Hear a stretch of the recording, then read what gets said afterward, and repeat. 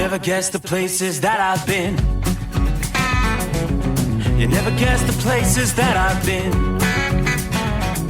'Cause everything is like a dream, yeah, but only in that dream that I live in. I'm never gonna let the day begin. Never gonna let the day begin. 'Cause everything is like a dream, yeah, but only in that dream that I live in. Oh, don't wake me up before you go, and I'll just make this bed my home.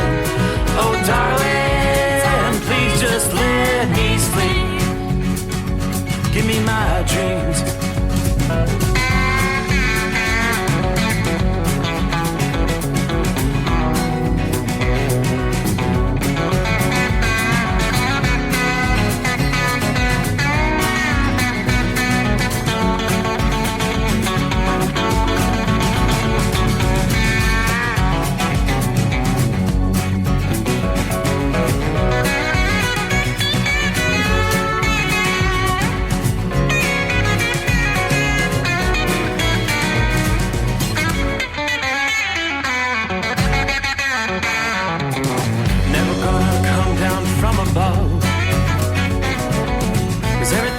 Better from above.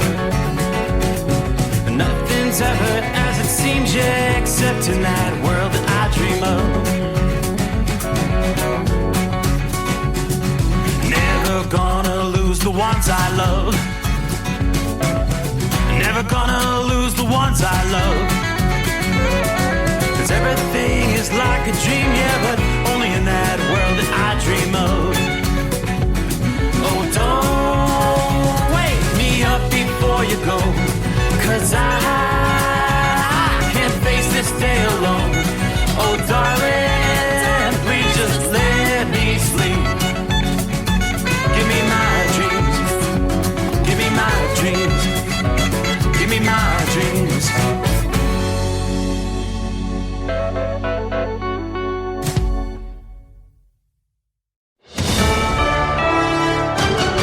USA News, I'm Ryan Daniels. Georgia is now feeling the impact of what is Tropical Storm Idalia. There were over 192,000 customers without power in Georgia. The National Hurricane Center says it'll continue to move across southeastern Georgia through this evening. Idalia made landfall this morning as a Category 3, the strongest hurricane to hit Florida's Big Bend area in 125 years. I'm Dave Collins. There are likely many livestock owners who will be impacted across the Florida-Georgia region. A temporary shelter's opening now in Troy, Alabama. The facility is being made available on a first-come, first-served basis. The Red Cross ready to help, too. So that's making sure we have the physical resources, the volunteers, and the materials to be able to establish emergency shelters, serve meals, provide disaster mental health care support. Red Cross spokesman Jonathan McNamara still has people on the ground in Maui and could always use volunteers. Just go to redcross.org. A federal judge is ruling in favor of 2 Georgia election workers who sued Rudy Giuliani for defamation. Ruby Freeman and Shay Moss sued Giuliani over his claims at the time the two helped commit election fraud. New York City labor unions and elected officials will join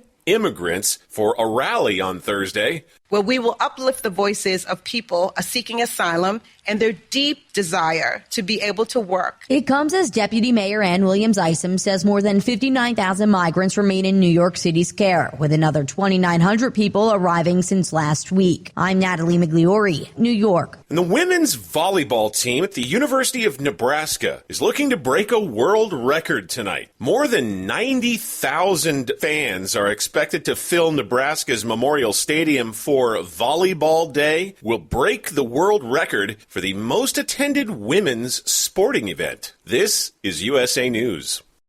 Learn how thousands of smart homeowners are investing about $1 to avoid expensive home repair bills. John, a former non-customer, said, "My air conditioner broke and I had to spend $1,900 to fix it." Jeff, a customer, wrote, "My air conditioner broke and I got a new one at no out-of-pocket cost." Mary, a former non-customer, wrote, "My heating system stopped running. I had to spend $3,000 to get a new one." Lisa, a customer, wrote, "My heater stopped working. I got it fixed at no out-of-pocket cost." For about $1 a day, you can have all the major appliances and systems in your home guaranteed fixed or replaced. Call now. If the lines are busy, please call back.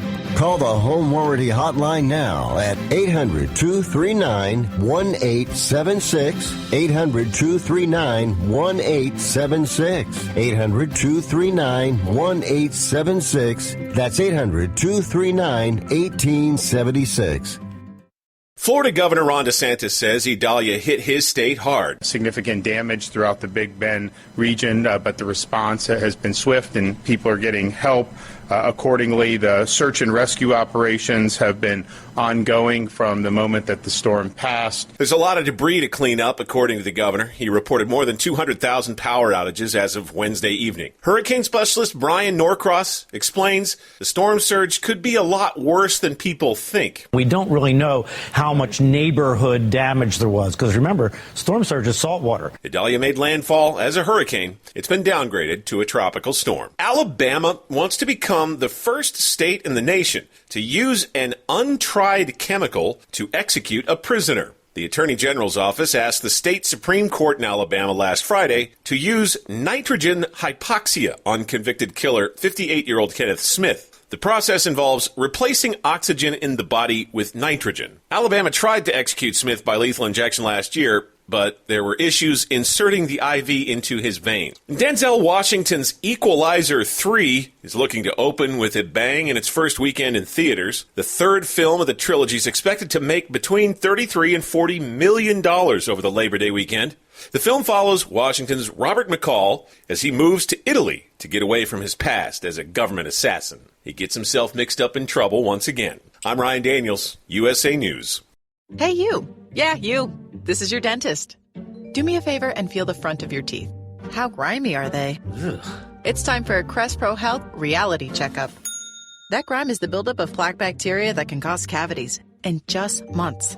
You need to switch to Crest Pro Health. While most toothpaste stop working in minutes, Crest Pro Health's antibacterial fluoride protects for up to 12 hours to stop cavities before they start. So pick some up on the way home. Smile. Crest has you covered.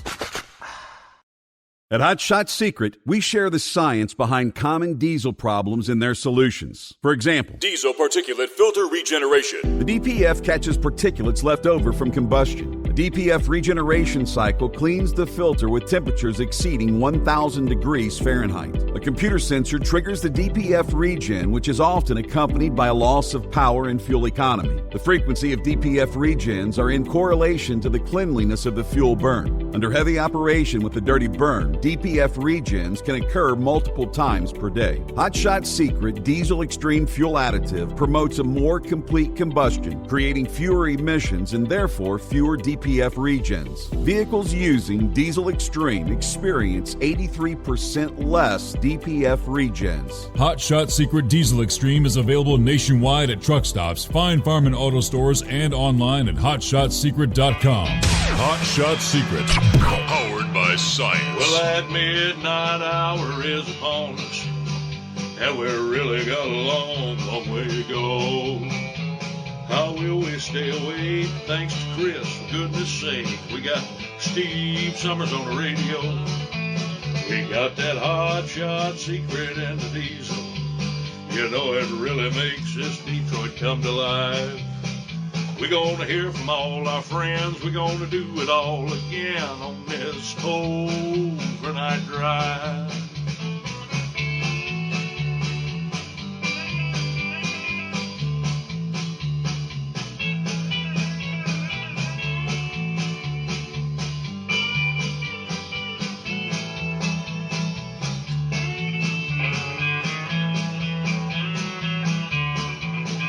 Well, we all tune in to catch the weather, and whether rain or sleet or even snow, it don't matter if we're in New York or Dallas, we'll catch it all on that Steve Summers Show. We got that Hot Shot Secret and the diesel. You know it really makes that Detroit come to life. We're going to hear from all our friends. We're going to do it all again on this overnight drive. We got that hot shot secret in the diesel. You know it really makes that Detroit come to life. We're gonna hear from all our friends. We're gonna do it all again on this overnight drive. Let's start this overnight drive.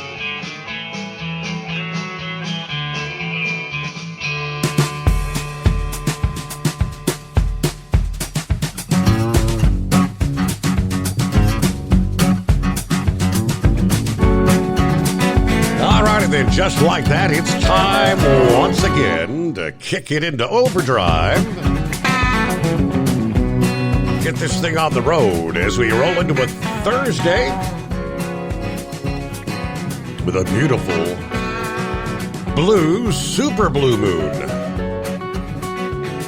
shining bright outside our secret bunker here, Southwest Ohio, as we get things underway. The Steve Summers Overnight Drive live from the Hot Shot Secret Gold Eagle Studios.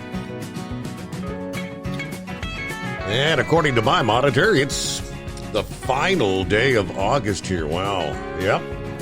August 31. That's why it's a blue moon. Second full moon here in the month of August. All right, hope you've had a good week. I know a lot of folks haven't had the best of weeks in the Southeast, obviously, as all eyes have been for days now on Idalia, which is now down to a tropical storm, ultimately going to be tropical rainstorm status, but still kicking some winds and torrential rains. Biggest impacts tonight are the eastern reaches of North Carolina. Things have really quieted down in Georgia and about the western half of South Carolina. So again, it's the eastern reaches toward the South Carolina, North Carolina line. You got some lighter rains starting on the north side, about Virginia Beach.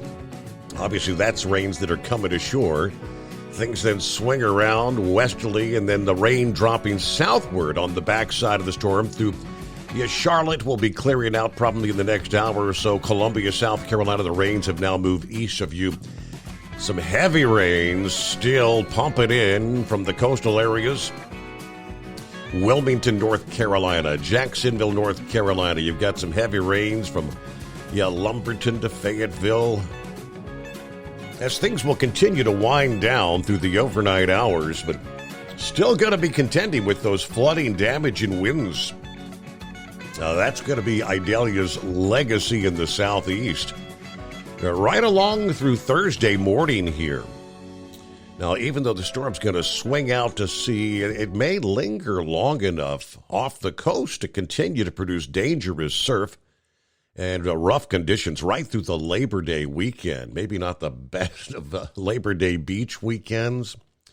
Continues to pack a punch as it tracks inland off the southeast coast and continues to lose that wind intensity overnight.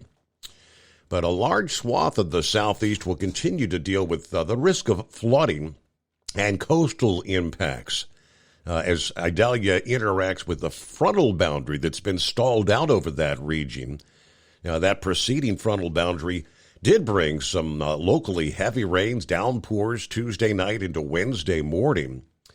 But all said and done, rain 4 to 8 inches all the way through eastern Georgia, the Carolinas, which indeed will complicate some of our vacation plans for some in the days leading up to Labor Day weekend.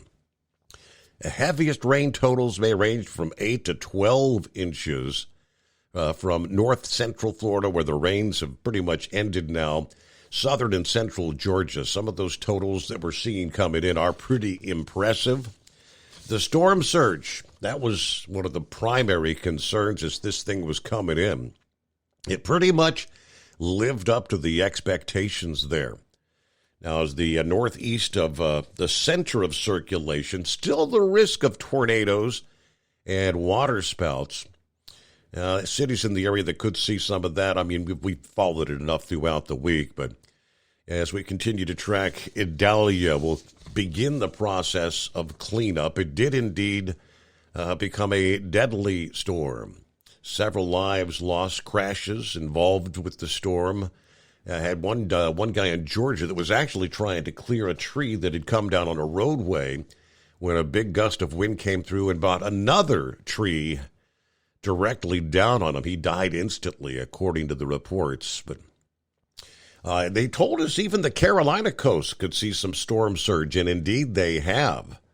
Wednesday evening, a pretty significant storm surge at locations there in South Carolina. In Charleston, the Blue Moon made the storm surge worse. Going back to about 8:30 p.m. Eastern Time, one of the NOAA tidal gauges had a storm surge almost 2.5 feet at that location. That total water level was recorded at just shy of 3.5 feet, so preliminarily ranking it number 5, just below Hurricane Irma back in 2017. At the Springmaid Pier, right there in Myrtle Beach, water reached 9.1 feet, ranking the number 6th highest measurement since the 1980s there. It did fall short of Ian last year, which had the water rise to 10.5 feet at that location. But, yeah, for many that had to ride out the storm, there were some folks there as I was tuned into the Weather Channel pretty intently this past morning, as many were watching as this thing came ashore.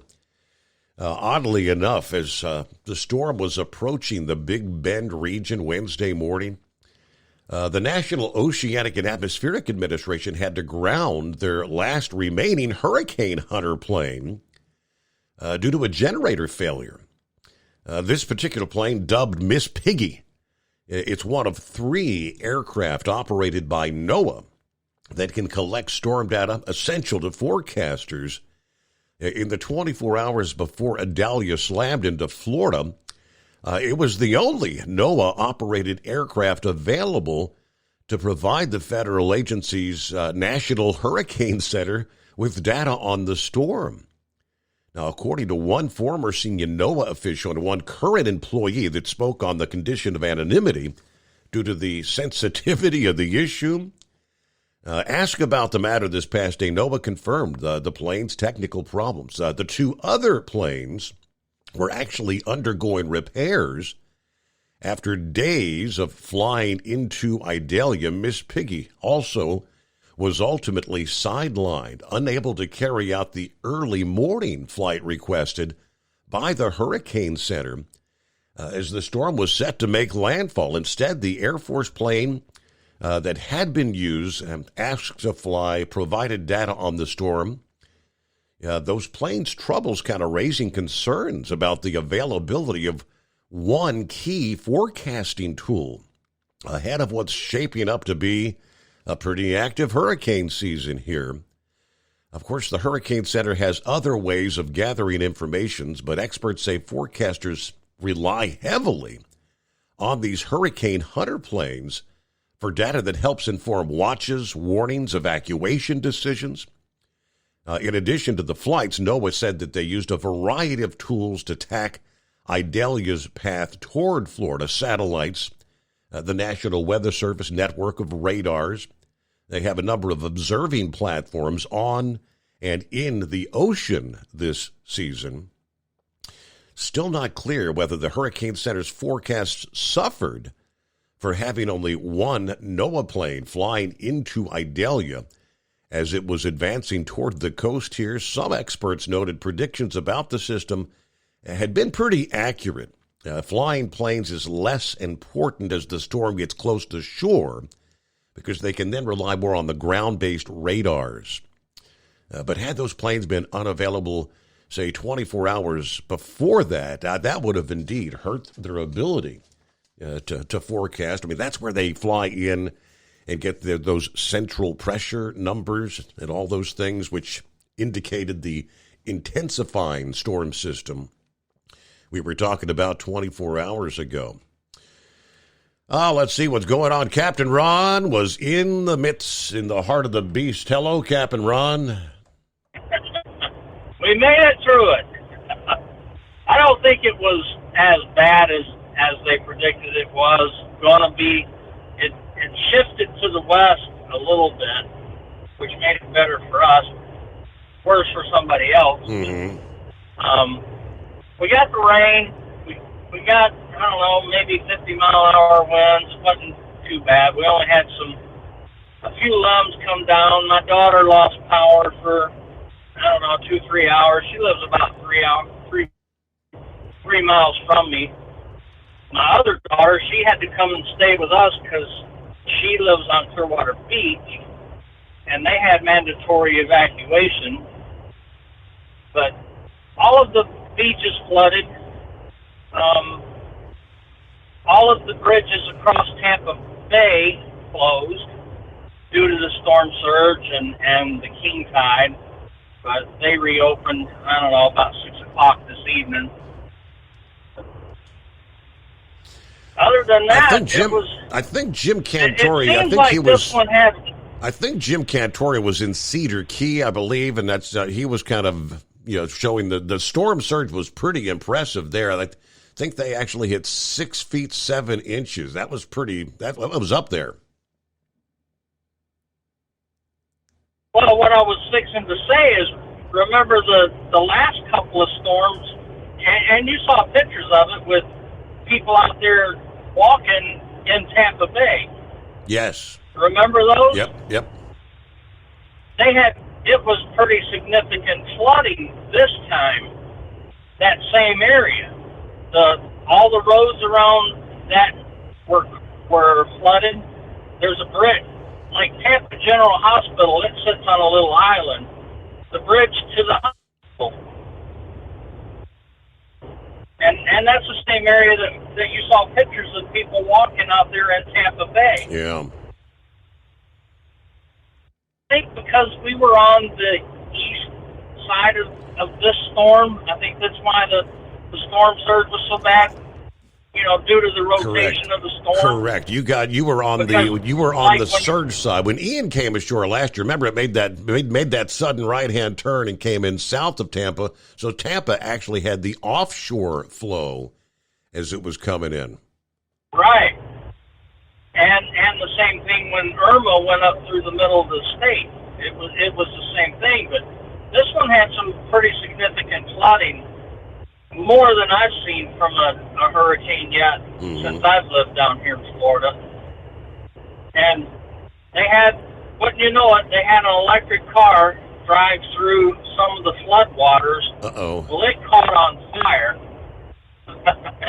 in Dunedin. You might be able to look it up. But they used a brush truck, one of the tree trimming trucks, I guess, to pull it into the floodwater to help contain it, but they were also looking for a dumpster to put it in and a front end loader to submerge it to put it out. Wow. I don't know if they found a loader or not, but I thought that was kind of ironic. But they were warning the electric car vehicle owners to park them at least 50 feet from any structures. So that's about all it was. We got the wind and the rain. Not too bad a wind, but it wasn't as bad as I felt. Wasn't as bad as the storm surge. Okay. Well, I guess we never lost our power. Really, I think there's close to 150,000 without power at this hour. Florida, let me pull up the map here. You had like 148,000 plus in Florida, 141,000 in Georgia, just over 33,000 in South Carolina. Well, those are probably the ones up in where it actually made landfall, isn't it? In Florida, most of the outages. Florida is in the Big Bend area. Yep, most of the outages. Right. And something that I've never seen before also is north of Gainesville. I started noticing Monday when I was coming back down that a lot of these billboards were rolled up like a window shade. And I'd never seen that before. They had a bunch of them rolled up and strapped down I guess that's a new way of doing it. I've never seen that before. I've never seen that myself, no. Yeah, it's just like I don't know, it's almost like a mural or something anymore. They're not like painted like they used to be. Right. But other than that, we didn't have any deaths around us. I guess some were up where it made the landfall. Well, I'm glad you made it through safety That's there. about all I got. Captain Ron, It wasn't horrible. All right, so any plans for your Labor Day weekend? Well, I may actually have to work Friday night into Saturday to make up for yesterday. Okay. Other than that, I guess it'll be just a regular weekend. My wife's got to work. She always has to work on those holidays, and I have to sleep, so it's not much of a holiday anyway for us. So, other than that, I guess that's all I got for you tonight. Well, I appreciate you checking in. Good news from one of our Florida listening friends. Everything. Okay, one of the fatalities I'm looking at here from some of the updates throughout the evening while clearing a tree. This was in Valdosta, Georgia, as Idalia moved through Georgia. A guy was out working to clean up a tree in the road. Just a local citizen doing a good thing, according to the sheriff. A big gust of wind came up, dropped another tree, killed him instantly.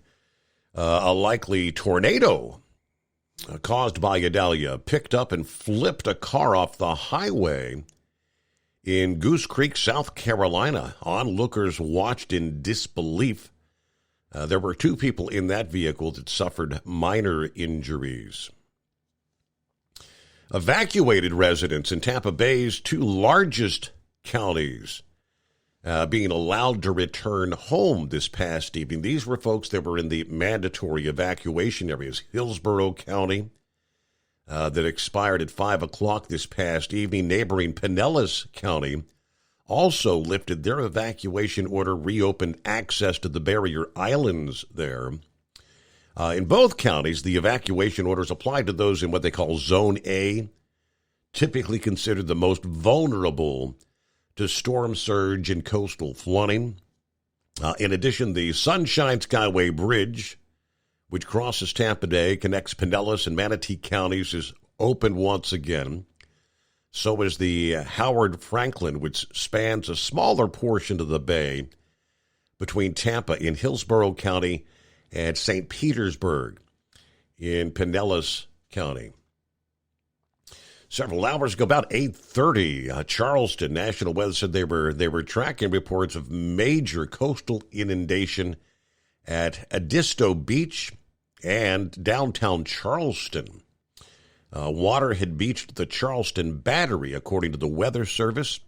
The dunes were breached at Edisto, water flowing under homes and onto the beachfront roadways there. Just some of the updates coming in from the National Hurricane Center here.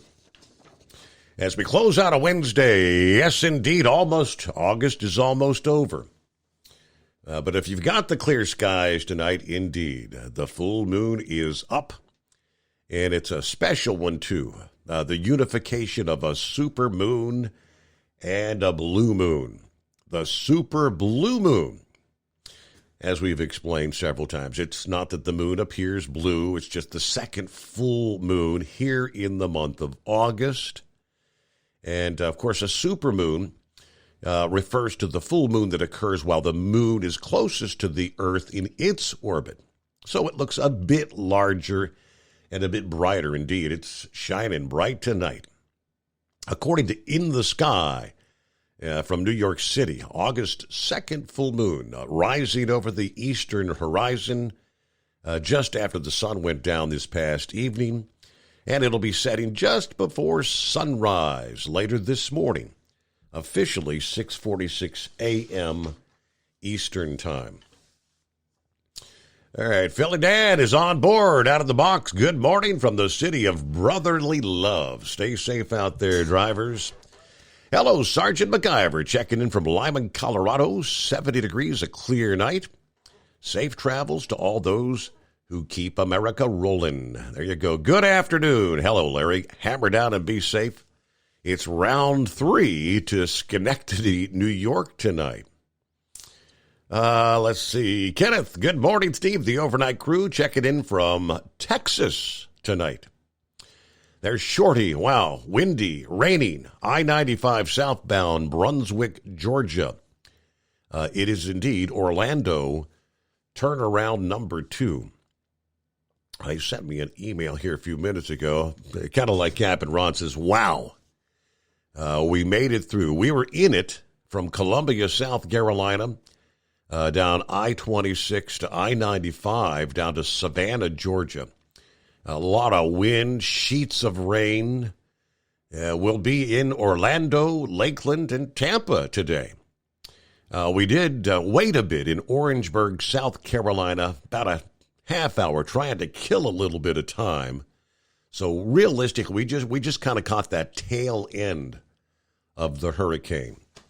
So there's another of our Florida friends, made it through safe, and he's actually out there on the road tonight. Kind of like business as usual.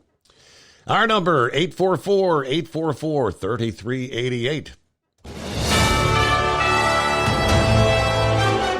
USA News Update. Ex-White House advisor Peter Navarro will not be able to claim executive privilege as a defense in his contempt of Congress trial. Navarro is set to go on trial in the case next week for refusing to comply with a subpoena issued by the congressional committee that investigated the attack on the Capitol. A federal judge ruled Wednesday Navarro failed to prove former President Trump invoked executive privilege that prevented him from testifying before the committee. Jury selection in the case is scheduled to begin Tuesday. I'm Brian Shook. The U.S. Government Accountability Office is announcing plans to conduct an independent investigation into the decision to keep U.S. Space Command headquarters in Colorado Springs. The Alabama delegation claims the decision was in retaliation to Senator Tommy Tuberville's continued hold on top military promotions. I'm Ryan Daniels, USA News.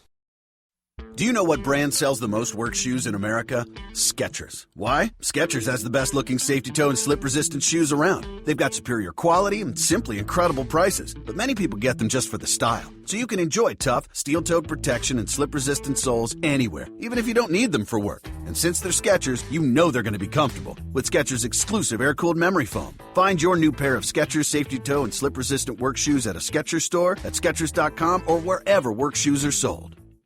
Let's see, if something costs less, but people are happier with it, that sounds like something to look into, and that's Metashare. Maybe you've heard switching to Metashare to pay for healthcare can save the typical family $500 a month, and that's huge, but it's also true that people are way more satisfied after making the switch, too. The customer satisfaction rate for Metashare is double that of the typical health insurance plan.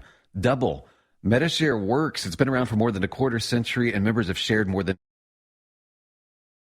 At Hot Shot Secret, we share the science behind common diesel problems. For example, product claims without proof. Every trucker on the road has heard product claims about an additive that simply didn't match their experience. Proof is found from third-party testing by a recognized, credible source. That's proof. Hot Shot Secret's Stiction Eliminator will improve your performance and fuel economy. For proof, we engaged the Ohio State University Center of Automotive Research to conduct an EPA-certified fuel economy test with Stiction Eliminator on a FedEx truck, a 2006 P500 Freightliner with 247,000 miles. The test showed a 3.6% increase in highway driving fuel economy from Stiction Eliminator, an oil additive. The complete report from OSU is available for download at hotshotsecret.com. That's proof. Hot Shot Secret Stiction Eliminator, available at truck stops, Tractor Supply, O'Reilly's Auto Parts, and online at hotshotsecret.com. Hot Shot Secret, powered by science. For anything diesel, take it to Shy Diesel. They provide a wide variety of services and diagnostics to determine what the problem is with the latest technology. From simple oil changes and preventative maintenance to fuel system diagnostics and repairs, engine rebuilds and cylinder head repairs, and rebuilds with our in-house machine shop. They also have on-site DPF cleaning for exhaust issues and DOT inspections. If your diesel is asking for some attention, Scheid Diesel has the specialist you need for anything diesel. Located in Terre Haute and Lafayette, Indiana, and Effingham, Illinois, Scheid Diesel has you covered.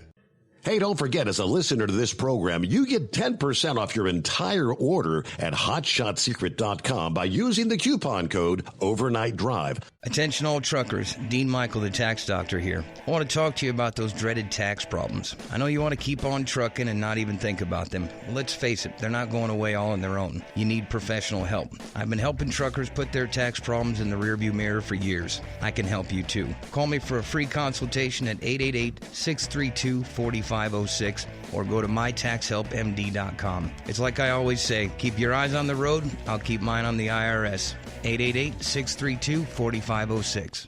How do you sleep on the road? After downtime, do you wake up well-rested and invigorated, or tired, achy, and sore?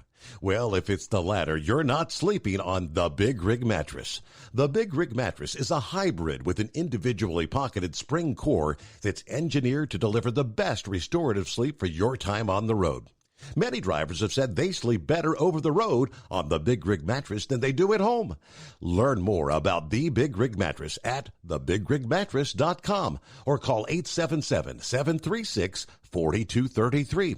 Most standard sizes ship within 72 business hours. The Big Rig Mattress, 100% made in the USA since 2009. Because Channel 19's a little congested. Call Steve now at 844-844-3388. The Overnight Drive.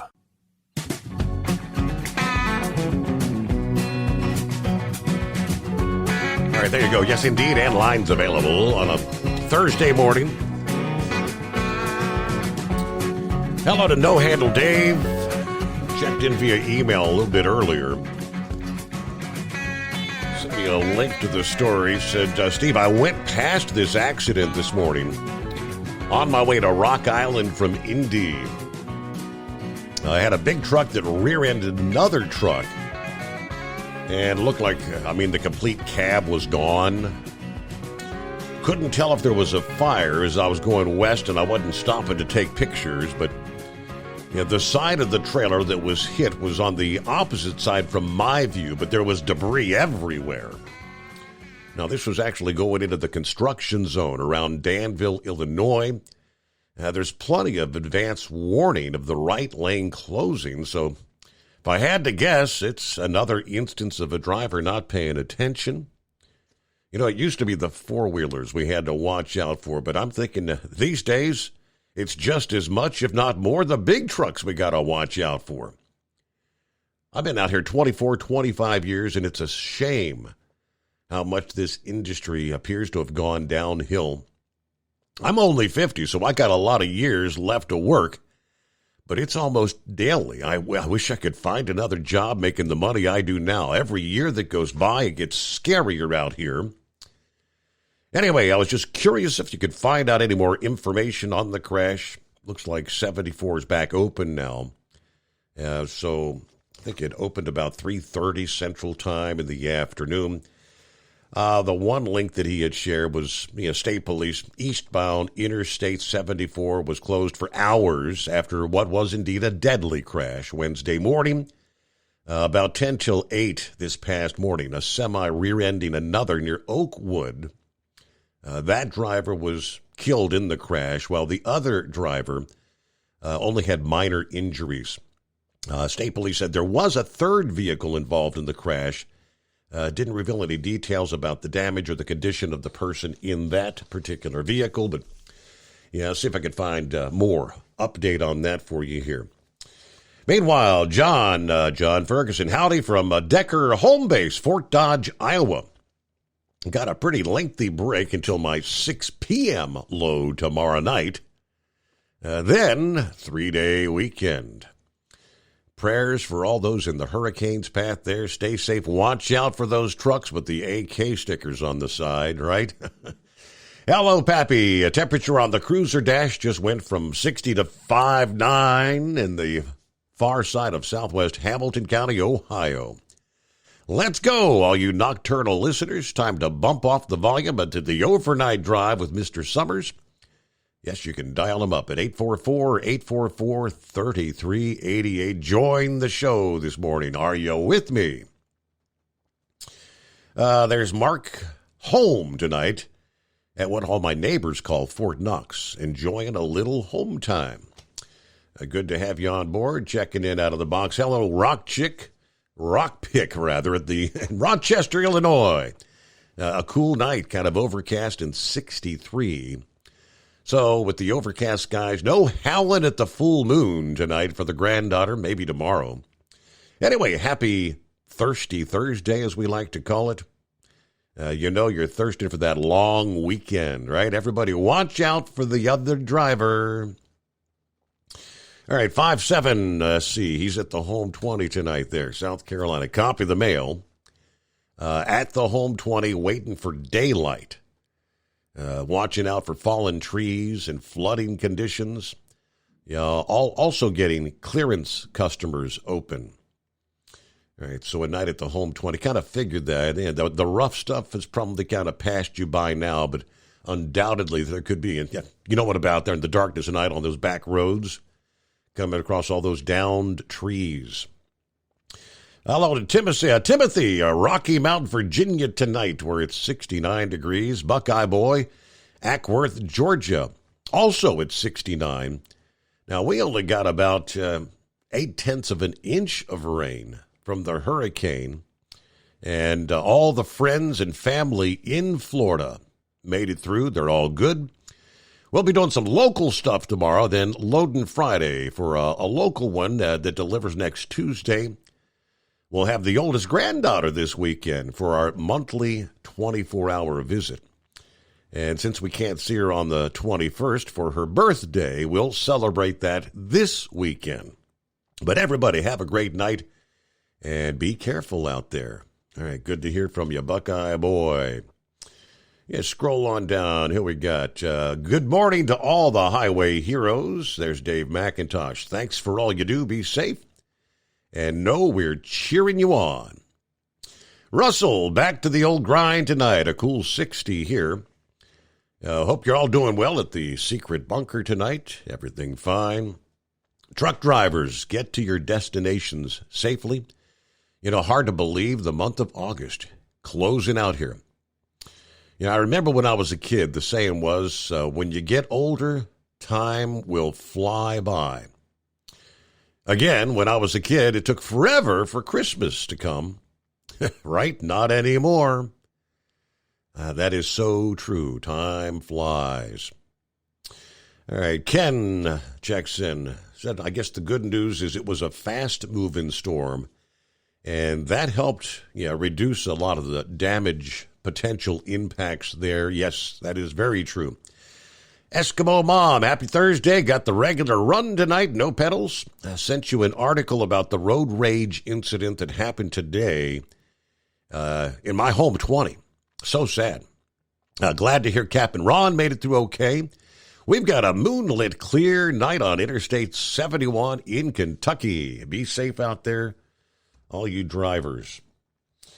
Okay, yeah, the story that she had thrown my way, which appeared to be, indeed, a road rage incident.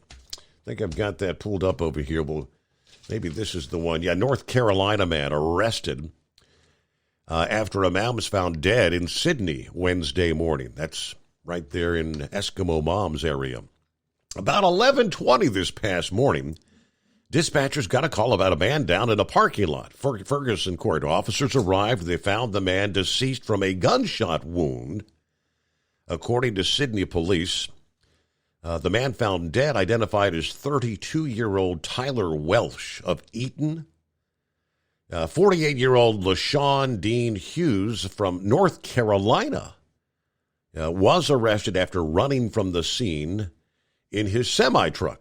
He is now in custody at the Shelby County Jail on a murder charge. While the case is still under investigation, police said they believe the fight between the two was likely due to a road rage incident. Yeah, both men were semi-truck drivers from different companies.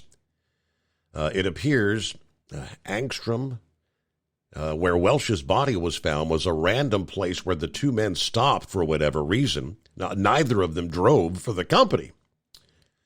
They do say all people who were in the area around the time of the incident and may have observed something are being asked to contact the Sydney Police Department or Crime Stoppers there. Just, you never know. A 32-year-old that did not make it back to the home to see the family due to what? Just some sort of a lane, who knows? Road rage is out of control out there in this day and age. And you never know when you get on the CB and pull it on over here, big boy. You never know who's on the other end of that and whether you're going to walk away. All right, so yes, indeed, very sad. Eskimo Mom, thanks for the story there. All right, it is 844-844-3388. Who we got here? It's Pup, Steve. Morning, Pup. What's going on? Hey, I was just letting the guys know at the 255, well, they'll have to get off at the 255 if they can even make it on I-69 in Indiana. Northbound is closed due to a wreck in the construction. I didn't know if you could find anything on that. I believe it closed either 2:30 or 3:30 today. When I went by, it looked like a big truck had smacked another big truck in the rear end and caught fire and then caught that trailer on fire. The bad thing about that is to get anybody to them, they had to go backwards. They had to go south in the northbound lane because they got that down to one lane construction. Okay. It's a mess.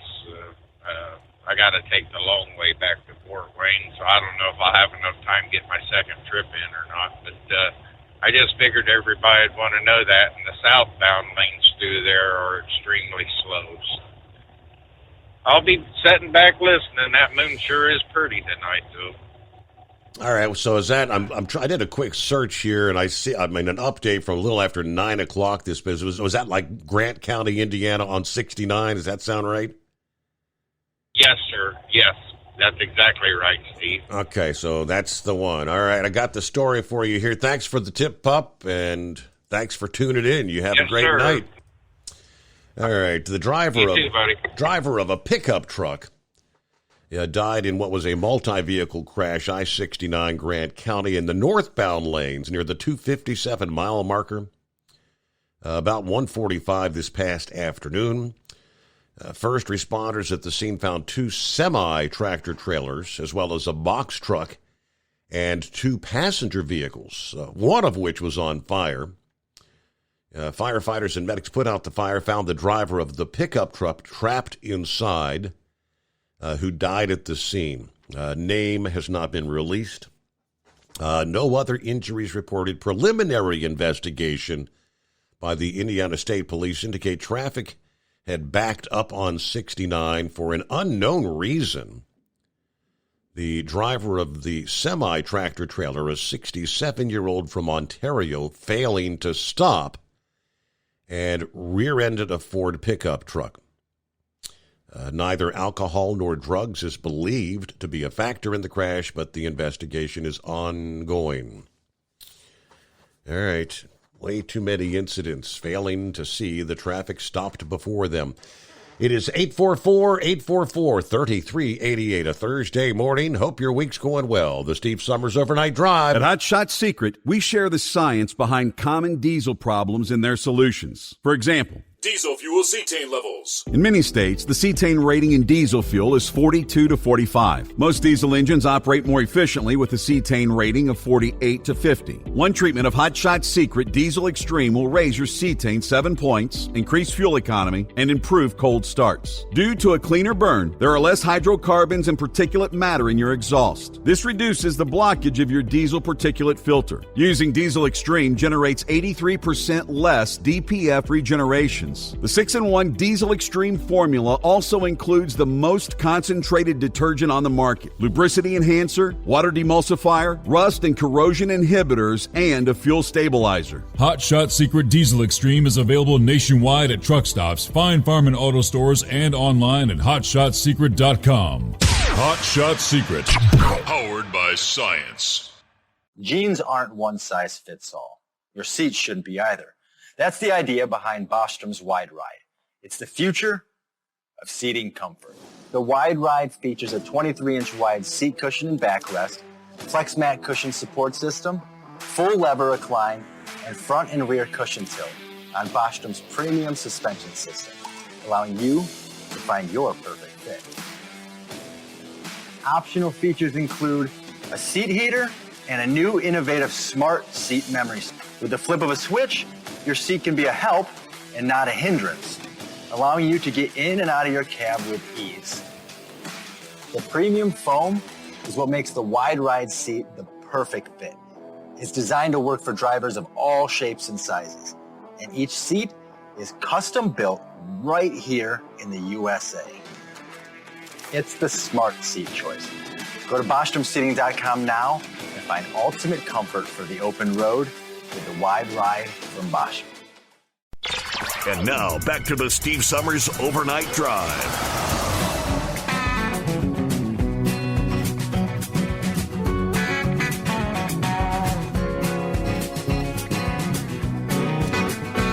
I got a follow-up email from Vic this past day.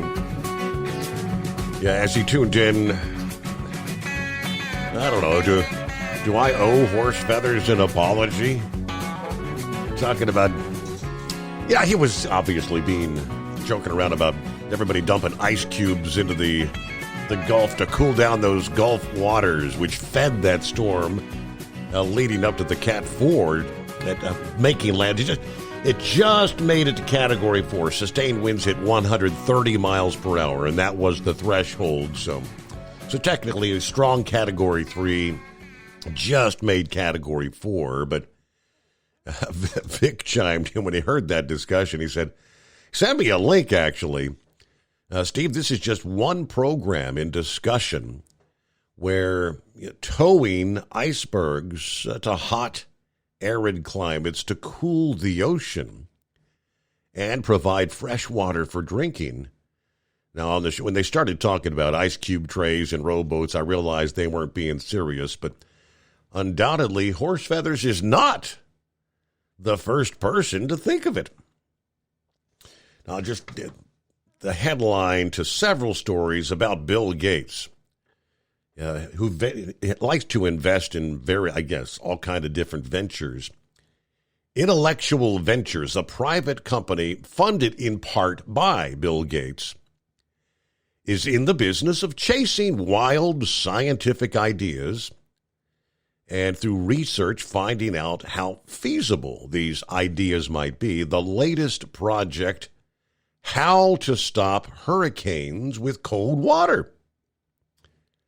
Yeah, they've got, here's more on the idea and some other ideas down the pipeline from the company. But yeah, the headline, how to stop a hurricane with cold water. Okay. Yeah, he went on to say, meanwhile, totally different subject. He said, people are still buying yellow stock because the consultant that recommended yellow buy all those other companies is now trying to market the real estate, and by some estimates, the real estate's valuable enough to pay all the creditors. Right now, seems like there's a bit of a bidding war going on. I really have to wonder what the purpose of buyouts versus mergers in the case of other trucking companies was. But yeah, we actually have an update on the yellow scenario. What's going on? They're expecting more bids to come in. You had the first $1.3 billion bid from Estes. That was topped by a $1.5 billion bid from Old Dominion. And according to that update, they're expecting maybe additional bids to be forthcoming. All right, as we head into Labor Day weekend, here we go. This, probably you could say this is going to be the case all over the country. But law enforcement agencies gearing up for the big weekend. 3 states will partner for a maximum enforcement period meant to curb traffic violations. This weekend, the Arizona Department of Public Safety, the California Highway Patrol, and Nevada Highway Patrol will join forces for what they call a tri-state enforcement initiative. Traffic enforcement effort will begin at 6:01 p.m. Friday, continue through the midnight hour Sunday night into Monday morning, or Monday night, that is, because Monday's the holiday. But during the maximum enforcement period, officers obviously on the lookout for all traffic violations, a special emphasis on identifying and apprehending anyone suspected of driving under the influence. Getting behind the wheel of a vehicle while impaired, alcohol or drugs puts every driver, passenger, pedestrian on our roads at risk, according to Colonel Jerry Glover, Arizona Department of Public Safety. All too often, troopers investigate fatal or serious injury collisions caused by impaired drivers. We are committed to enforcing laws and educating motorists to keep everybody safe during the Labor Day holiday. Make this a safe and fun holiday weekend for everyone sharing our roads. Set aside your distractions. Focus on the task of driving. Never drive impaired. And always wear your seatbelt. Like I said, that's one initiative. Let's take you to the state of Wisconsin, where this past day, State Patrol is going to be conducting a major aerial traffic enforcement detail through the Labor Day weekend, starting actually today. Wisconsin State Patrol's Air Support Unit will be conducting aerial enforcement ahead of the Labor Day holiday, weather permitting, that is, of course. But today, Thursday, August 31, I-39, Portage County. Friday, September 1, US 12 in Sauk County. Saturday, it's on to Interstate 41, Washington County. Sunday, the September 3rd, I-94 in Eau Claire County. The Wisconsin State Patrol's Air Support Unit obviously detecting speeding and reckless driving from surveillance overhead. Use of a timing device, pilots can clock targeted vehicles suspected of traveling at excessive speeds, then call down to the rating ground cars to actually initiate the traffic stops. And like I said, those will be all over the country. Law enforcement will be out for the Labor Day weekend. Always the case. All right, a couple minutes before a news break here. Plenty of room for you at 844-844-3388. South Carolina, a technical college in South Carolina offering free CDL training for residents of the state there. Aiken Technical College Office of Continuing Education announced the free course on August the 28th as part of a partnership with Ancora Training. Monday through Thursday classes will last 4 weeks, taking place from 7 a.m. to 5:30 p.m. Day sessions start dates are September the 18th, October 16th, and November 13th. Now, they do say one evening session will also be offered on September 18th. The class will last 9 weeks and take place Monday through Thursday from 5:30 to 9:30 p.m. Residents of South Carolina can take these classes for free. For those who live out of state, the cost would be $4,800. But so South Carolina residents interested in a truck driving career, again, 4 weeks, and it's daily, 7 a.m. to 5:30 p.m., or you can take the evening session. All right, how about that? Meanwhile, it is 844-844-3388. Mitch McConnell did it again. Mitch kind of froze at the podium just down the street from the secret bunker here. He was across the river in Covington, Kentucky this past day. And kind of a deja vu event. A question was asked, and he started to respond, and literally like a full 30 seconds passed. Some of the people there saying, "Are you, Mitch, did you hear the question? You okay?" And he was ultimately led away. Something just not right. We got more on what's going on with Mitch coming up here. 81 years old. Maybe it's time to call it a day, Mitch. And, okay, 844-844-3388. Get a news break here on a Thursday morning. The Steve Summers Overnight Drive, live from the Hot Shot Secret Studios. It's coming. Crisp fall mornings turn bitter cold. As you fire up your diesel, you can see your breath on the inside of the cab. Imagine looking deep into your engine. Freezing temperatures impact your diesel's fluids, especially fuel. On a 23-degree morning, the paraffin wax in your untreated fuel starts to morph from fluid to large crystals. These crystals clump together and form a gel. At minus 10 degrees, your fuel hits the point where it no longer pours like a liquid. It's so dense that the flow through the fuel filter will slow, causing hard starts or no starts. Get prepared now for the cold that is coming. Hot Shot Secret Diesel Winter Anti-Gel is a premium fuel additive that lowers your fuel's pour point to minus 65 degrees. If it's that cold out, you shouldn't be on the road. You ought to be at home in front of the fireplace. Hot Shot Secret Diesel Winter Anti-Gel Premium Fuel Additive. Available now online at hotshotsecret.com. Hot Shot Secret. Powered by science. Whether you're a diesel pickup performance enthusiast or just looking for a small upgrade, when selecting common rail fuel system components, look no further than Exergy Performance.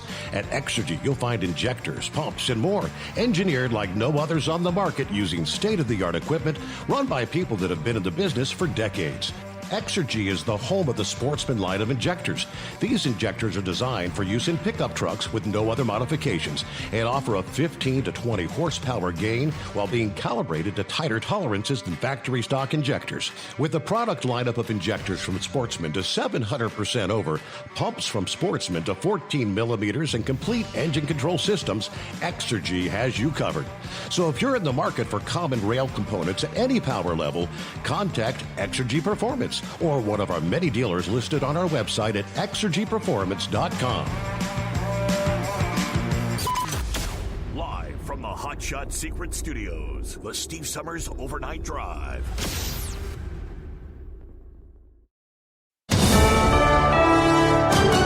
USA News, I'm Dave Collins. President Biden says he plans to reach out to Senate Minority Leader Mitch McConnell after he appeared to have another freeze moment. Mitch is a friend, as you know, not a joke. We always, I know people don't believe that's the case, but we have disagreements politically, but he's a good friend, and so I'm going to try to get in touch with him later this afternoon. I don't know enough to know. There are concerns about the 81-year-old Republican's health after he suddenly stopped speaking during a press event in Covington, Kentucky today.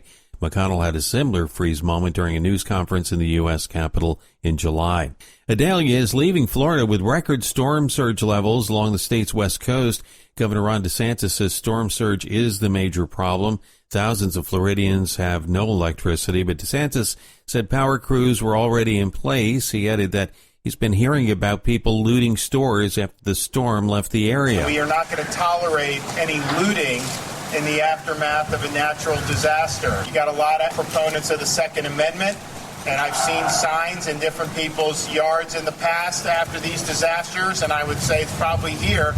You loot, we shoot. The search is over for those lost in the devastating fire in Maui. The historic town of Lahaina on the Hawaiian island of Maui is now 100% searched for human remains, with the death toll at 115.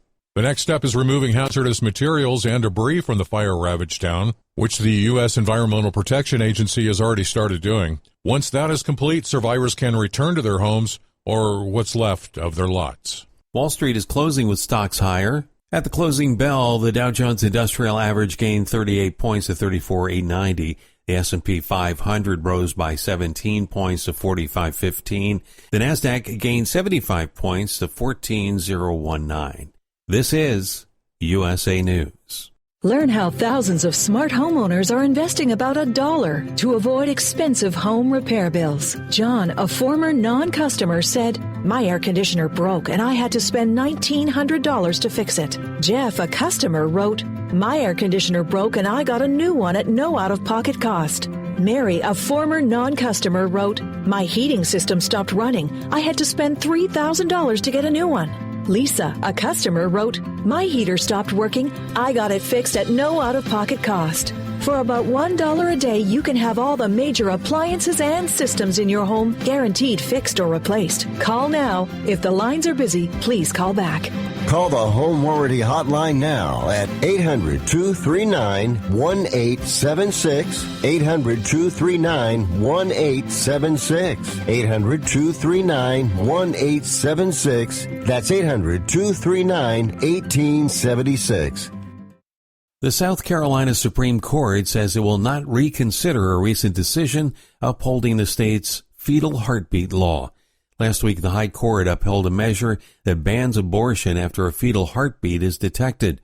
On Tuesday, the state justices rejected a request by Planned Parenthood and other abortion providers to reconsider the ruling. The last of former President Trump's co-defendants in the Georgia election interference case is out of jail. Harrison Floyd posted a $100,000 bond Tuesday. He's accused of harassing an election worker after the 2020 election.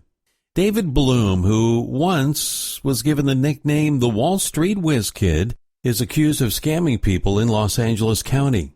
LA County District Attorney George Gascon says Bloom is a career criminal. He's been preying on victims, vulnerable people, all of his life. And he came to L.A. to do the same thing here. On Tuesday, the 59-year-old was charged with 9 felony counts of securities fraud and 9 counts of grand theft. Prosecutors say Bloom scammed 9 L.A. County residents out of almost $250,000 total.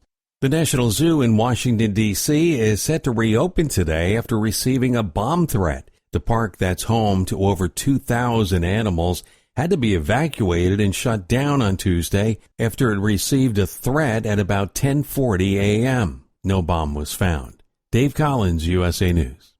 Hi, this is Michael, creator of Michael's MNP supplements. Let's talk energy. Do you wake up tired even after a full night's sleep? Does keeping up with your family and or your job leave you exhausted by noon? Do you find yourself turning way too early in the day and too often to caffeine-loaded drinks just to get you through it all? Why not turn to Michael's MNP's Energy?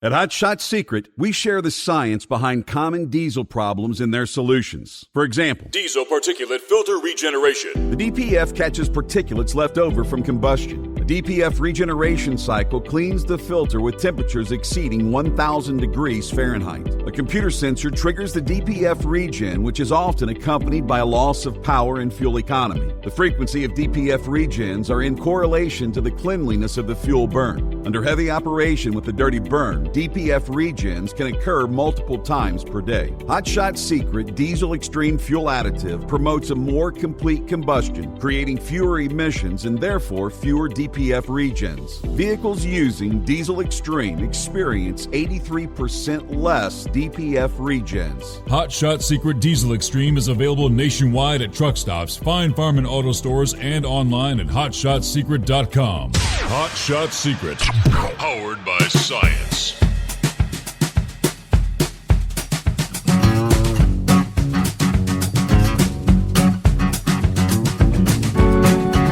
All right, we'll kick off hour number 2. Here we go. Welcome aboard. All right, got some other friends checking in here. Who we get to? Eric says, can't stick around long, but love hearing the voice. Reminds me of the old days. Thank you much. These days, I'm off the road as well. All right, glad you found us, Eric. Thanks for checking in. Let's see. Hello, Gilligan. Morning, Steve. Fellow listeners, kind of an overcast, but it's a dry night. The moon's almost showing through those high clouds. Got 73 degrees at the Speedway here, Martinsville, Virginia tonight. Everybody keep it shiny side up. Okay, Bidu is on board. Good morning to the overnight crew. That was one of the top stories heard there in the news break I just mentioned. Mitch McConnell. You know, what's the deal? Struggling again this past day. The second time in weeks. He went silent for more than 30 seconds after being asked if he's going to run for re-election. Of course, he froze at a news conference last month as well. Went silent for like 19 seconds before he was escorted away from the cameras. But when he appeared unresponsive this past day, an aide came up and asked him, did you hear the question, Senator? To which he continued to be unresponsive, but re-engaged to briefly respond to a question about Kentucky's Attorney General, Daniel Cameron, who's running for governor. After the aide repeated the question into his ear, Mitch said, I think the governor's race is going to be very close, his voice kind of lowering in volume. Then he brushed off a final question about Donald Trump's latest indictment. Spokesperson later simply said the senator felt momentarily lightheaded during the press conference, and he would be consulting with a physician prior to any new public comment. So that's all we know about Mitch, but Mitch not doing well. 81 years old, so I surely he's not going to run for re-election. Meanwhile, plenty of room for you at 844-844-3388. Industry headlines from our friends at the Owner-Operator Independent Drivers Association. You ever notice how it seems like almost a deja vu? In the trucking industry, we talk about things, then a year or two goes by, and you start talking the same things again. Heavier weights for trucks. Back again. Allowing increased truck weights would harm, not help, small business truckers, according to OOIDA in a letter to House leaders this past day. The Transportation and Infrastructure Committee, OOIDA asking them to reject efforts to allow heavier trucks on the nation's highways. We have long opposed efforts to increase size and weight of commercial vehicles. We hope you will reject any efforts to do so through any single bill or as part of a larger legislative negotiations on infrastructure, appropriations, or farm bill reauthorization, they said. Two bills specifically looking to stop H.R. 3372 and H.R. 2948 from being passed into law. As we know, current federal limits are 80,000 pounds. Those respective bills would increase that maximum by as much as 11,000 pounds. Starting with H.R. 3372, introduced back in May by Dusty Johnson of South Dakota, would establish a 5-year pilot program to allow truck weight on federal interstates up to 91,000 pounds on 6 axles. Allowing for increased truck weights generally, H.R. 3372 would do benefits just a handful of large or specialized motor carriers while putting the rest of the industry, especially small business, at a disadvantage. Small trucking businesses would be pressured to increase their hauling capacity just to stay competitive. And those upgrades don't come cheap. OOIDA estimated it would cost a small carrier $10,500 per truck to upgrade an axle configuration to haul at 91,000 pounds. The other, H.R. 2948, known as the CARS Act, was introduced the same month. Lance Gooden of Texas would allow a 10% weight increase to 88,000 pounds for auto transporters hauling electric vehicles, those heavier vehicles. Now, OOIDA said the CARS Act would serve as pretty much a handout to the electric vehicle industry. Heavier trucks require additional safety consideration to operate and do greater damage to the highways and bridges, no matter what they're hauling.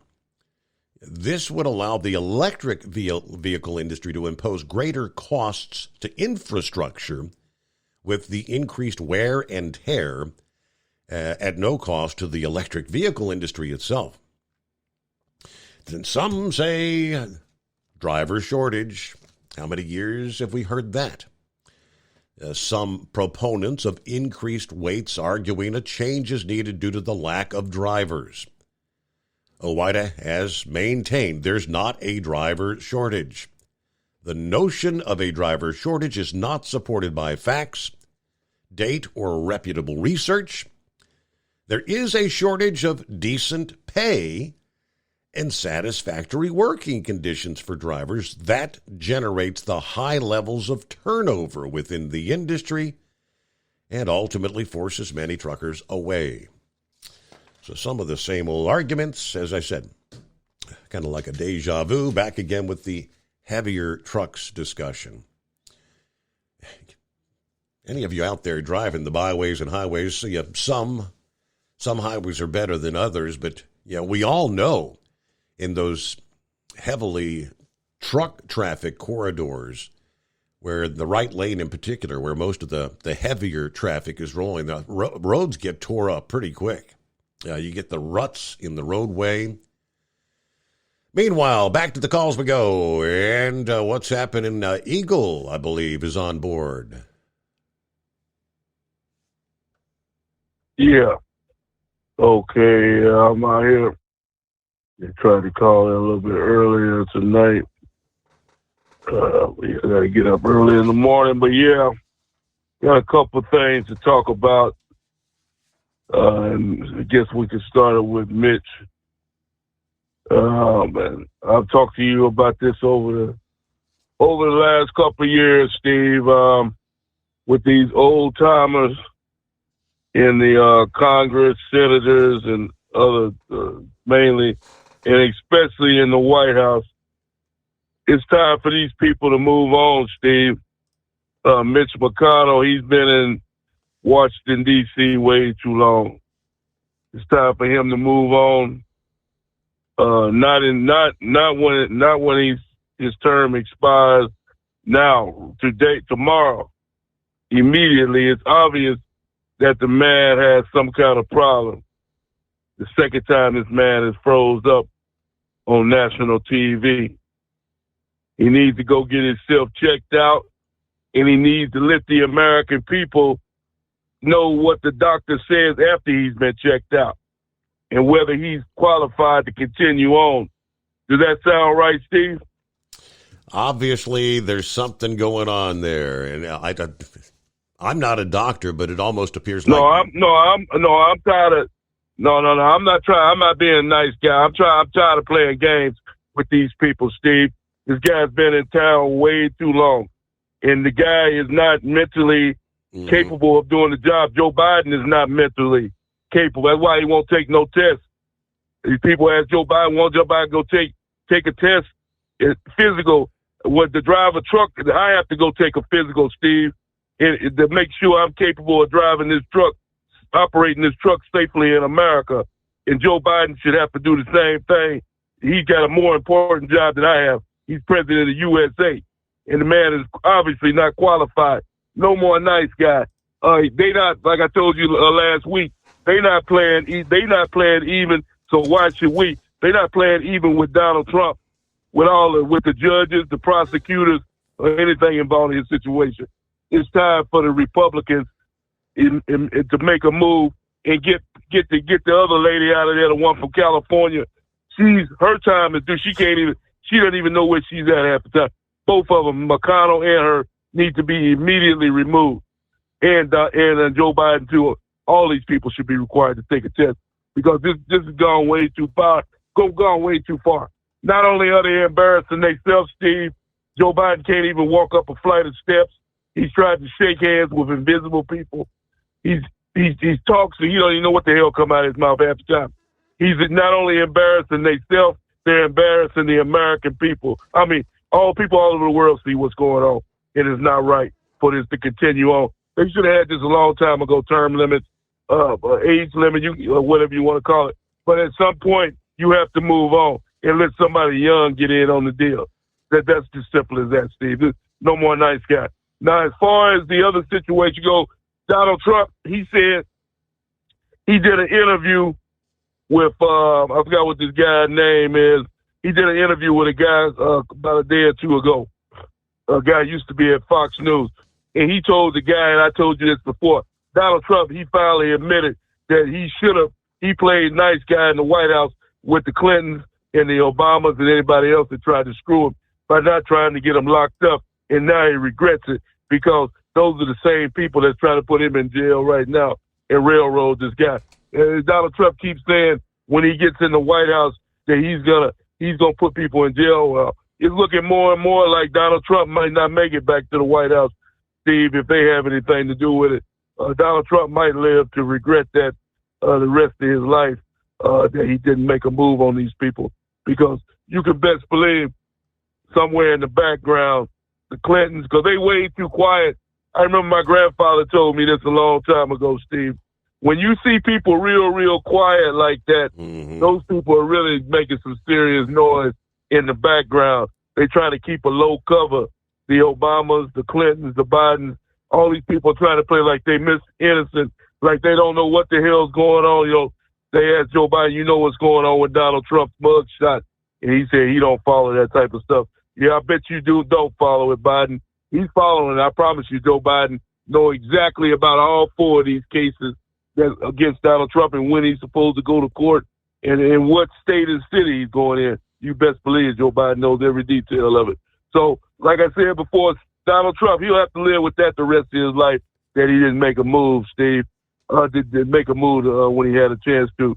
So we'll see if he gets the opportunity to make that move if he gets back in the White House. But one other thing before I hang up with you, Steve, this other situation with the border crisis that we got going on. Somebody told me, I just recently heard something that Joe Biden or somebody has opened the gates in Arizona, that they have welded the gates open so they can't even be shut, so people can continue to flow into the USA. This is uncalled for. The guy that's in charge of the border, this guy should have been terminated and fired a long time ago, Steve. This has gone way too far. If you got the so-called deadly virus, Joe Biden saying that people got to get vaccinated, he got another vaccine coming out. Well, I wonder if he's planning on using that vaccine on these immigrants that's walking into the USA.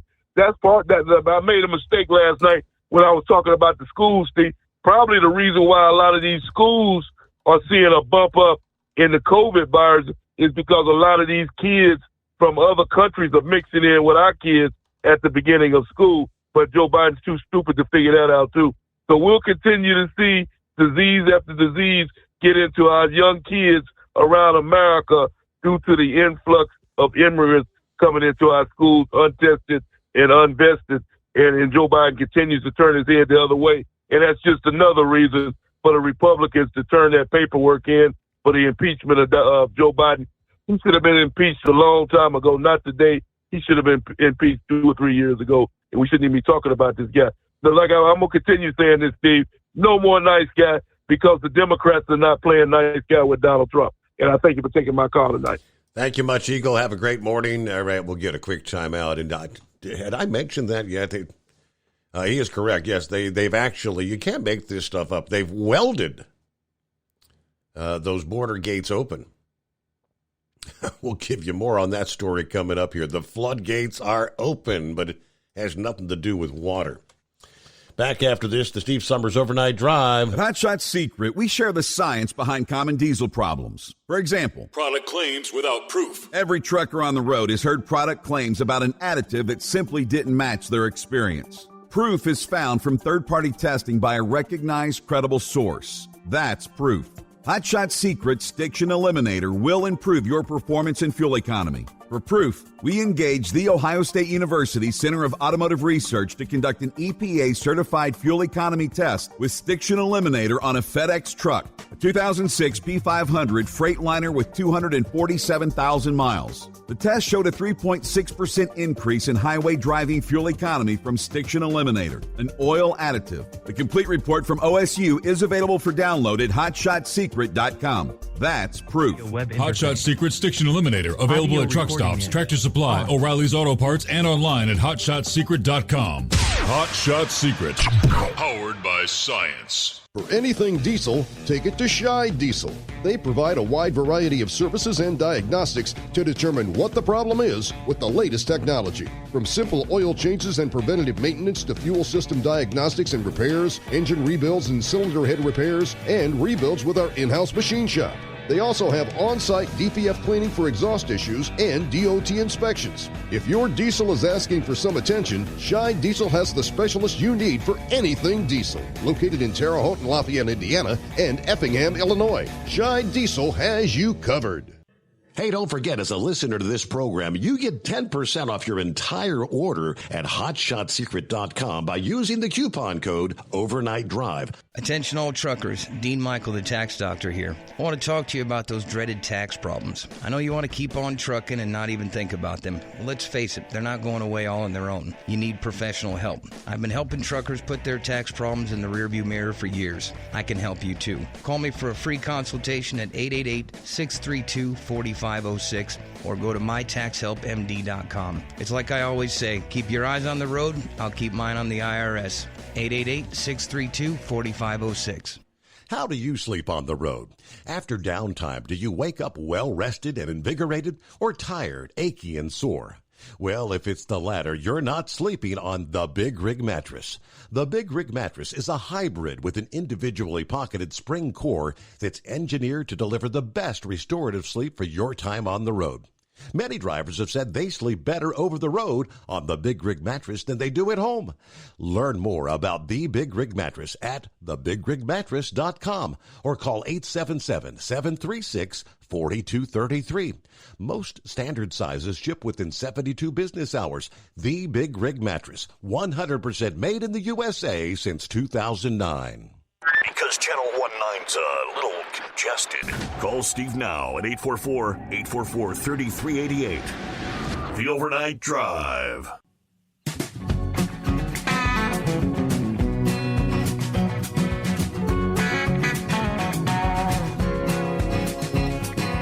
Yeah, I mean, you can't make this stuff up. I mean, it's mind-boggling. Yeah, we know this border crisis has been ongoing from day one of this administration.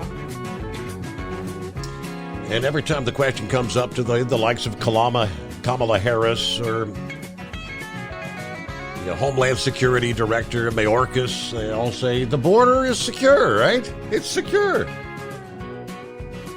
New York Post reported last week. The headline, "The floodgates to the United States are still open, allowing a steady flow of migrants in, but not letting much rainwater out." 3 days after the New York Post exposed 114 gates in the Arizona border wall have been welded open, allowing thousands to illegally enter the country. Nothing's changed. New images taken last Thursday show brazen human smugglers in a dark-colored van and a white SUV pull up, shamelessly drop migrants on the Mexican side of the border. They then escort them through the open gates near Lukeville, Arizona, illegally entering the country. One U.S. Border Patrol agent anonymously told the Post, he said, "I saw your story about the floodgates being open. That's exactly what happens," he said. It's what's happening. The Border Patrol admitted it was responsible for making this decision to open the floodgates to ease floodwaters, which can damage the structure of the wall, which is already a porous structure. They said they did this for monsoon season, which can hit any time between June and September in southern Arizona. Yeah, sources told the Post how the doors have been open since June. Even though the National Weather Service told the agency the rainy season would start later this year. They call it floodgates. Okay, but again, it's more like jail cell bars. It's big, tall gates, border fencing in the form of, so water would freely flow through. Obviously, yeah, logs and things of that nature might get caught up on the fencing, but so they're saying Hillary, of course, hit California. Yeah, dropped 10 inches of rain in a day, flash flooding. Agents tried to shut the gates to stop illegal border crossings, but agency supervisors instead ordered the gates be welded open to prevent the rank and file from closing the gates. This is an isolated part of the border, 2.5 hours from Tucson, in the middle of nowhere. Yet migrants outnumber agents who detain people from countries all over the world once they've walked through the gates. 7-8 months ago, we started getting these big migrant groups from all over, and it's been nonstop ever since. According to the Border Patrol source, they've opened these gates, and it's just got worse. Now, on average, 1,400 migrants a day are crossing into Arizona. Last month, 42,561 were encountered in the Tucson sector, which includes Lukeville. That is now the number one hotspot in the entire nation for illegal entries in the nation's busiest border crossing.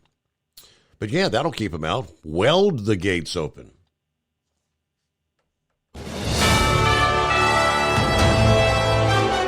USA News Update. Ex-White House advisor Peter Navarro will not be able to claim executive privilege as a defense in his contempt of Congress trial. Navarro is set to go on trial in the case next week for refusing to comply with a subpoena issued by the congressional committee that investigated the attack on the Capitol. A federal judge ruled Wednesday Navarro failed to prove former President Trump invoked executive privilege that prevented him from testifying before the committee. Jury selection in the case is scheduled to begin Tuesday. I'm Brian Shook. The U.S. Government Accountability Office is announcing plans to conduct an independent investigation into the decision to keep U.S. Space Command headquarters in Colorado Springs. The Alabama delegation claims the decision was in retaliation to Senator Tommy Tuberville's continued hold on top military promotions. I'm Ryan Daniels, USA News.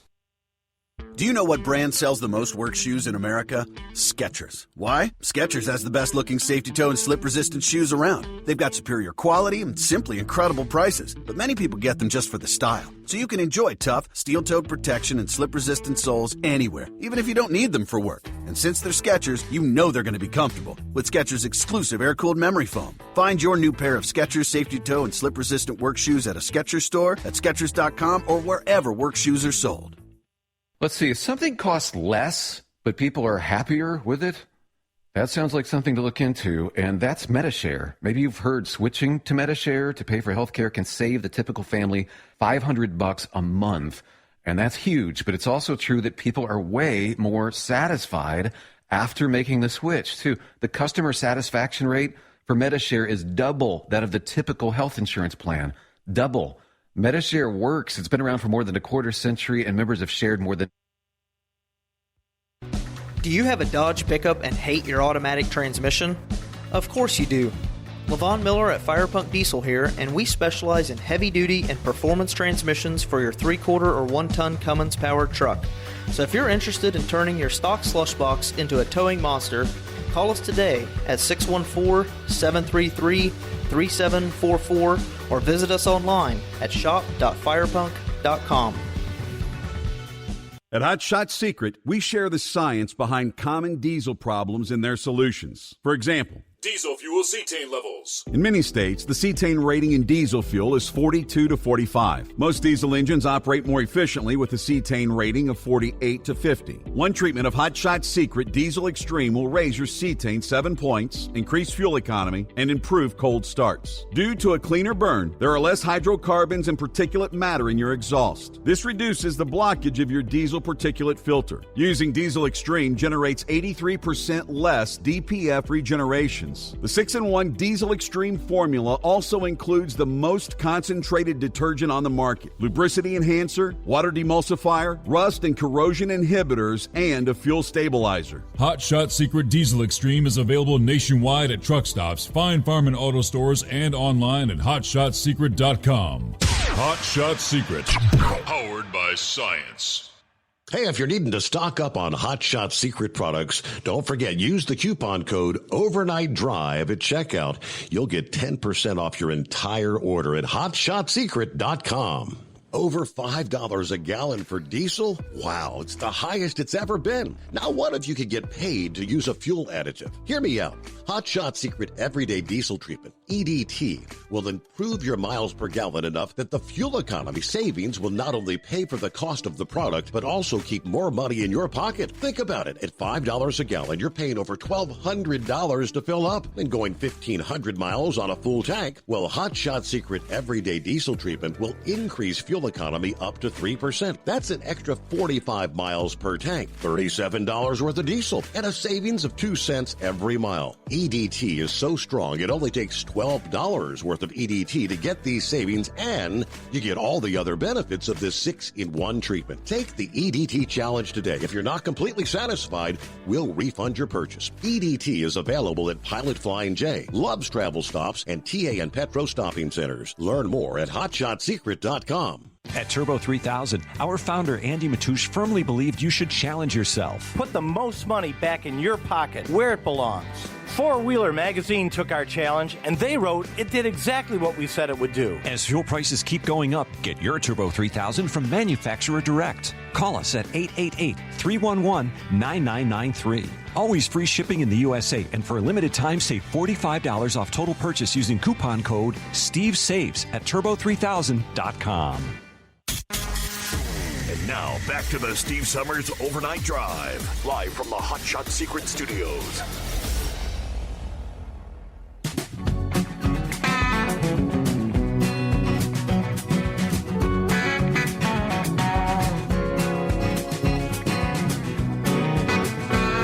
All right, I guess we'd have to call it kind of a stingy situation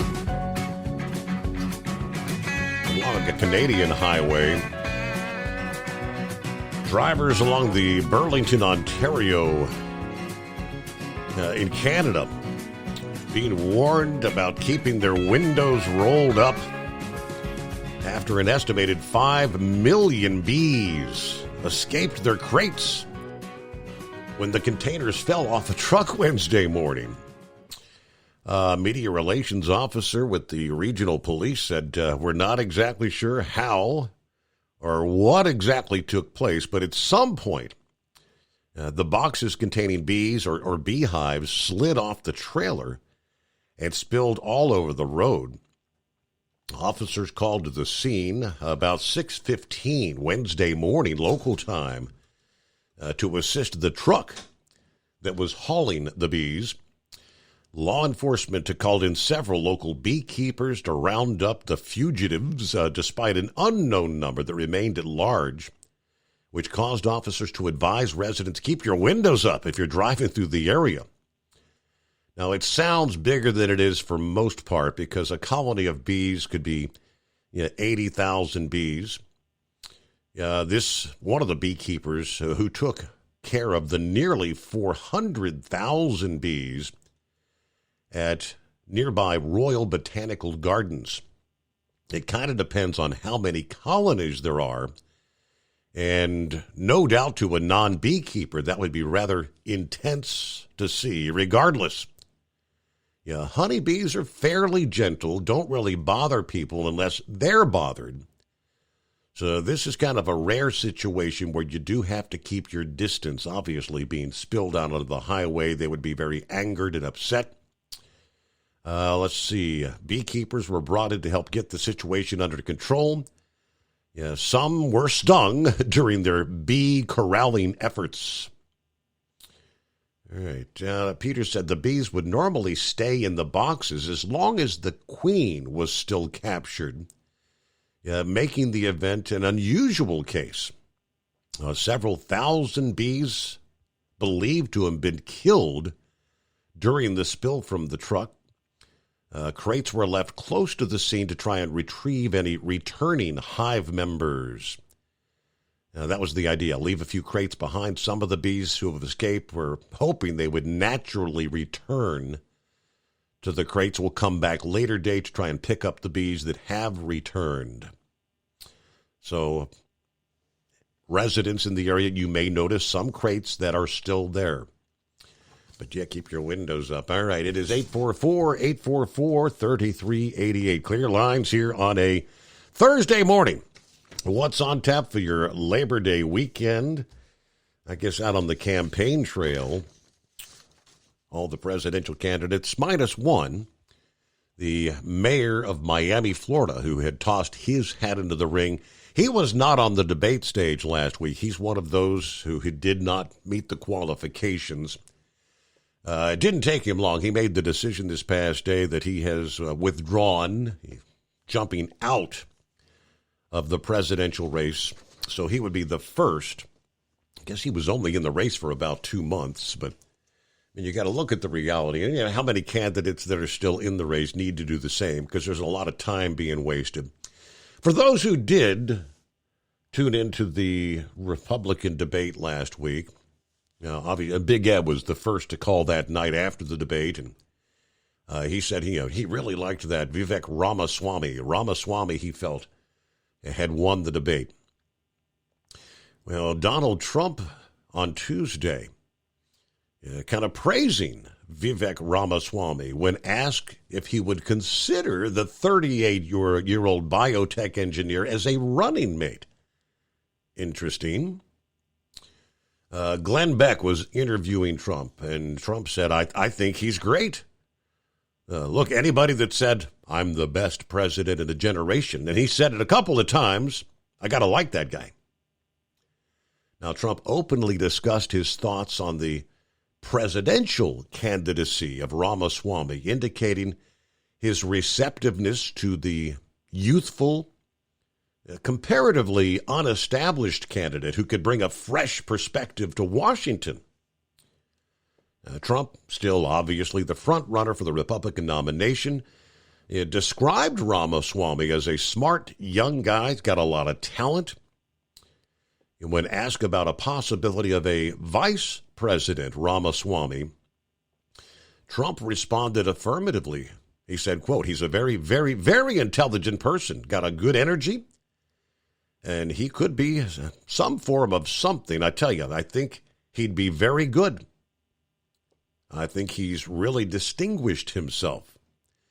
Now, timing-wise, Trump making those remarks pretty noteworthy just after the first Republican debate that he opted not to participate in. But he did say he was going to be observing for potential vice presidential contenders. What would you think of that? Would that be a thumbs up? Trump, Ramaswamy tipping? All right, we shall see. Meanwhile, it's 844-844-3388. From the freight waves this past day, pretty in-depth report about, is the trucking industry going to, one of these days be just a bunch of big companies, consolidation of the industry? It seems like we've indeed seen a lot of consolidation. Trucking, of course, one of the most fragmented industries on the planet. Now, this guy said when he was growing up, I was told there'd be a massive consolidation in the trucking industry after deregulation in 1980. But instead, the opposite has happened. Yeah, they've got some graphs showing the number of individual trucking fleets from 2008 to today. Yeah, before deregulation, trucking rates were fixed, approved by the ICC. Of course, Jimmy Carter deregulated the airline industry in 1978, and then the trucking and railroad industries in 1980. But due to the deregulation, we saw lots of consolidation in the airline, the railroad industry, but there was an explosion in the number of trucking fleets, while many of those long-standing giants went bankrupt. Now, under the ICC, starting a new trucking company was kind of a bureaucratic nightmare. It was so difficult to grow. Existing trucking companies had to seek ICC approval for the purchase of another trucking company to gain new routes. Prior to deregulation, trucking companies were only allowed to service certain route pairs and then only to haul certain types of goods. It was after deregulation, a trucking company could haul a load where it wanted to and for a price it set. And of course, as we know, trucking, along with most industries, used to be far more unionized. Back in the mid-'70s, Teamsters said they had more than 2 million unionized truck drivers. Many of those companies, one of the biggest we just witnessed, filing for bankruptcy following deregulation. Because of the higher cost structure, the remaining union carriers, much less flexible and capable in the new environment. They go into the deregulation on the railroad industry, the containerized shipping world, how things have changed, China's rise, the impact that's had on the American trucking industry. But indeed, contrary to popular belief, there are so many more companies out there, and most of them are the smaller trucking companies. The small fleets continue to dominate. With deregulation of the changing freight landscape over the past 50 years, many of the barriers to get into trucking are gone, which has created a lot of growth for the small carriers and the freight brokerages. And to this day, the process continues. Final chart showing the number of trucks per industry cohort, and big numbers. Get back to the calls coming up here. Jump on in on a Thursday morning, the Steve Summers Overnight Drive, live from the Hot Shot Secret Gold Eagle Studios. At Hot Shot Secret, we share the science behind common diesel problems and their solutions. For example, Diesel fuel cetane levels. in many states, the cetane rating in diesel fuel is 42 to 45. Most diesel engines operate more efficiently with a cetane rating of 48 to 50. One treatment of Hot Shot Secret Diesel Extreme will raise your cetane 7 points, increase fuel economy, and improve cold starts. Due to a cleaner burn, there are less hydrocarbons and particulate matter in your exhaust. This reduces the blockage of your diesel particulate filter. Using Diesel Extreme generates 83% less DPF regeneration. The 6-in-1 Diesel Extreme formula also includes the most concentrated detergent on the market, lubricity enhancer, water demulsifier, rust and corrosion inhibitors, and a fuel stabilizer. Hot Shot Secret Diesel Extreme is available nationwide at truck stops, fine farm and auto stores, and online at hotshotsecret.com. Hot Shot Secret, powered by science. Jeans aren't one size fits all. Your seats shouldn't be either. That's the idea behind Bostrom's Wide Ride. It's the future of seating comfort. The Wide Ride features a 23-inch wide seat cushion and backrest, flex mat cushion support system, full lever recline, and front and rear cushion tilt on Bostrom's premium suspension system, allowing you to find your perfect fit. Optional features include a seat heater and a new innovative smart seat memory. With the flip of a switch, your seat can be a help and not a hindrance, allowing you to get in and out of your cab with ease. The premium foam is what makes the Wide Ride seat the perfect fit. It's designed to work for drivers of all shapes and sizes, and each seat is custom built right here in the USA. It's the smart seat choice. Go to BostromSeating.com now and find ultimate comfort for the open road with the wide ride from Bosch. And now, back to the Steve Summers Overnight Drive.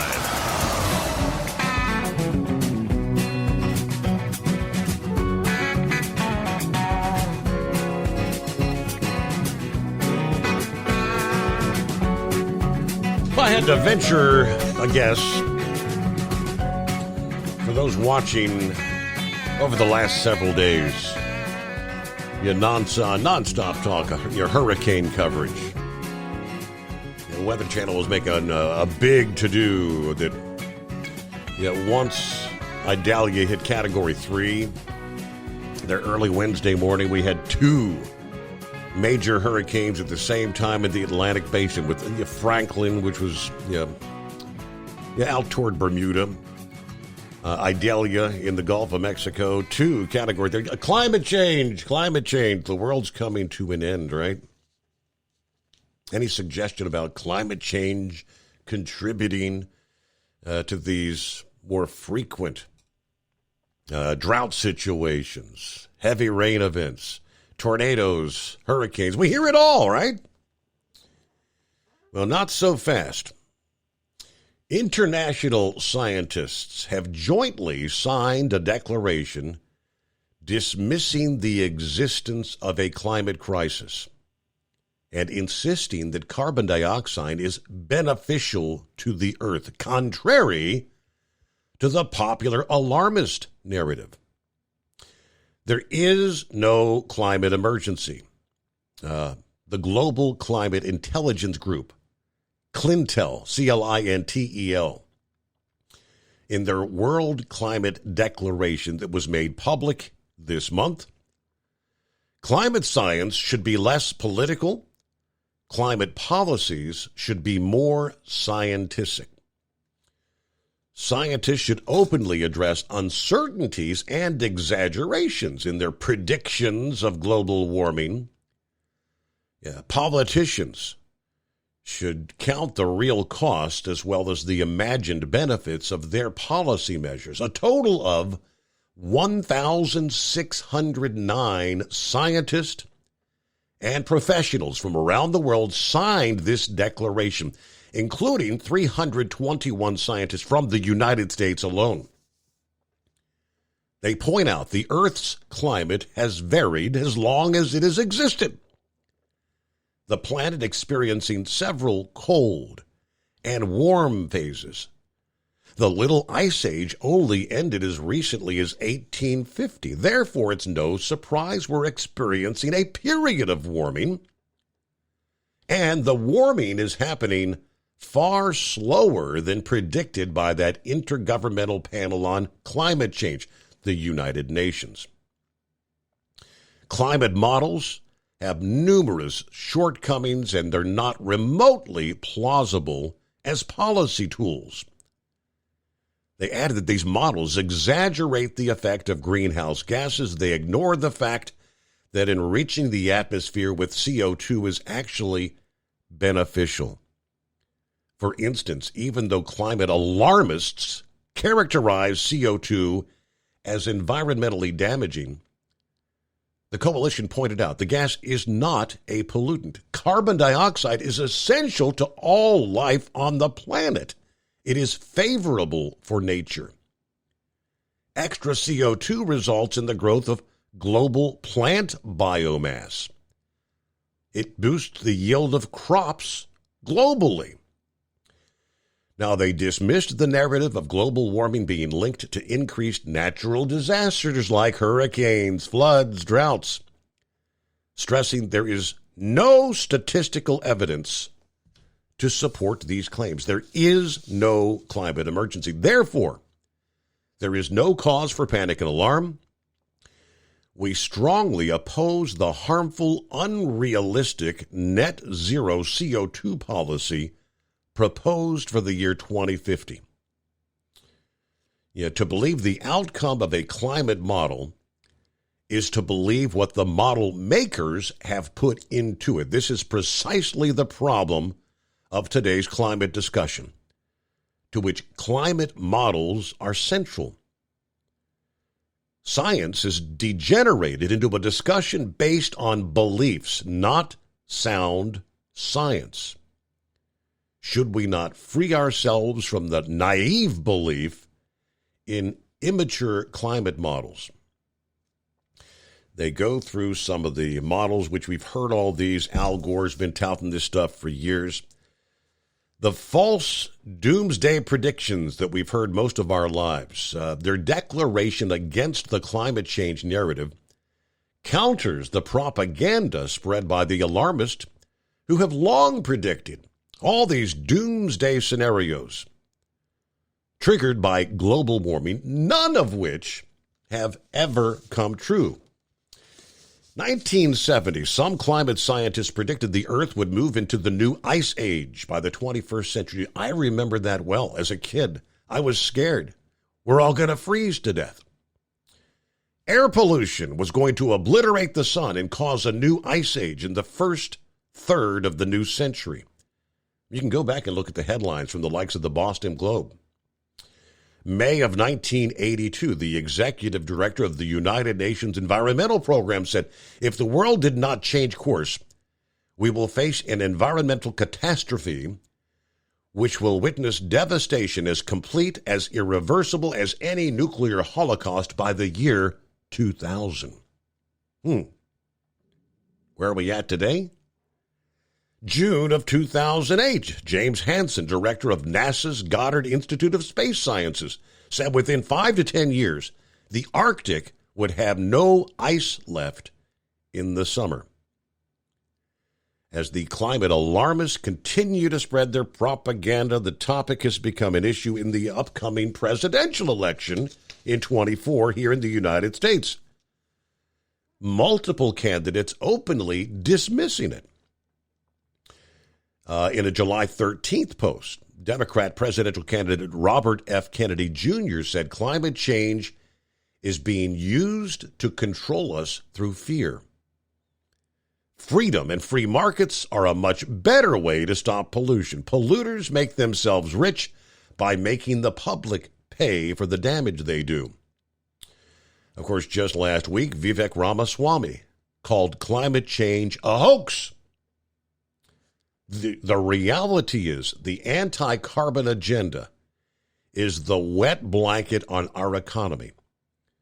And so the reality is more people are dying of bad climate change policies than they are of actual climate change, he said at the time. Meanwhile, the climate activists insisting that the global warming is responsible for the soaring temperatures this summer, claiming that temperatures are hitting record highs. Regionally, the West has seen the largest number of hot summer records in the past 100 years, but the Ohio Valley and upper Midwest are actually experiencing the fewest. For the overall United States as a whole, the last 10 years have produced only an average number of records. The 1930s are still the champs. Now, all these climate change policies being justified, sweeping lifestyle changes across the country, this administration going after home appliances, in some cases even outright banning them. Just in June, our energy department proposed rules that would require ceiling fans to become more energy efficient, that would lead to manufacturers having to shell out $86.6 million a year in increased equipment cost. February, remember we were talking about going after the gas stoves that would affect half of all new models of such stoves sold in the country and make at the same time most of the existing ones non-compliant. In July, the Consumer Product Safety Commission proposed a policy that would remove nearly all existing portable gas generators from the market. And, of course, most recently, here just 1st of August, remember the complete ban on the incandescent light bulb. That went into effect on August 1st. It's all a bunch of bunk. Not just a handful of scientists. Globally, the number again was 1,609 scientists. There is no climate emergency. All right, coming up, we'll get into Daryl is online. Fairfield, Ohio, checking in. Looks like we'll get to, is that Eagle back with us? And room for you at 844-844-3388. Kind of a tough way to end a long flight Tuesday evening. At the Atlanta airport, emergency personnel took 11 people to the hospital after a Delta flight encountered significant turbulence as they were approaching the Hartsfield-Jackson International Airport. Passengers and crew were among those injured on Delta Flight 175. Looked to be about a dozen people with some pretty decent head injuries, several flight attendants, a lot of blood. Pretty awful, according to one passenger. The flight originated from Milan, Italy. It was an international flight. It ultimately did land without incident at about 7 o'clock Tuesday evening, despite the turbulence. But, yeah, quite rough ride there. If you didn't have your seatbelt, it's one of those deals where people went out of their seats, hit the ceiling, came back down. Ugly. It is the Steve Summers Overnight Drive. It's coming. Crisp fall mornings turn bitter cold. As you fire up your diesel, you can see your breath on the inside of the cab. Imagine looking deep into your engine. Freezing temperatures impact your diesel's fluids, especially fuel. On a 23-degree morning, the paraffin wax in your untreated fuel starts to morph from fluid to large crystals. These crystals clump together and form a gel. At minus 10 degrees, your fuel hits the point where it no longer pours like a liquid. It's so dense that the flow through the fuel filter will slow, causing hard starts or no starts. Get prepared now for the cold that is coming. Hot Shot Secret Diesel Winter Anti-Gel is a premium fuel additive that lowers your fuel's pour point to minus 65 degrees. If it's that cold out, you shouldn't be on the road. You ought to be at home in front of the fireplace. Hot Shot Secret Diesel Winter Anti-Gel Premium Fuel Additive. Available now online at HotShotSecret.com. Hot Shot Secret. Powered by science.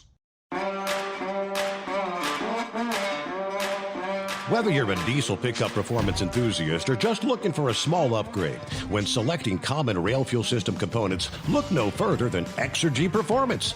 At Exergy, you'll find injectors, pumps, and more, engineered like no others on the market using state-of-the-art equipment run by people that have been in the business for decades. Exergy is the home of the Sportsman line of injectors.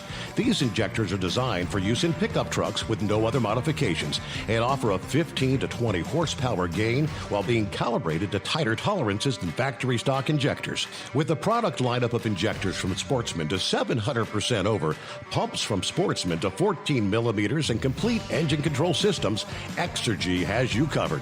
So if you're in the market for common rail components at any power level, contact Exergy Performance or one of our many dealers listed on our website at exergyperformance.com. Live from the Hot Shot Secret Studios, the Steve Summers Overnight Drive.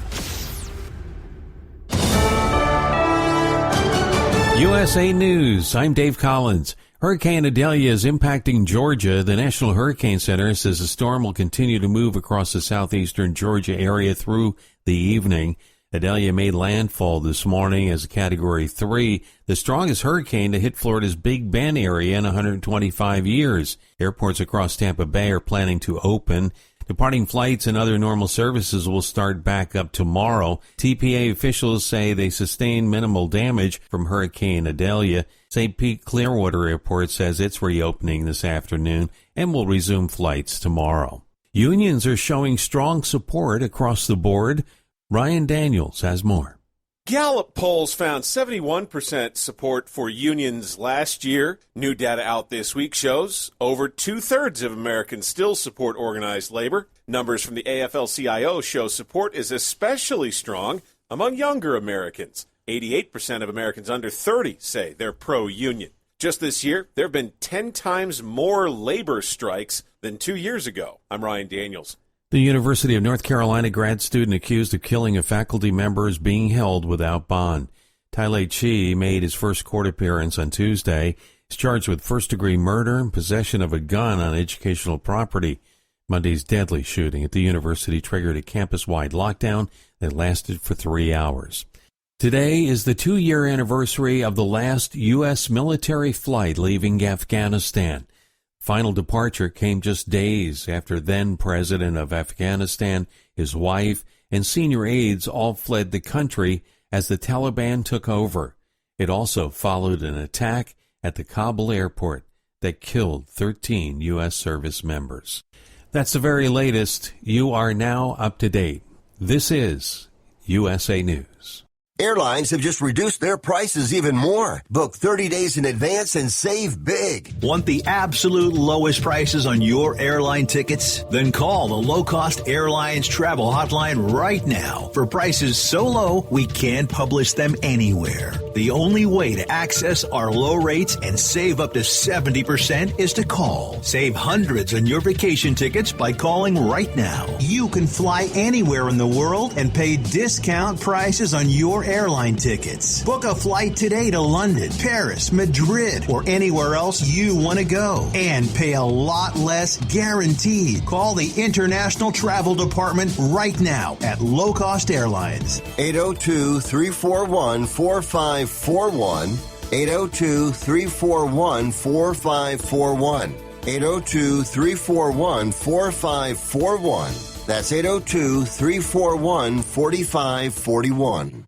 The last of former President Trump's co-defendants in the Georgia election interference case is out of jail. Harrison Floyd posted a $100,000 bond Tuesday. He's accused of harassing an election worker after the 2020 election. Floyd was also charged this year with assaulting an FBI agent who sought to issue a federal subpoena at his Maryland home. The number of job openings in the U.S. is on decline. New government figures show less than 9 million openings in July, indicating the labor market is cooling. The number of workers who quit their jobs fell to 3.5 million, the lowest since early 2021.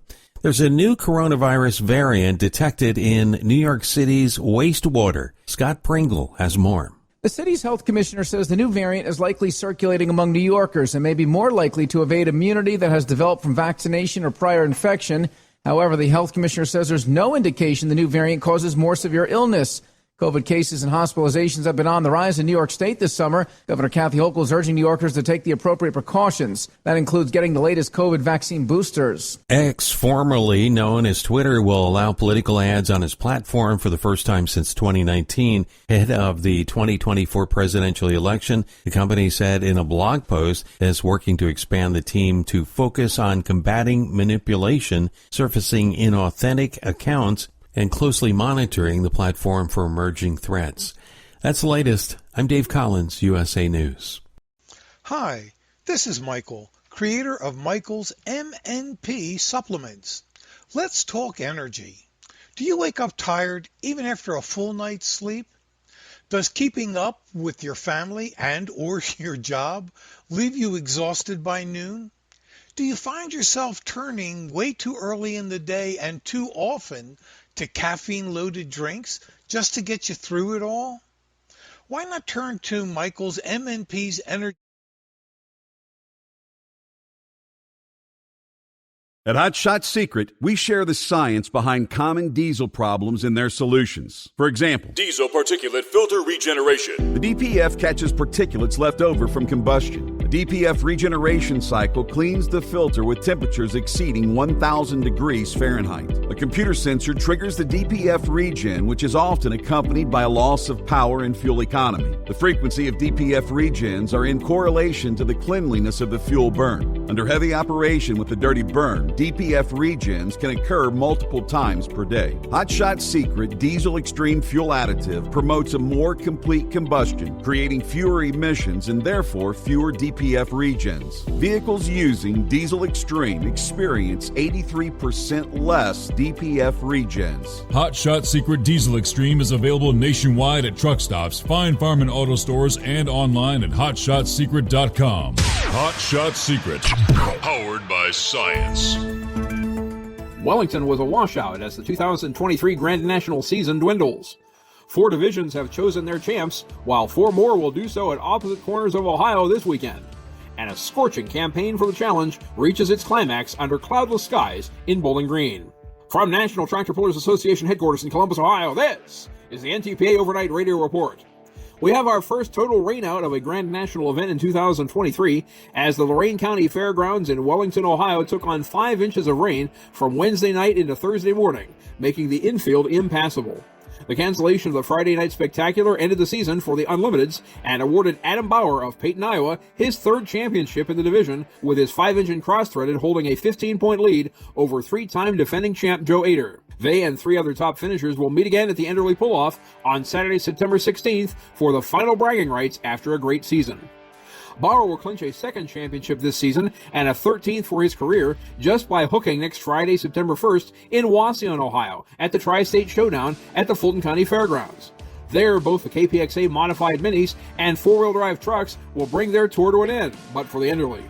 Meanwhile, on Friday and again on Saturday, September 2nd in Canton, Ohio, the Charlie Swartz Memorial Pull at the Stark County Fair will wrap up the light superstocks and 2-wheel drive trucks for 2023. Check out the current standings at ntpapull.com. Let's also catch you up on the 3 others that ran through the tape for their GN titles 2 weekends ago in Bowling Green, Ohio. First was Les Corporal of Marion, Indiana, whose corporal punishment had a ring-winning weekend that also sewed up the GN title in light modified. Next came Zane Daly of Waukon, Iowa, who took Bob Gansmere's Rutten Deer 2 to a Superstock Open title 2 years after Bob himself won it all in 2021. And then Ryan DeBrew of New Franken, Wisconsin, blew out the candle on the Dr. Preload Super Semis with his Playin' with Fire Kenworth, one of the sharpest rides in our sport. Show truck fans, be sure to study that photo when we post our Celebration of Champions to NTPA social media this fall. Congratulations also go out to the 39 competitors across 13 divisions who split over $30,000 in Hot Shot Secret Challenge bonus money. The Challenge Point Series ran through NTPA Super and Grand National events in Farley, Iowa, Tomah, Wisconsin, Chapel Hill, Tennessee, Fort Recovery, Ohio, Rockwell, Iowa, and Bowling Green, Ohio.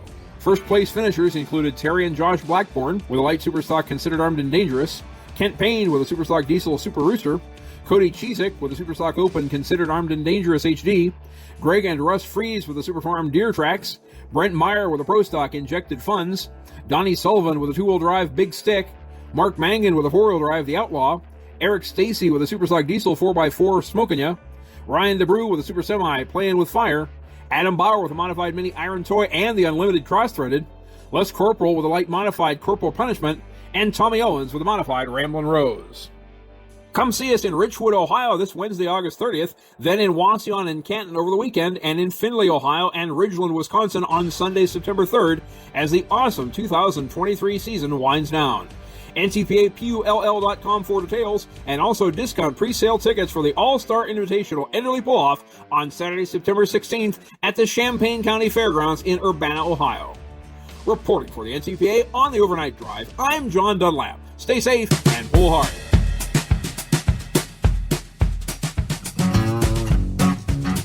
All right, back on track here on a Thursday. Here we are, wrapping up the month of August. August 31. Super blue moon out there tonight, shining bright overhead.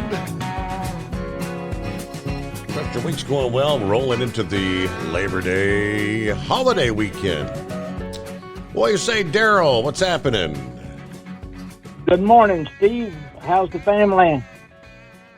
All doing well. Looking forward. Stryker doing well. He'll be on duty next week, ready to roll. That's great.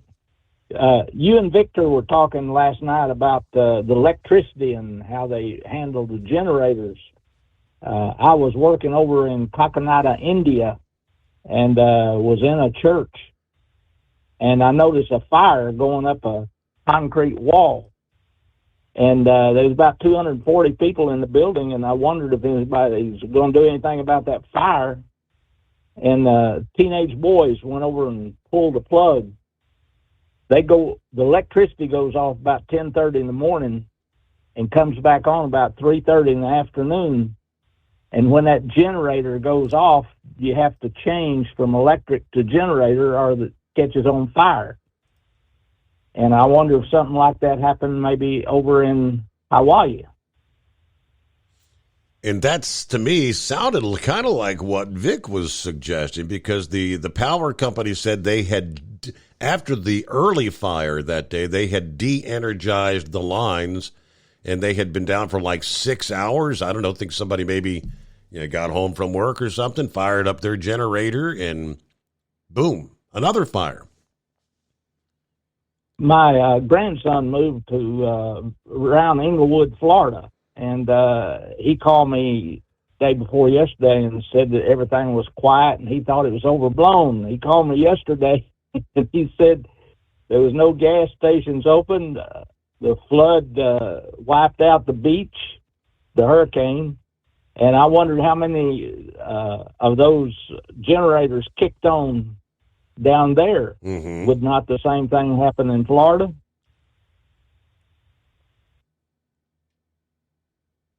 There had to be a lot of generators kicked on during that hurricane. Oh, yeah, a lot of generators running right now. There's still close to 150 without power in Florida. You were referring to the climate hoax the other day. I got married June of '88 here in Fairfield, Ohio, and it was 103 degrees. It has not been 103 degrees on June 25th in 35 years. Yep. And my dad used to tell me about living in northeast Arkansas in 1917, and ice was on the ground a foot deep during the wintertime. And the farmers had to nail soda cap lids to the bottom of their shoes to be able to go to the barn to feed the cattle. And then I remember 77 moving here and hit the blizzard that froze Ohio River over, and we walked across from one side to the other. Some people did that were brave enough. Did you try to walk it? It was myself, a couple of my uncles, and my grandfather. We did not venture. I mean, because they were advising out in the middle. You had to, because you could possibly go through in the middle of the river. But we got out there a pretty good ways. But it was very difficult to walk on. It was so choppy and chunky and hard to keep your footing. Do you remember the old man that corralled the barges up and down the Ohio River, and some of them would hit the interstate highway bridges, and he would go down and rope them and rescue them? I think he passed away a few years ago, but that was an interesting guy that worked the barges on the Ohio River. Do you recall what his name was? That I do not. I'm not familiar. Anyway, I enjoyed your show. I always enjoy listening to Vic. He always has something to say that interests me when he calls in. Man's traveled many miles. Yes. Many miles, and he has a memory that's must be a photographic memory, because it's like a walking encyclopedia. He was talking about wearing the bands where they work in the radioactive, and my sister worked for 40 years as an oral surgeon technician, and she died of bone cancer. I always think about that every time they put that big lead cover over me when I go to the dentist office.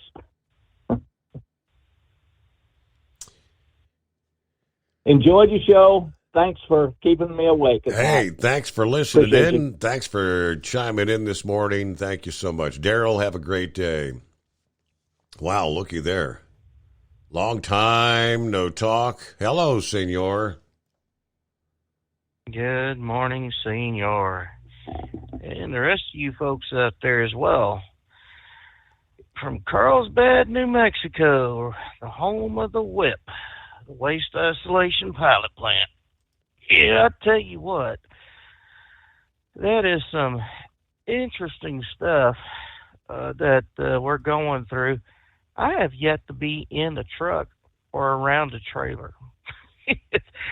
Anyway, that's been about about 9 days total that we've been in classroom environments. And today we had talked to our media people, and the gentleman said, please speak about it. We don't want to have anything that would suggest that there is any secrecy about the waste isolation pilot plant. So this is going to be interesting as far as, people coming up and asking about, why these containers look so weird. I've posted a couple of things on your fan page, and I hope people that are on Facebook have had the opportunity to take a look-see at them. And you can go on YouTube, where I got a lot of those postings. You can go to YouTube and check out the Waste Isolation Pilot Plant, or WIP, and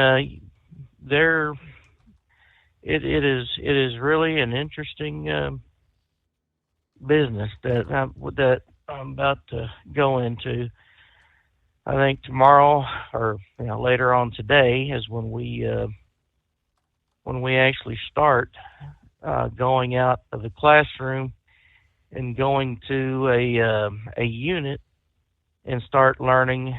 I think right now they're going to give us the level 1 inspection training for a couple of days to make sure that we're familiar with all aspects of the tractor and trailer, and how to adjust the brakes and whatnot if they are needed to be adjusted. And then we do a level 6 inspection training we got level 1, I think, for 3 days, and then for the next 5 we have level 6. So yeah, it is. They really have I shouldn't say that particular word, but they really have a thing for safety, and they really have they want you to be safe. They want you to make sure the equipment is safe.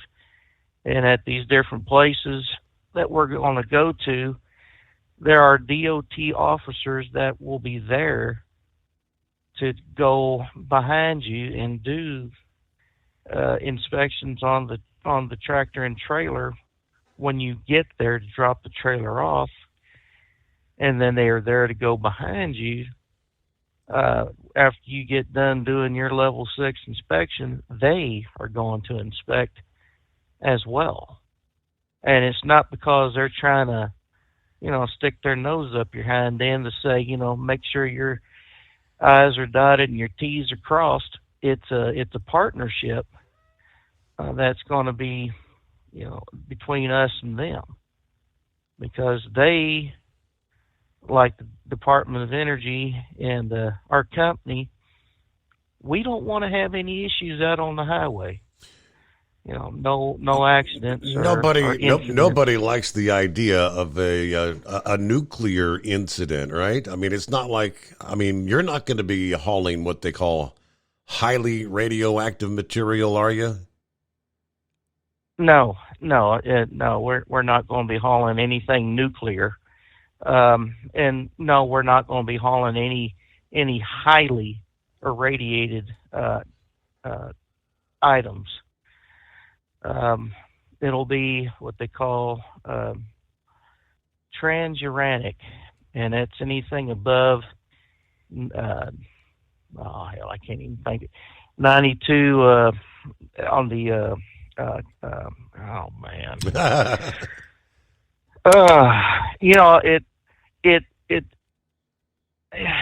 I on the what the heck is that chart?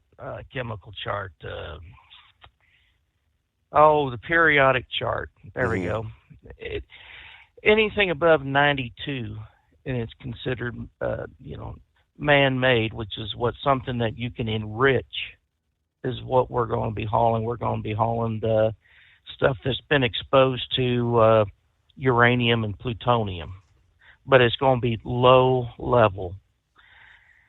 So I mean, that's we're Vic not going to touch anything. Vic had sent me a link to the WHIP site or whatever, and I mean what you said. I guess for short they call it TRU, TRU, the whatever the trans as you called it waste. It's clothes, it's tools, it's rags, and residues. Transuranic exactly radioactive waste.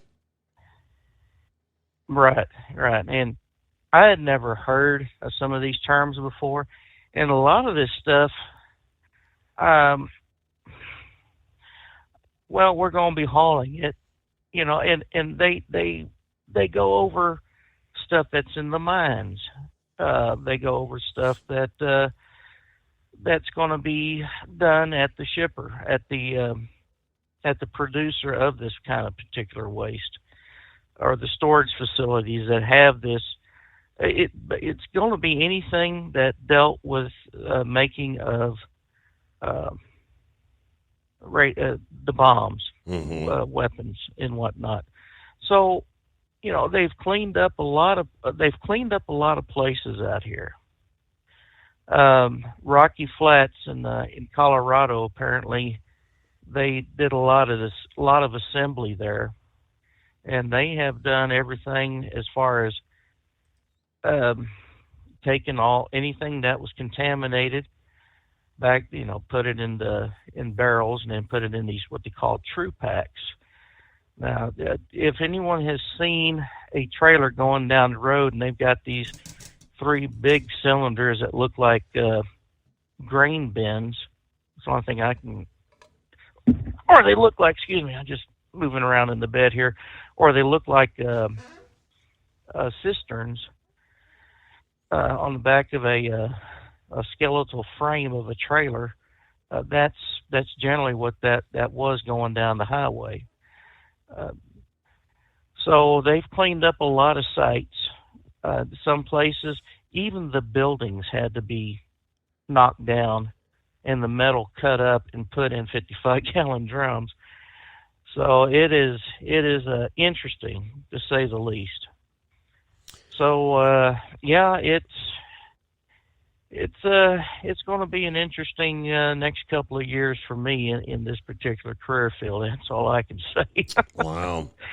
I mean, I'm looking. It says this facility is. I mean, so you're putting stuff in here in the 2,150 feet underground in a salt formation, and they're licensed to keep this stuff for 10,000 years. Well, I mean, it's. Well, let's look at it this way. When you're at the house, you got your garbage can, your trash can. You're not storing anything in there. That's a temporary, a temporary container. And when it gets full, you take it out to the trash can, to the curb. The trash man comes by and he takes it to the dump, and then they cover it up, they pack it down, and then they add more stuff to the dump itself.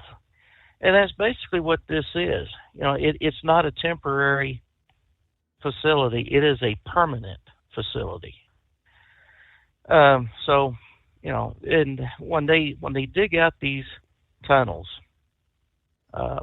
you're looking at basically two, what do they say? It's a football field wide and a football field or 2 football fields long, and they've got a contract to hold 6.2 million cubic feet. I believe that's what it was of this waste. And they've started putting stuff there in '99, and they're about 42% full. And they're digging more tunnels in that salt dome. So I mean, the first one I had sent, it said it was going to be going until 2034, and they were incorrect on that particular statement. It'll be to 2083. So that's when they think that they'll be full, Mm-hmm. and then they can shut it down. And the reason why they call it a pilot plant is because this is the only one in the world right now. They have procedures to open one up, but since this has not been closed, they're working on procedures to close this facility. But I mean, they've got 60 more years until that happens. So that's the reason why they call it a pilot plant. The next one that opens up will not be a pilot plant. It'll be, the plant, or whatever they want to call it at the time. And so right now, this is the only one in the world. And there is going to be another one. I believe the gentleman said there's going to be one in Sweden. That's going to be just like this one here. So, we are learning where to put our stuff, and it really is an interesting business. So basically, as they said, we're going to be highly paid garbage men doing a very delicate job. Right. So that's what's going on here right now, and so yeah, I got to get up here in about another 5 hours so I can get myself ready and go out to the pad later on this morning and start our intense training on inspection, brake adjustments, and whatever else we need. We're going to have a government cell phone, and we're going to have a government satellite phone for the times that we're not in a really good cell phone area, like Wyoming. Oh, good night. After all this time of having cell phones, you would think Western Wyoming would be covered, since there's more population in Western Wyoming going towards Utah. But a lot of places still got to catch up. And then there's 2 satellites that are in they're in orbit, but they're in orbit, stationary orbit over the United States. So they're always in contact with the country, and that's how they are. Satellite phones. Yeah, I got to pause there. USA News Update. Idalia is leaving Florida with record storm surge levels along the state's west coast. In Perry, Governor Ron DeSantis says storm surge is the major problem. They did get a lot of water down there. They have not received any call regarding a fatality as a result of that storm surge. It made landfall early Wednesday morning as the strongest hurricane to hit Florida's Big Bend area in 125 years. Idalia is now downgraded to a tropical storm, moving over Georgia and the Carolinas tonight. The stars of late night are joining forces for a podcast focused on the ongoing Hollywood writers' strike. Spotify announced Tuesday that Stephen Colbert, Jimmy Fallon, Jimmy Kimmel, Seth Meyers, and John Oliver strike Force 5. Spotify says the podcast will share once private chats between the late night hosts who started meeting in May after the Writers Guild of America went on strike. I'm Ryan Daniels, USA News. Have you ever met a single person in your life that enjoys paying taxes? No, no one does. If you can't sleep at night because you have a huge problem with the IRS, I've got some free advice for you. This service is strictly limited to individuals that owe the IRS $10,000 or more in back taxes. And if you qualify, we can guarantee that you won't be writing a big fat check to the IRS, or our services cost you nothing. The first 100 people that call today will get a free tax consultation worth $500. Stop worrying about your IRS problem. We can help you, we promise. Call the tax doctor right now. I mean right now, to learn more. 800-215-2418.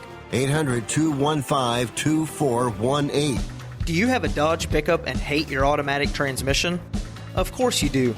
Levon Miller at Firepunk Diesel here, and we specialize in heavy-duty and performance transmissions for your 3-quarter or 1-ton Cummins-powered truck. So if you're interested in turning your stock slush box into a towing monster, call us today at 614-733-3744 or visit us online at shop.firepunk.com.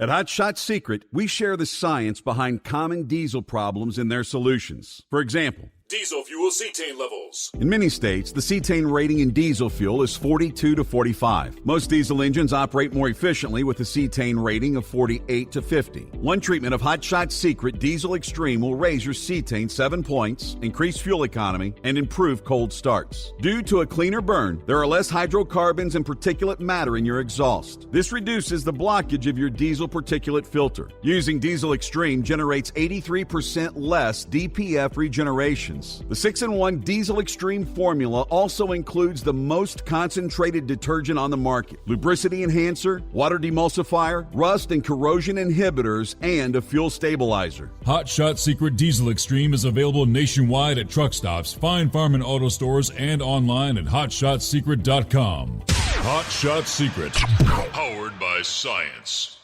Hey, if you're needing to stock up on Hot Shot Secret products, don't forget, use the coupon code Overnight Drive at checkout. You'll get 10% off your entire order at hotshotsecret.com.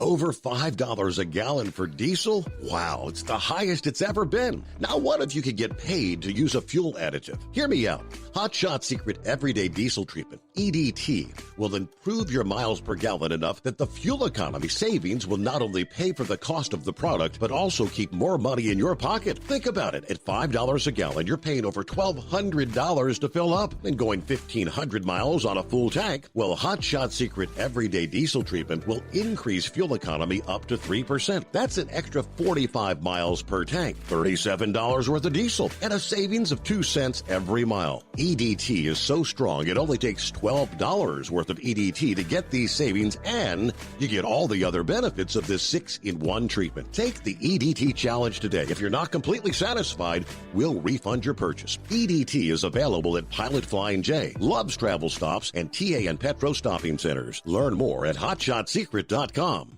At Turbo 3000, our founder Andy Matouche firmly believed you should challenge yourself. Put the most money back in your pocket, where it belongs.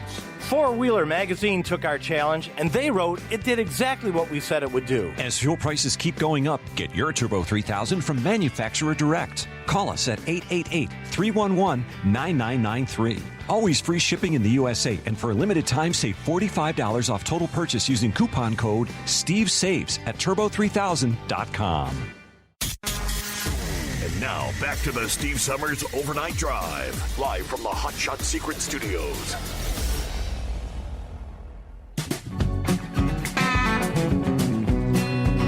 All right, Heatwave, well, thank you for the update. It's been a while since we've had a chat. Give us an update, Lady Heatwave. How's the health? Well, she's all right, I guess.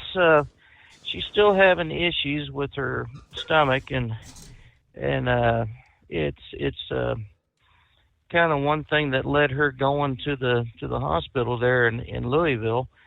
But she has good days, and she has days that ain't so great, you know. Sure. But it's just I don't know. It's almost like the insurance companies are telling the doctors what they can and what they can't prescribe. And anytime a doctor gives her a medicine that actually works in knocking out the pain or taking care of whatever issue she is experiencing, they stop giving it to her, and they give her something else that costs less. And when they find out that doesn't work, then they put her back on to what she was that did work. Mm-hmm. But now she's already so used to whatever it was she was on before that it's not working. And apparently there is something about being a redhead, and I'm sure the princess has gone through this since she's a redhead. They just metabolize that stuff a little faster and get used to the medicines a little faster than, say, you or I.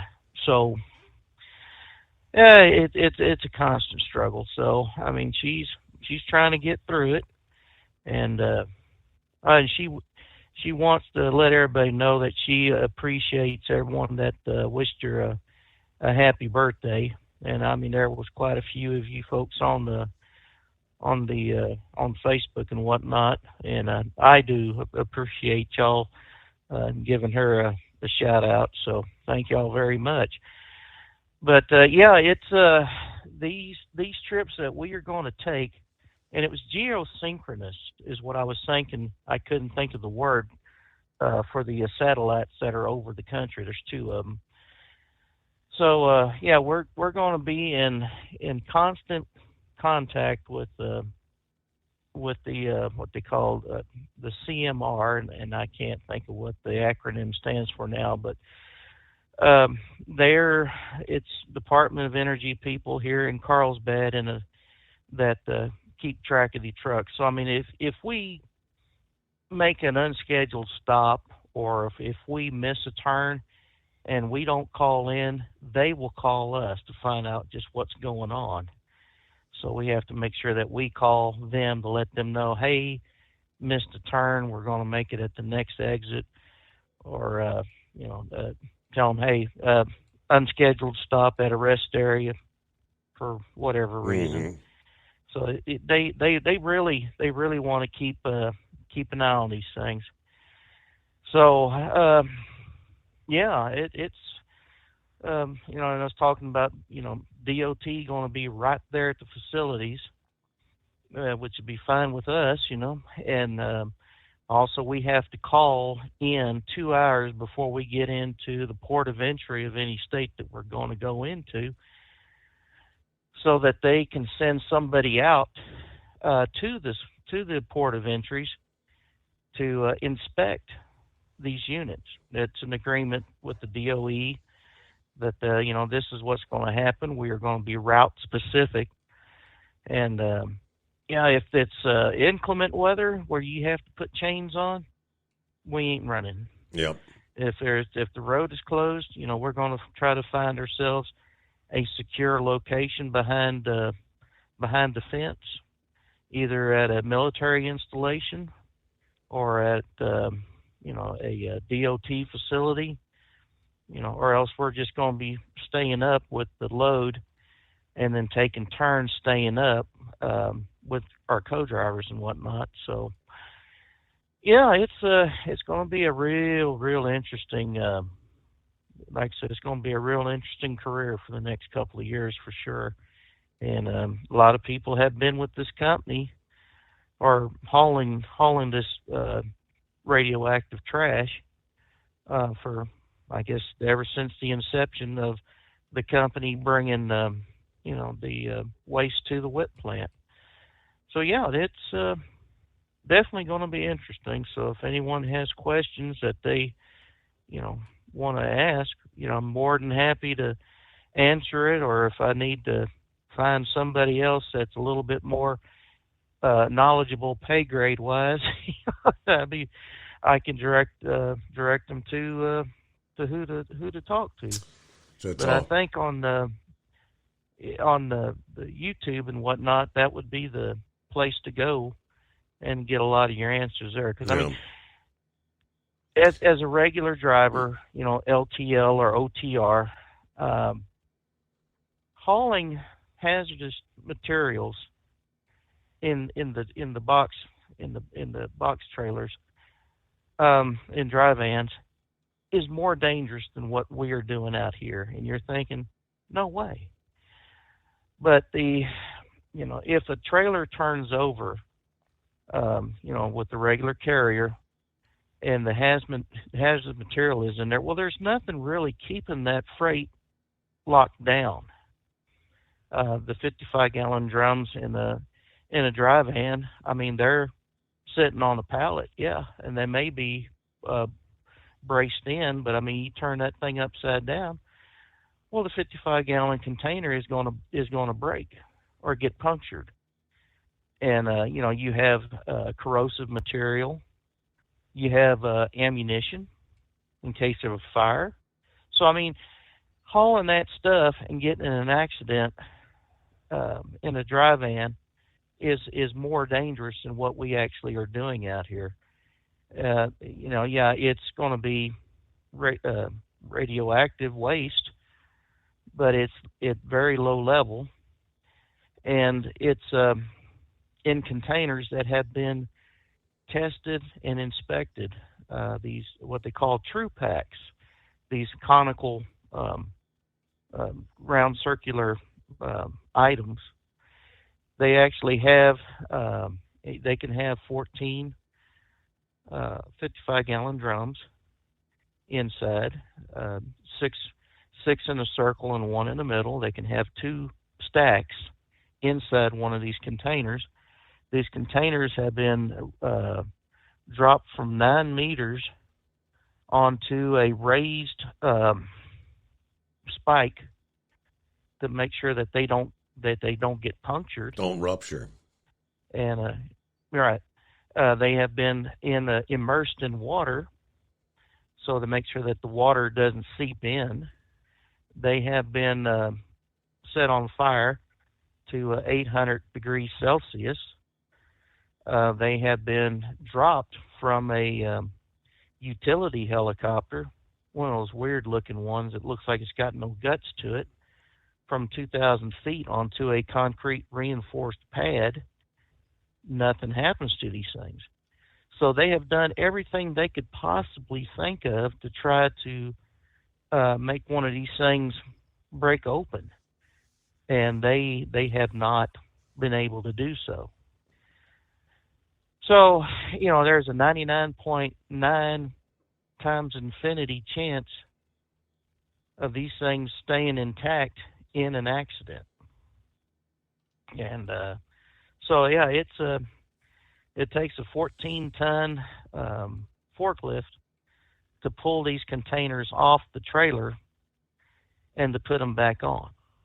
So, they've had time and time to go over to make sure anything and everything is done to allay the fears of the public about accidental exposure to anything. So, yeah, because nobody wants that stuff rolling through their backyard, right? It's like everything else. But yeah, I mean, you're talking radioactive materials, so.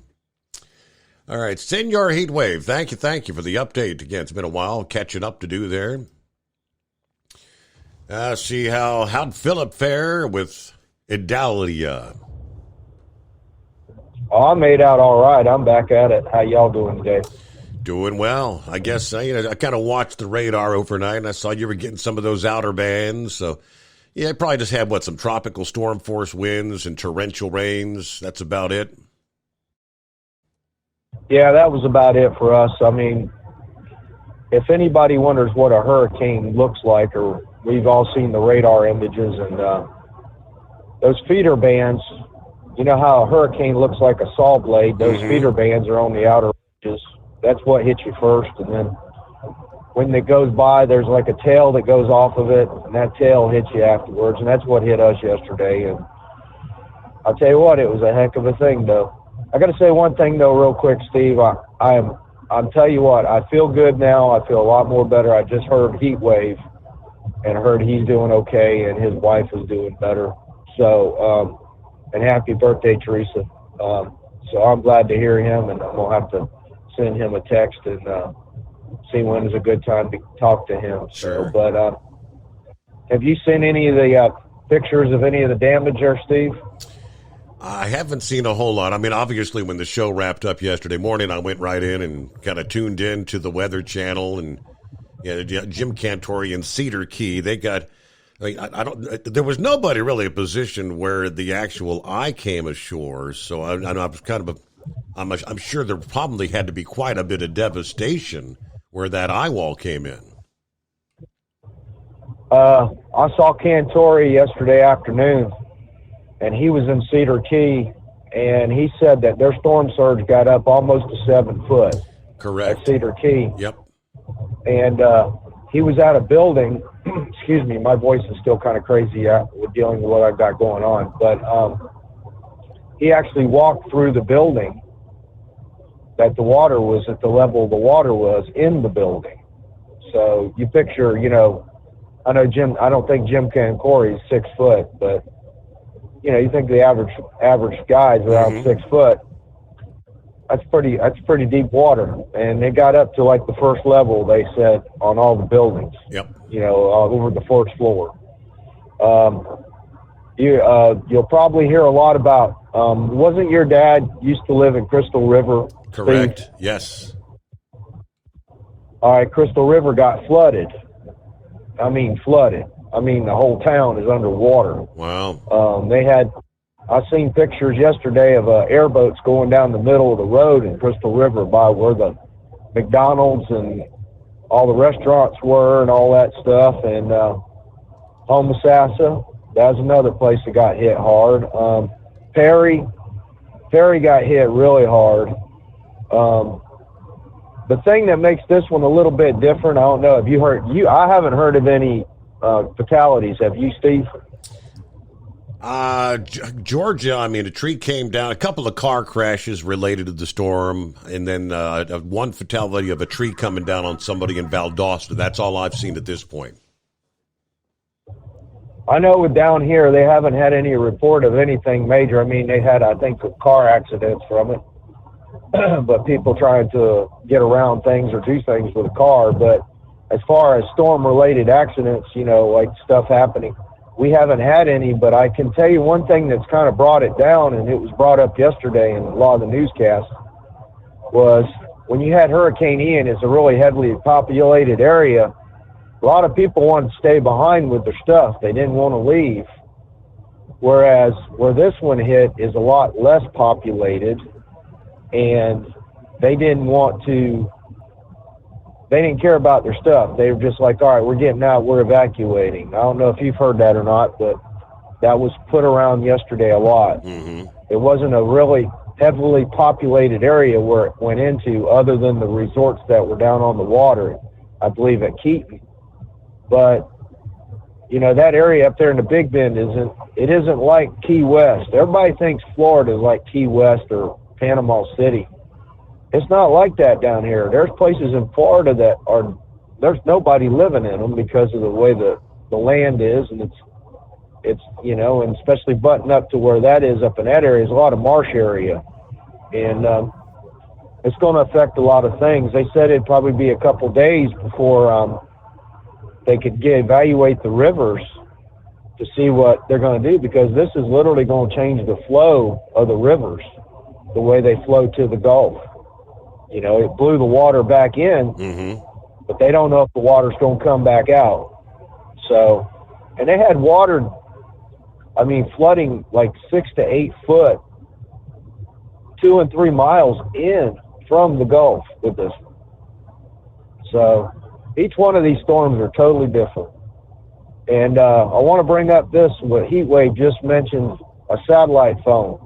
You know what, Steve? I'm thinking about buying one with these hurricanes. You get need of some communication. These cell phones ain't worth a darn. So even Cantori and all those guys got satellite phones. So I appreciate Heatwave bringing that one up. But other than that, we're doing okay, and going back to work today with this thing I've had all week, and hopefully we get through the day. So I appreciate you having me, buddy, and y'all have a good one. Right. Okay. Crystal River. That's where my father had retired to, and actually did his show from his home there when he was still on the afternoon on satellite radio for a few years there. Gary Burbank, the notorious funny guy there, who also worked with us, also lived in Crystal River. I think he still lives there. I'm looking at the Brenda and Phil Henley, who live in Crystal River. They were one of those who chose not to evacuate. Spoke to MSNBC this past day and said some people had to swim to safety. Swimming out of their windows, literally from their homes. And the water moved in fast. Citrus County, where Crystal River is, was under a mandatory evacuation order for all low-lying areas west of Highway 19. This couple chose to ride out the storm at home. Yeah, they did leave once the water started coming, but I said, we got to get out of here. We're fixing to get flooded out. But because of how fast the water was moving, they feared it might have reached as high as the ceiling of their home. Of course, made landfall in the Big Bend near Keaton Beach a little before 8 o'clock yesterday morning. Sustained winds at 125.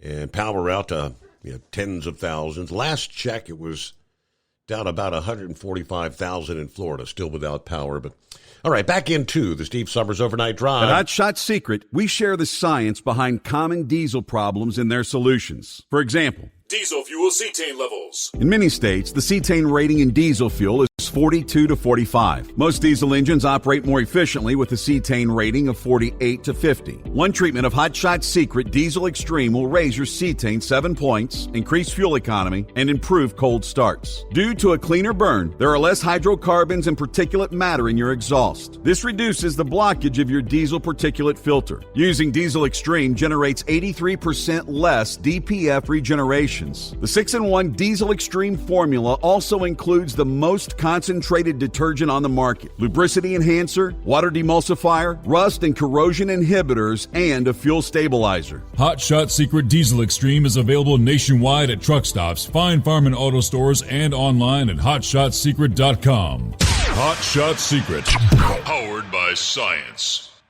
Jeans aren't one size fits all. Your seats shouldn't be either. That's the idea behind Bostrom's Wide Ride. It's the future of seating comfort. The Wide Ride features a 23-inch wide seat cushion and backrest, flex mat cushion support system, full lever recline, and front and rear cushion tilt on Bostrom's premium suspension system, allowing you to find your perfect fit. Optional features include a seat heater and a new innovative smart seat memory. With the flip of a switch, your seat can be a help and not a hindrance, allowing you to get in and out of your cab with ease. The premium foam is what makes the Wide Ride seat the perfect fit. It's designed to work for drivers of all shapes and sizes, and each seat is custom built right here in the USA. It's the smart seat choice. Go to BostromSeating.com now and find ultimate comfort for the open road with the Wide Ride from Bostrom. And now, back to the Steve Summers Overnight Drive.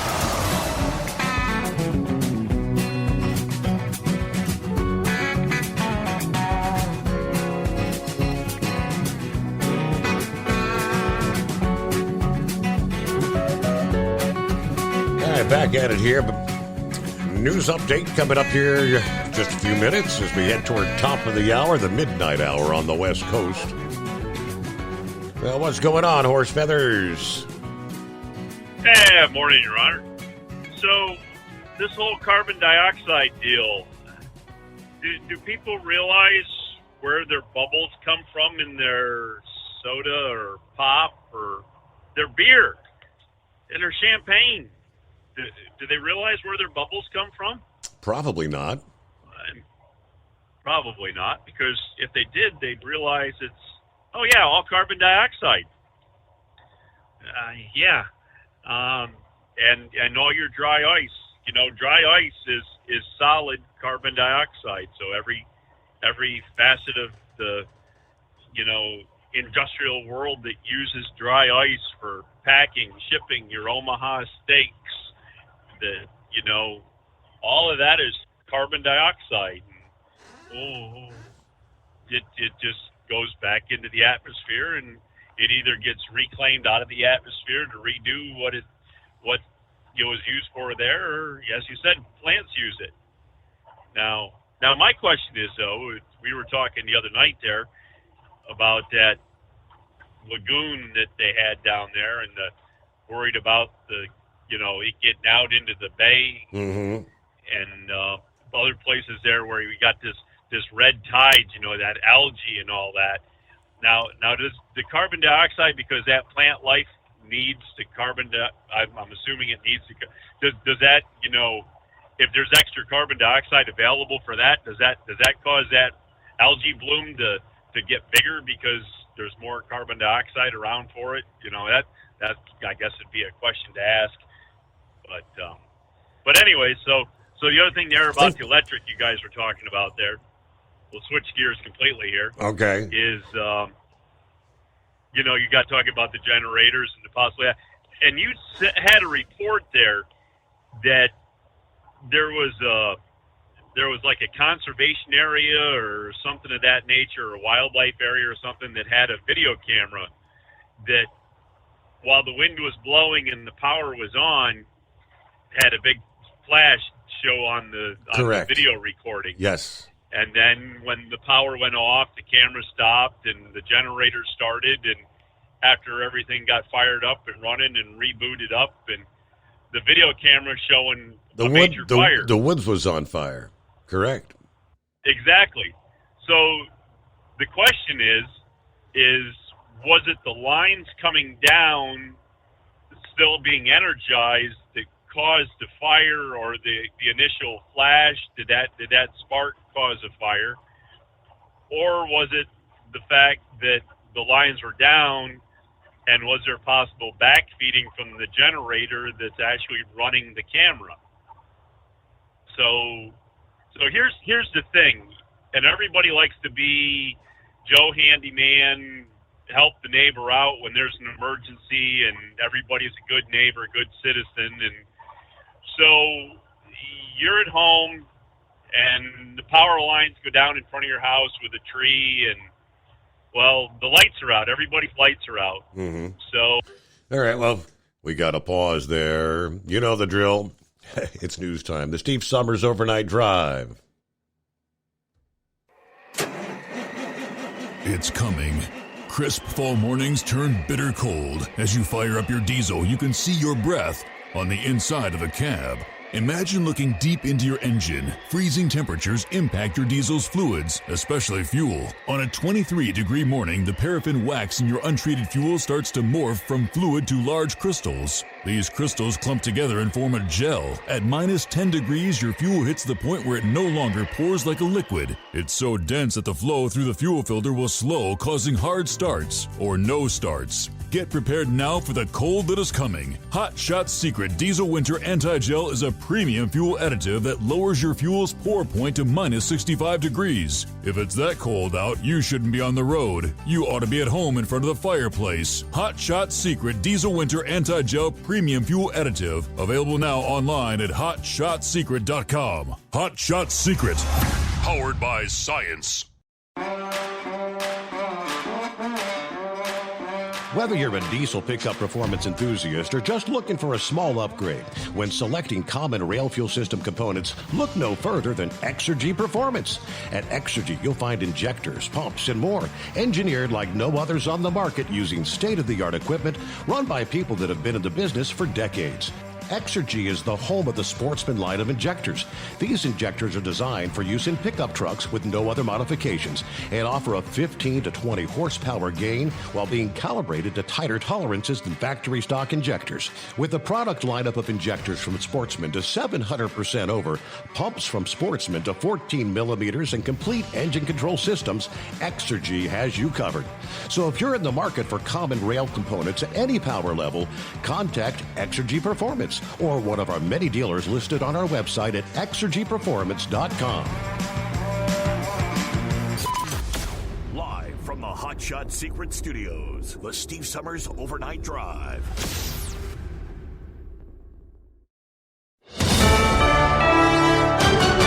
USA News, I'm Ryan Daniels. Idalia's been downgraded to a tropical storm. National Hurricane Center Deputy Director Jamie Rome says it's still serious. These flooding rains are often one of the deadliest components of a hurricane, and people really take it for granted. Idalia's moving across southeastern Georgia and the Carolinas tonight. The system made landfall in Florida's Big Bend area with maximum sustained winds 125 miles per hour. North Carolina Governor Roy Cooper says the threat of flooding from Idalia is definitely on his mind. And always we want to keep an eye out on flash flooding and potentially riverine flooding. We don't know about that yet. PowerOutage.us reported there were over 190,000 customers without power in Georgia. In Florida, more than 200,000 customers were still reported to be without power. In the meantime, the Biden administration says all states impacted will have everything they need. President Biden says he plans to reach out to Senate Minority Leader Mitch McConnell after he appeared to have another freeze moment on Wednesday. Mitch is a friend. I know people don't believe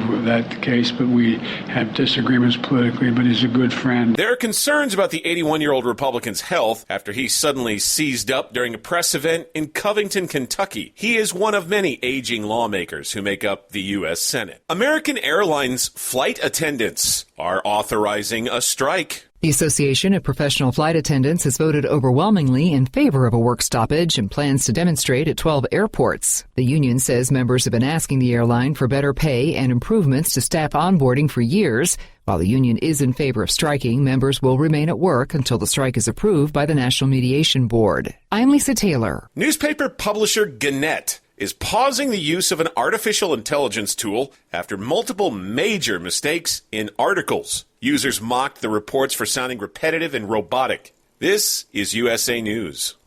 Would you like to hear better for as little as 10 cents a day? Now you can with the all-new Audien hearing aids. The average hearing aid lasts about 3 years. Ours, at only $99 a pair, means you're paying as little as 10 cents a day to hear better. And to make things even better, we'll give you a 45-day money-back guarantee. Skip the doctor and get hearing aids delivered straight to your door. We've eliminated all the middlemen to offer you a factory direct price of only $99 a pair. Join over 300,000 people just like you who took advantage of our 45-day trial offer. Now you can hear better too for just 10 cents a day. Call now and order your $99 pair of Audien hearing aids with a 45-day money-back guarantee. Plus, get free 3 to 5 day shipping. 800-479-8524. 800-479-8524. 800-479-8524. That's 800-479-8524.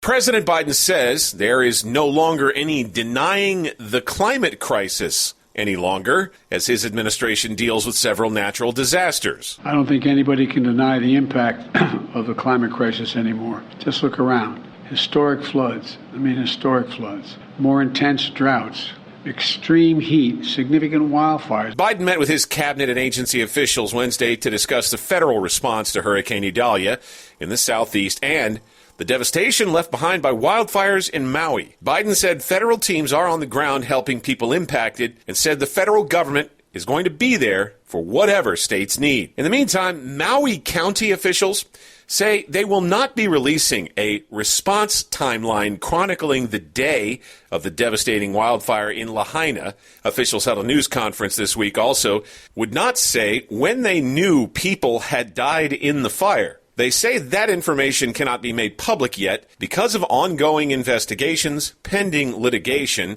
and a county after-action probe. Amazon employees have resisted the company's return to office policy, but now they may not have a choice. CEO Andy Jassy said senior management concluded employees collaborated more easily in person. Many workers disagree and have protested, demanding data as proof of the company's claims. I'm Ryan Daniels, USA News. Hi, this is Michael, creator of Michael's MNP supplements. Let's talk energy. Do you wake up tired even after a full night's sleep? Does keeping up with your family and or your job leave you exhausted by noon? Do you find yourself turning way too early in the day and too often to caffeine-loaded drinks just to get you through it all? Why not turn to Michael's MNP's Energy? At Hot Shot Secret, we share the science behind common diesel problems and their solutions. For example, diesel particulate filter regeneration. The DPF catches particulates left over from combustion. The DPF regeneration cycle cleans the filter with temperatures exceeding 1,000 degrees Fahrenheit. A computer sensor triggers the DPF regen, which is often accompanied by a loss of power and fuel economy. The frequency of DPF regens are in correlation to the cleanliness of the fuel burn. Under heavy operation with the dirty burn, DPF regens can occur multiple times per day. Hot Shot Secret Diesel Extreme Fuel Additive promotes a more complete combustion, creating fewer emissions and therefore fewer DPF regens. Vehicles using Diesel Extreme experience 83% less DPF regens. Hot Shot Secret Diesel Extreme is available nationwide at truck stops, Fine Farm and auto stores, and online at hotshotsecret.com. Hot Shot Secret, powered by science.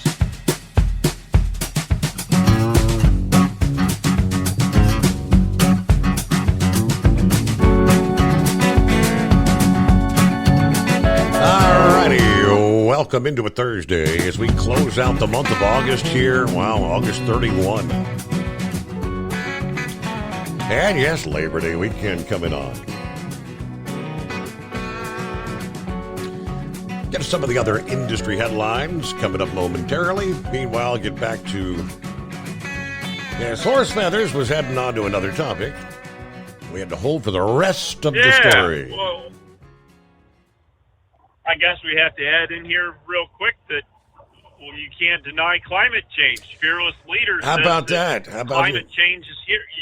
You cannot deny climate change.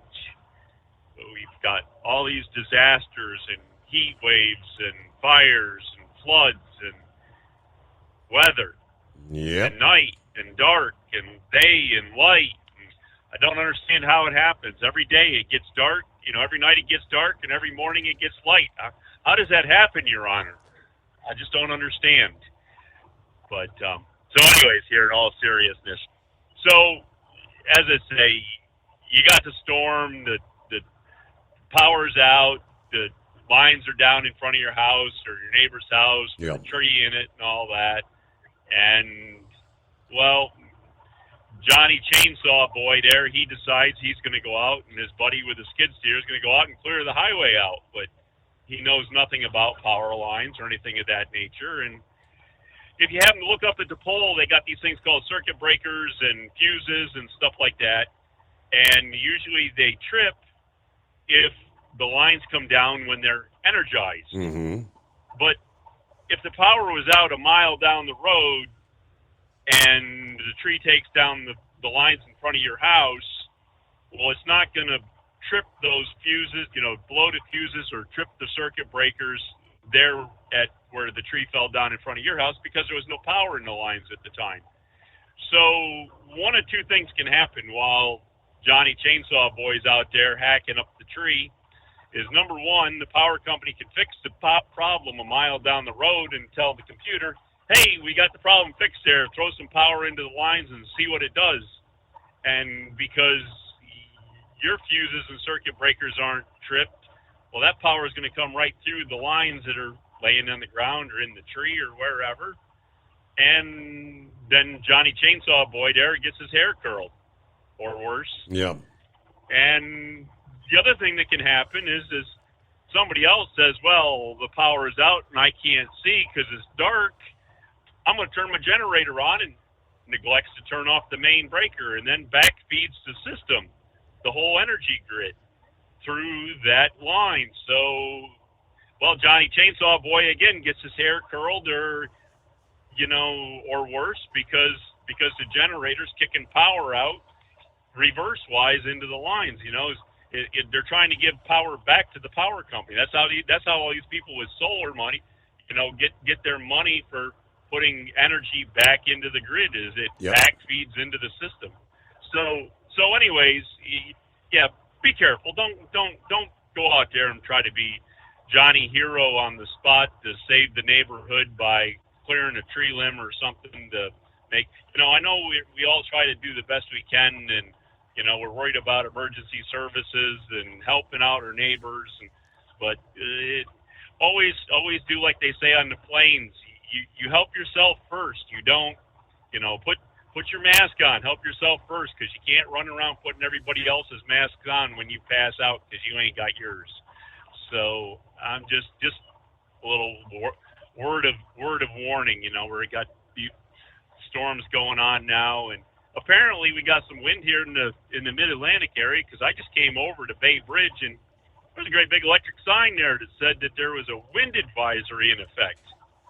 And of course, me being 80,000 pounds and round, I don't even realize what's going on out there. So it's just another nice night down here, trailer trucking. Don't feel any of it, and even empty there. I'm still 40,000 pounds and round, and really don't feel a whole lot of weather there. So, and as Heatwave said there, with the specialized container, what I pull my propane in going down the road is so minimal of having problems in any type of incident that the biggest problem of what I do going down the road is my 200 gallons of diesel fuel and of course my exhaust system that heats up to 1,800 degrees when it's doing a regen.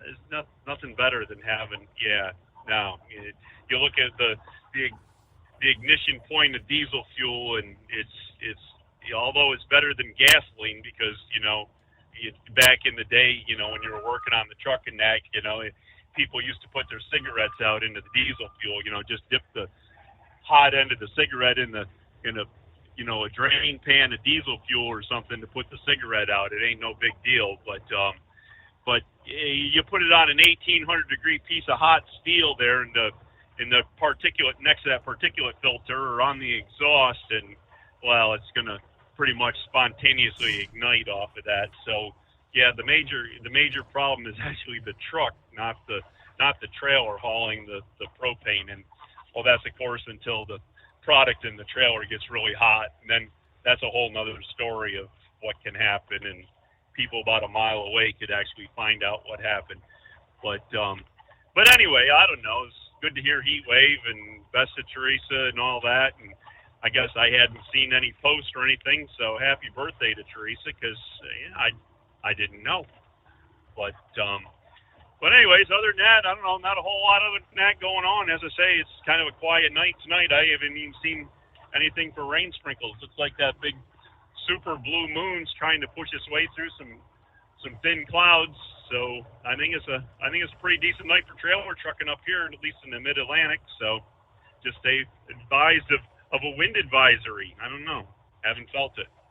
But other than that, I guess that's about what we got going for you, Your Honor. And I guess we'll chat at you later there. You can go all on right.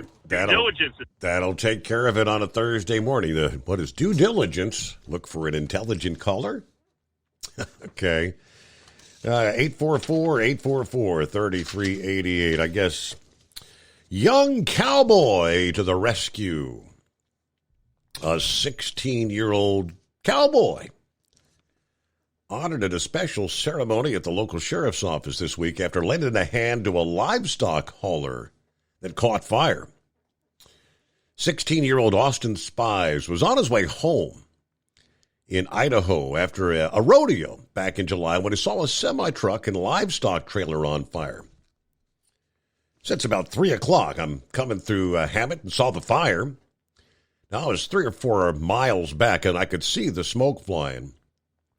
I was going to get off at the first exit and miss it all, but I decided to go see what's going on. The whole front of the trailer was on fire. Cows were on the interstate. Now, I had a horse. Didn't have anywhere else to be, so I might as well help out, he said. There were still cattle on the trailer, in the trailer, when he pulled up. So he and his horse hustled to get the cows unloaded before herding them off the highway. I said, I think there were 35 of them on the truck, 12 on the freeway. The rest ran back down the highway.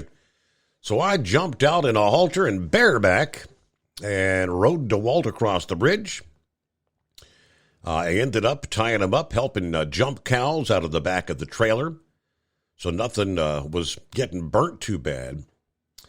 Once everything was out and the driver was safe, I jumped back on and started rounding up the cows off the freeway. After hearing about Austin's quick thinking and help, the Elmore County Sheriff decides to honor the young man in a special ceremony, presented him a certificate, lots of gratitude, even made him a special deputy of Elmore County.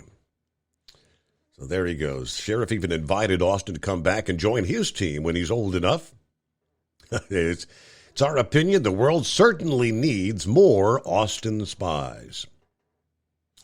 So there you go. Cowboy to the rescue, 16. Now coming home from the rodeo, but, you know, everybody ropes, everybody rides, as they say. What's going on with Hillbilly this morning? Good morning, Steve. Down here in Litchfield, Kentucky, like to get unloaded. Daryl was asking about the tugboat operator that was doing the dams. That was Captain Bailey. Captain Bailey. He had a salvage operation. Had 3 or 4 tugs and a couple of old World War II minesweepers used to salvage the barges that sunk up and down the river. Mm-hmm. They had nicknamed Bailey's Navy. But Eagle, I agree with you 100%. It's time for Mitch to go. I didn't want to vote for him last time, but we didn't have no option. He was the best option of who was running, so there you go. But I agree he needs to go. I don't know what's wrong with him, but something's definitely going on with him health-wise in his brain. And all this thing with Trump and stuff like that, it's just you showed I don't know, it's just Democrats trying to make him unelectable like they do everyone else, and it's not working. It's backfiring on them this time. So I think the American people's kind of put up with everything. Just my opinion, but that supermoon down here in West Kentucky, it's nice and bright, and almost can turn your headlights off and drive down the road, but I wouldn't have not a good, yeah. You know what I'm saying? Don't advise that, you know. Yeah. Well, I shared earlier Trump kind of saying how much he liked Ramaswamy. Would you think that might be a good ticket, or Ramaswamy with with no political experience? I think it wouldn't be bad. I mean, look how good Trump was the 4 years he was there with no political experience. I mean, I think that new blood like that in there would be good. Yeah. Shake up the system. So I have no problem with that. I think it'd be a good ticket. But like I said, I just want to kind of watch what happens with these court things, and I think the prosecutor turning in Georgia's out of her mind, thinking she's gonna get it done fast. If you know what I'm saying. Oh yeah. But I don't have a whole lot, Steve. But I just heard Daryl talking about the tugboat, and Bailey's from my hometown, so I knew that answer for him. If he's still listening. Okay. Bailey's Navy. All right. Well, thank All you right, much, Steve, Billy. Have a good morning. Yes, sir. All right, we return into... At Hot Shot Secret, we share the science behind common diesel problems and their solutions. For example, diesel fuel cetane levels. in many states, the cetane rating in diesel fuel is 42 to 45. Most diesel engines operate more efficiently with a cetane rating of 48 to 50. One treatment of Hot Shot Secret Diesel Extreme will raise your cetane 7 points, increase fuel economy, and improve cold starts. Due to a cleaner burn, there are less hydrocarbons and particulate matter in your exhaust. This reduces the blockage of your diesel particulate filter. Using Diesel Extreme generates 83% less DPF regeneration. The 6-in-1 Diesel Extreme formula also includes the most concentrated detergent on the market, lubricity enhancer, water demulsifier, rust and corrosion inhibitors, and a fuel stabilizer. Hot Shot Secret Diesel Extreme is available nationwide at truck stops, fine farm and auto stores, and online at hotshotsecret.com. Hot Shot Secret, powered by science. Jeans aren't one size fits all. Your seats shouldn't be either. That's the idea behind Bostrom's Wide Ride. It's the future of seating comfort. The Wide Ride features a 23-inch wide seat cushion and backrest, flex mat cushion support system, full lever recline, and front and rear cushion tilt on Bostrom's premium suspension system, allowing you to find your perfect fit. Optional features include a seat heater and a new innovative smart seat memory. With the flip of a switch, your seat can be a help and not a hindrance, allowing you to get in and out of your cab with ease. The premium foam is what makes the wide ride seat the perfect fit. It's designed to work for drivers of all shapes and sizes, and each seat is custom built right here in the USA. It's the smart seat choice. Go to BostромSeating.com now and find ultimate comfort for the open road with the wide ride from Bosch. And now, back to the Steve Summers Overnight Drive.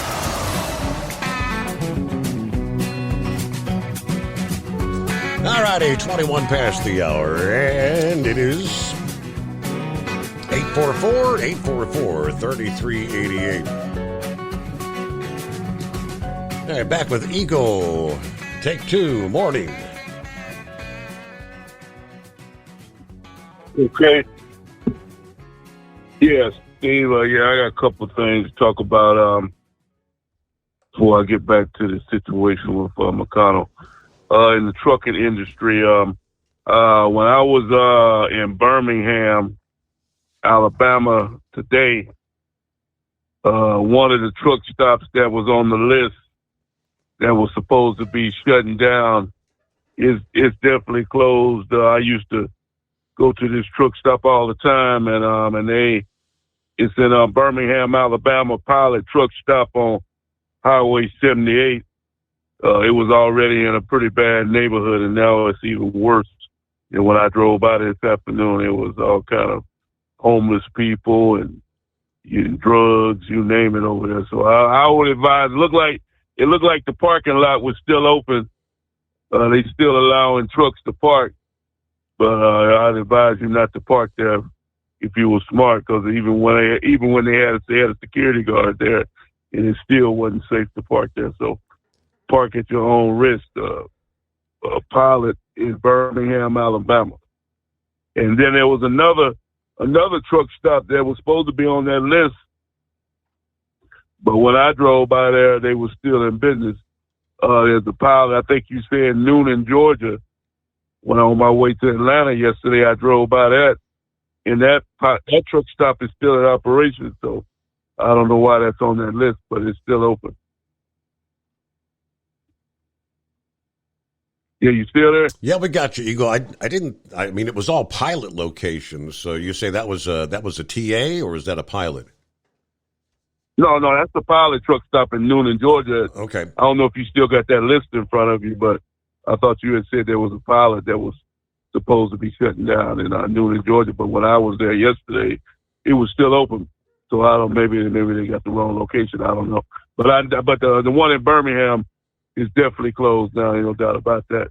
So it's not in a very good neighborhood. So I wouldn't advise parking there. Mm-hmm. And as far as the other deal goes, Steve, the other trucking deal with the freight and everything, it's still booming. At my company, I don't know, a lot of people, some people like Prime Transportation. I forgot to talk to you about them last week. They claim that they laid off 400 drivers because they didn't have the owner or somebody said they didn't have enough work for all their trucks. So 400 people lost their job about a week or so ago at Prime. So, and that's hard to believe in the refrigerated business, because people always need food and stuff. So I was surprised that Prime decided to release 400 drivers.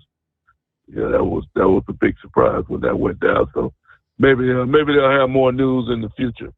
But as far as Steve, when I told you about the border, I like information that you read after I finished the call. But a lot of people don't know that, and they should know that we no longer have a border in Arizona, in that town that you were talking about. You think you said up to 14,000 people, something like 20 or 30,000 people came in last month. Now that's totally ridiculous, Steve, to have that amount of people coming in and just walking into the USA. Mm-hmm. No, God knows who these people are, what disease they have, where they come from. It's if that's not a dereliction of duty, Steve, how Joe Biden can get away with this, I just can't see it. In this so-called guy that's in charge and Kamala, I don't even know how they sleep at night. And I'm gonna tell you a quick story, Steve. I think I told you this. Down in Texas, down in Houston last week, an 11-year-old girl was raped and then put inside of a plastic bag underneath her bed in Houston, Texas, by an undocumented alien from Guatemala. Man, wasn't even supposed to be in the country, and he took the life of a young 11-year-old girl and put her in a bag, and her father, his heart broke. Her mother is still in Guatemala. Her mother is not in the U.S., so she didn't even get to say goodbye to her daughter, and her father, his heart broke that his 11-year-old daughter is gone by one of these losers from that came into the country illegally. I don't know how many lives that Joe Biden has on his hands, Steve, but we've talked about people, these aliens that have come to the USA and killed people. How Joe Biden can sleep at night knowing that he's letting gang members, cartel people, and anybody else that want to step into the USA makes absolutely no sense. And one other thing before I hang up with you, with the deal with McConnell. This guy here, Steve, like I told you in the first segment, this guy here needs to go ahead and move on and step down. He shouldn't have to be forced out of the job. Same thing with Feinstein out of California. Both of them ought to go ahead and move on. No job should be lifetime, still, Steve, in Washington, D.C., whether you're in the Senate or in Congress. There should be some kind of term limits to get these people out, because these people are making a lot of money, and then they get used to it, and they just get a free ride until they decide the career is over. It's not right. It's not fair. These people are not doing what they're supposed to do.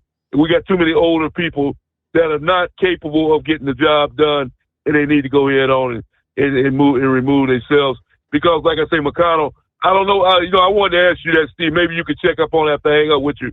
What the hell is wrong with this guy? I've never seen somebody freeze up like this. I don't know what type of disease or what this man might have.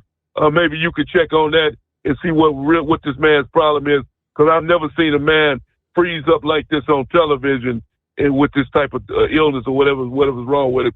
So maybe you could check on that. And I thank you for taking my call tonight. All right. Yeah. When he had his first incident back in July, I think it was Scarecrow that called in and just did I think you said the look in his eye to him looks some sort of a seizure he had referenced.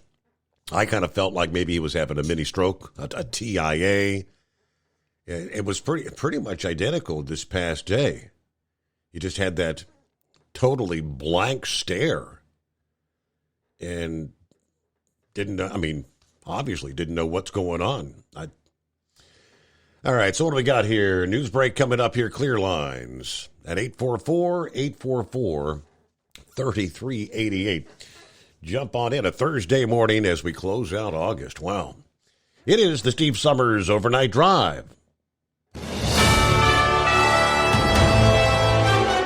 USA News Update. Idalia is leaving Florida with record storm surge levels along the state's west coast. In Perry, Governor Ron DeSantis says storm surge is the major problem. They did get a lot of water down there. They have not received any call regarding a fatality as a result of that storm surge. It made landfall early Wednesday morning as the strongest hurricane to hit Florida's Big Bend area in 125 years. Idalia is now downgraded to a tropical storm, moving over Georgia and the Carolinas tonight. The stars of Late Night are joining forces for a podcast focused on the ongoing Hollywood writers' strike. Spotify announced Tuesday that Stephen Colbert, Jimmy Fallon, Jimmy Kimmel, Seth Meyers, and John Oliver strike Force 5. Spotify says the podcast will share once private chats between the Late Night hosts who started meeting in May after the Writers Guild of America went on strike. I'm Ryan Daniels, USA News.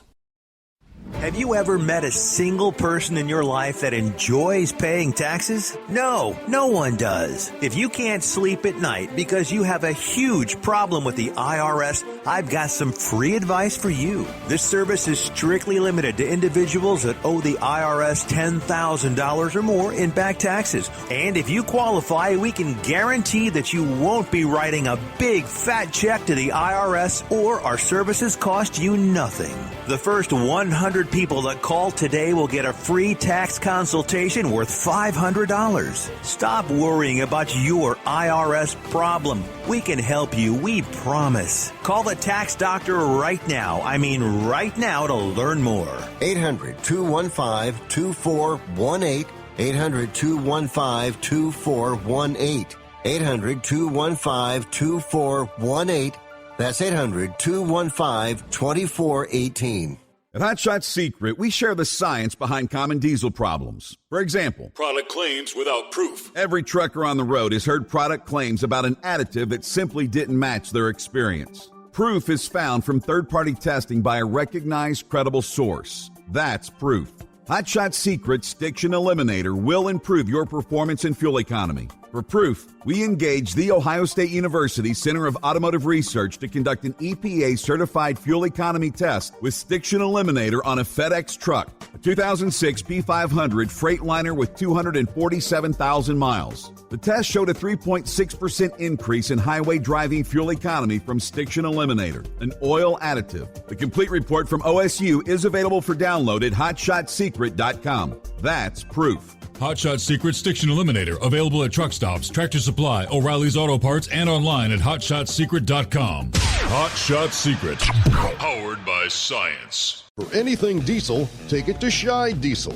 They provide a wide variety of services and diagnostics to determine what the problem is with the latest technology. From simple oil changes and preventative maintenance to fuel system diagnostics and repairs, engine rebuilds and cylinder head repairs, and rebuilds with our in-house machine shop. They also have on-site DPF cleaning for exhaust issues and DOT inspections. If your diesel is asking for some attention, Scheid Diesel has the specialist you need for anything diesel. Located in Terre Haute and Lafayette, Indiana, and Effingham, Illinois, Scheid Diesel has you covered. Hey, don't forget, as a listener to this program, you get 10% off your entire order at hotshotsecret.com by using the coupon code Overnight Drive. Attention all truckers, Dean Michael, the tax doctor here. I want to talk to you about those dreaded tax problems. I know you want to keep on trucking and not even think about them. Well, let's face it, they're not going away all on their own. You need professional help. I've been helping truckers put their tax problems in the rearview mirror for years. I can help you too. Call me for a free consultation at 888-632-4506 or go to mytaxhelpmd.com. It's like I always say, keep your eyes on the road, I'll keep mine on the IRS. 888-632-4506. How do you sleep on the road? After downtime, do you wake up well-rested and invigorated, or tired, achy, and sore? Well, if it's the latter, you're not sleeping on the Big Rig Mattress. The Big Rig Mattress is a hybrid with an individually pocketed spring core that's engineered to deliver the best restorative sleep for your time on the road. Many drivers have said they sleep better over the road on the Big Rig Mattress than they do at home. Learn more about the Big Rig Mattress at thebigrigmattress.com or call 877-736-4233. Most standard sizes ship within 72 business hours. The Big Rig Mattress, 100% made in the USA since 2009. Because Channel 19's a little congested. Call Steve now at 844-844-3388. The Overnight Drive.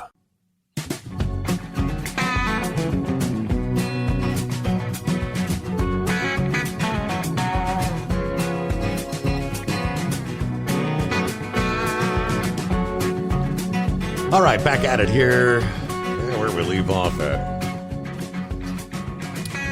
Of course, we all recall earlier this year there was concerns of a banking crisis, right? You had a couple of major bank collapses, concerns of bank runs. I guess we're not out of the woods totally just yet. Not getting a whole lot of comment from the banks affected, but the Federal Reserve apparently issued a slew of private warnings to lenders with assets of $100 billion to $250 billion as part of increased efforts to tighten supervision, according to Bloomberg News this past day. Among the banks given the warnings were Citizens Financial, Fifth Third Bancorp, and M&T Bancorp. The notices, they say, touched on a wide range of issues, including lenders' capital and liquidity, as well as technology and compliance, according to the report. Now, the Fed and M&T Bank declined to comment.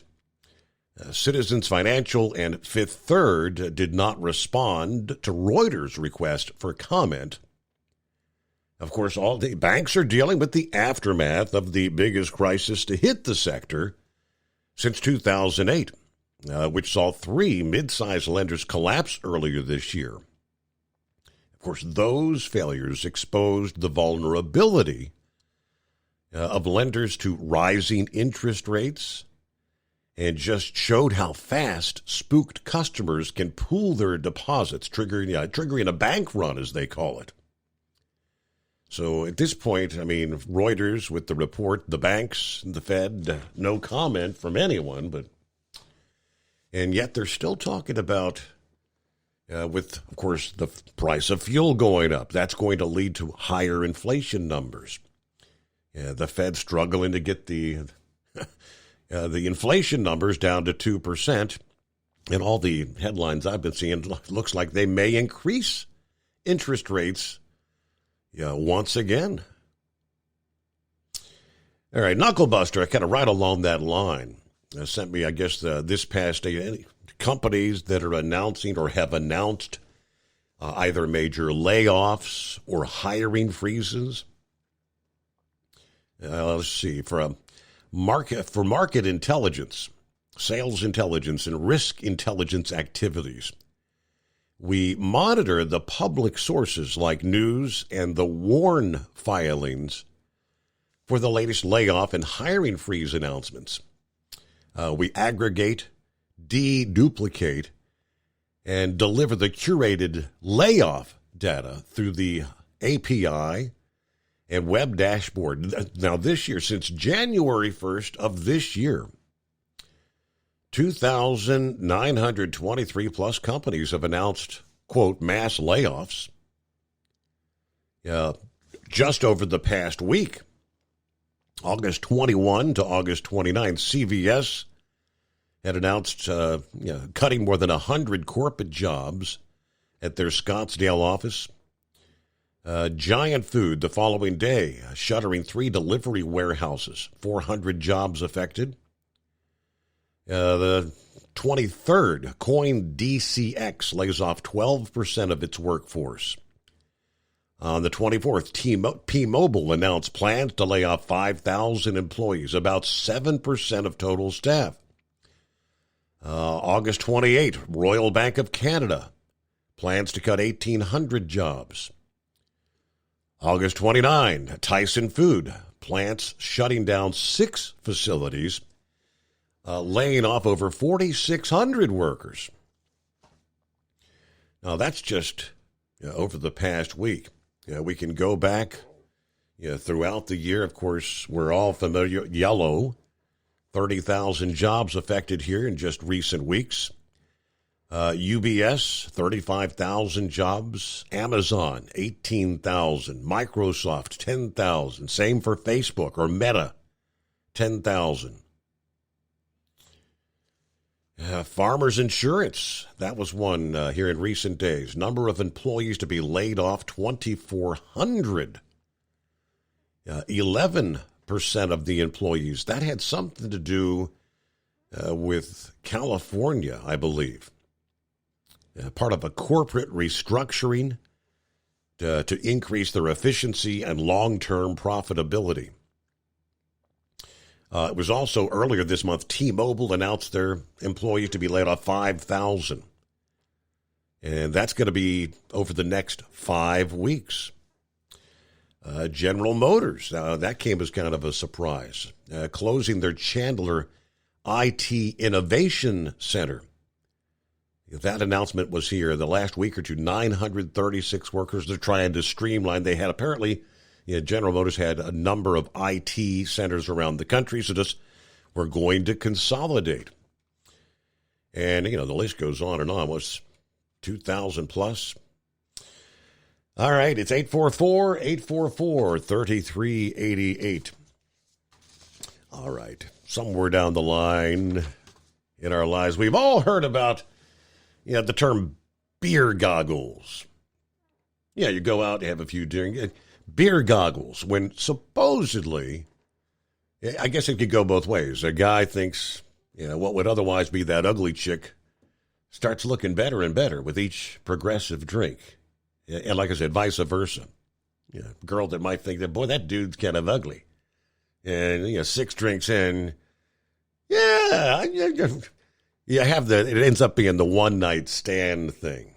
Is there such a thing as beer goggles? Many people have blamed beer goggles following a regrettable one-night stand. But a new study that actually delved specifically into this said there is no such thing. Rather, they say alcohol acts more like liquid courage. According to the findings published in the Journal of Alcohol and Drugs, you become more likely to approach people that you already find attractive rather than alcohol making others appear more attractive. People who drink alcohol may benefit by recognizing that valued social motivations and intentions change when drinking in ways that may be appealing in the short term, but may be harmful in the long term. Conventional wisdom has long held that intoxication makes other people seem better looking, but it hadn't ever really been systematically studied until now. Now they go through what the process they did, how they came up with their conclusion. I won't bore you with all that, but the well-known beer goggles effect sometimes even appears in the literature, but not as consistently as one might think. Earlier research typically had participants simply rate other people's attractiveness based on photos while they're sober versus while intoxicated. But this was a much more in-depth study. So I guess long story short, it turns out that liquid courage is the term. We've heard it called that many times before, liquid courage. Drinking provides men and possibly women the courage to put themselves out there for those they find most attractive, kind of overcoming whatever shyness and reservations they would have when sober. So says the results. What say you? Scarecrow? That would be called lowering your inhibitions there, Steve. Yeah, liquid courage. Yeah, have you ever had the beer goggles on? I'm speculating here now. There's a lot of guessing at play here, and actually, I thought law enforcement in training processes and procedures and whatnot do have some type of a goggle that individuals can wear, and it'll kind of give them the sense of, if they were 3 sheets to the wind or such. Really? And that it affects one's stability. That might be worth actually doing a double take on, Steve. I think there is something out there that can alter a person's equilibrium, so to speak, without actually becoming inebriated. Okay, I mean, quite obviously, if you're having, if you're seeing double vision, you're not going to have a true perception of what the individual looks like, or if you're having to give it the one eye, the one eye. I don't think I can't think of a moment when I've had to do that. Although my bride, this was back years back. It might have been. I don't think, it wasn't at our wedding reception, but she was a bridesmaid for maybe one of her sisters, and I think it was, it doesn't matter what the liqueur was, but prior to that, she'd claimed that you could not have too much. Well, her and a good friend of mine, they were last seen sitting in the hallway of the motel sharing a bottle, and she said that the following day, yes, you can have too much. Go figure. Since that day, I'm not so certain she's even touched any. I think that was peppermint schnapps, if I remember right. But being talk about being smart and brave, and this goes back to early in the program. You mentioned about that. One truck driver shot another truck driver, kind of speculating it might be road rage. Well, since the dawn of the CB radio, there have been a lot of brave souls, behind that microphone, and as that tailed off, you kind of, let off with pull it on over there, big boy, or something to that effect. Yep. Kind of halfway under your breath, and Steve, you're a natural. You got truck driver written all over you, and my thoughts are in your second coming, your second life come, you may actually retire as a Hall of Fame truck driver. Oh boy! All you got to do, you got the big boy, pull it over, throw in another couple of 10 Ford good buddies. You got to practice that a little bit, and then you got to have an occasional trucker clock. Then you got it all together, man. So you think about that. If the radio kind of starts falling apart on you, there's always room out here for you. But anyway, enough of that nonsense. You'd mentioned about law enforcement cracking down, this weekend, and in particular, you mentioned talk about Wisconsin up here, and I had totally forgot about the traffic part of this weekend. Given we are not leaving town, none of our friends are and such, and I hadn't even dwelled on it till you brought up about I-39 crackdown in Portage area. Now, I've shared with the program before about what a nightmare, coming out of Illinois and up through 90, 94, and between Madison and Portage, I-39, 90, and 94, all the common road. At Portage, I-39 peels off northbound up to the playland of the rich and wealthy out of Illinois and such. But traffic-wise, my thoughts are, if they're cracking down, they should maybe think about those that are impeding the flow of traffic as much as anything. On Friday there, the westbound traffic, it's a bottleneck up there because you have 3 lanes coming into 2 lanes at I-39. Well, you've got everybody jamming up in the high-speed lane, trying to get up there as quick as possible, and then it comes down to a rolling roadblock, so to speak, everybody trying to merge back over. And likewise, the same thing happens on, it'll be Monday afternoon and such. It'd be nightmare eastbound, but I guess that's somewhat tongue-in-cheek, but in the same token, that's a bigger hindrance, the low-speed, effects than the high-speed that they're actually, talking about and whatnot. But I had totally forgot about the traffic weekend and such. But it's not something you want to experience. I'll assure you that much. We had a report last night. Darrell Power Company. They're our supplier of electricity. They cover. Well, I see the report last night. They got 280,000 customers, in our western Wisconsin, maybe down into Illinois, some Minnesota. But it was interesting. They went through the same things. We're looking at 100 degrees now for Sunday. I think about the same for Saturday and Monday too.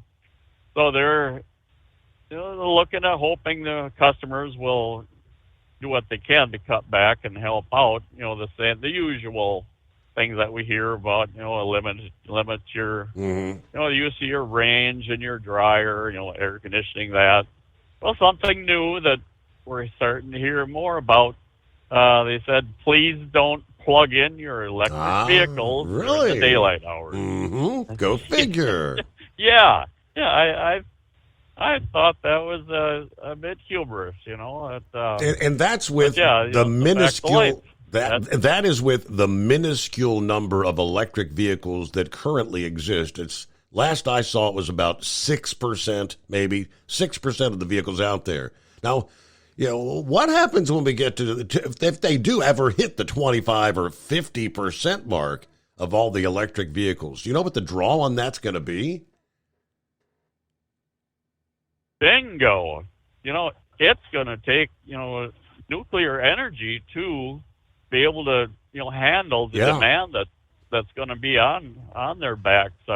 There is just absolute no way that wind and sun is going to be able to handle that, demand. But, it was almost humorous to, hear that, coming from those in the know.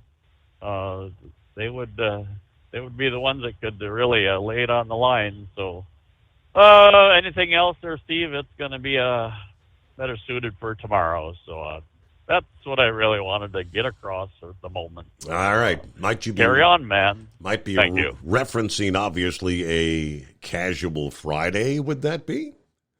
Okay. Surely it will be casual Friday because we're going to be rolling into the long Labor Day weekend. All right, when I hear the term runaway truck, I'm obviously you think truck coming off the mountain, coming off the peak or whatever, runaway, having to hit the runaway ramp or the arrestor systems that they put in places out there.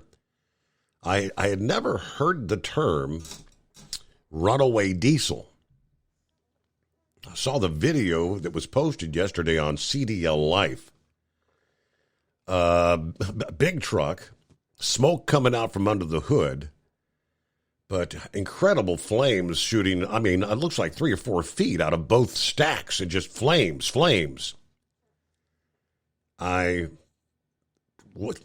What is a runaway diesel? Can you not turn the truck on? I mean, I do know in the racing world from time to time, I've seen race cars that would get like a stuck throttle, and normally they have like a kill switch on them or something, but yeah, this truck's on the side of the road, and it just, again, the smoke and the flames billowing out of the stack. You can hear the engine like all revved up. I'd never heard of such a thing. What causes a runaway diesel?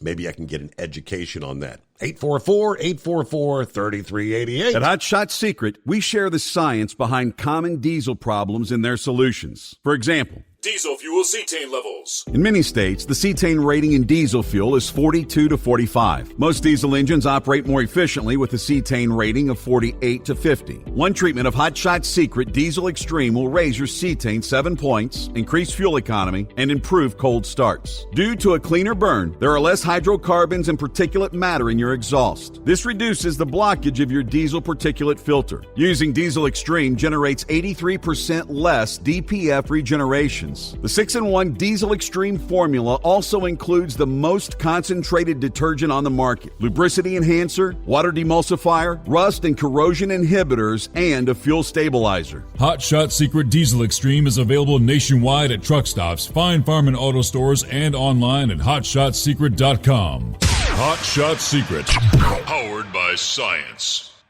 Jeans aren't one size fits all. Your seats shouldn't be either. That's the idea behind Bostrom's Wide Ride. It's the future of seating comfort. The Wide Ride features a 23-inch wide seat cushion and backrest, flex mat cushion support system, full lever recline, and front and rear cushion tilt on Bostrom's premium suspension system, allowing you to find your perfect fit. Optional features include a seat heater and a new innovative smart seat memory. With the flip of a switch, your seat can be a help and not a hindrance, allowing you to get in and out of your cab with ease.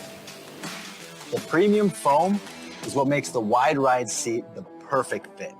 It's designed to work for drivers of all shapes and sizes, and each seat is custom built right here in the USA. It's the smart seat choice. Go to Bostrom-Seating.com now and find ultimate comfort for the open road with the wide ride from Bosch. And now, back to the Steve Summers Overnight Drive.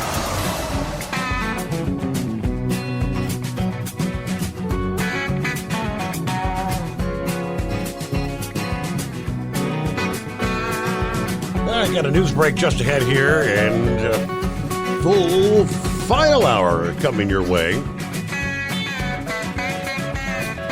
as we roll into a Thursday here. All right, one of the other industry headlines, Republic Steel has been ordered to pay the trucking company BMAC nearly $2.6 million for failure to pay for trucking services.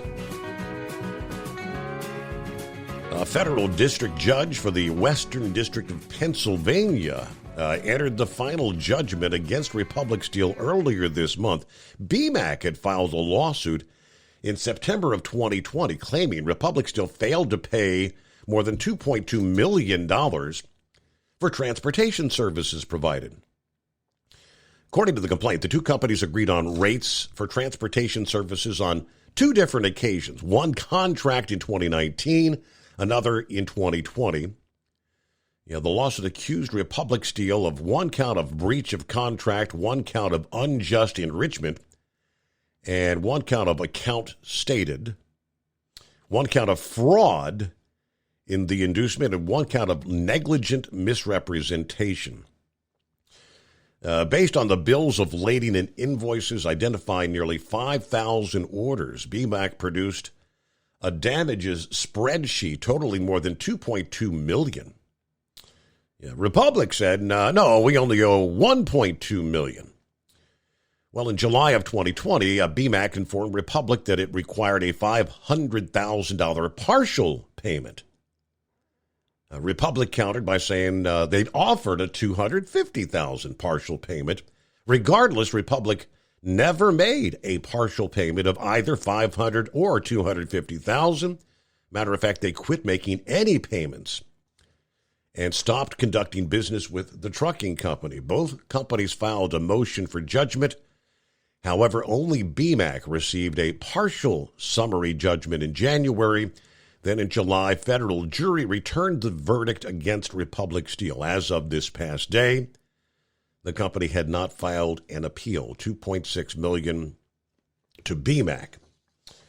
All right, and as I said, final hour coming up here as we roll on through the late night, early morning hours. Depends on where you are. The Steve Summers Overnight Drive.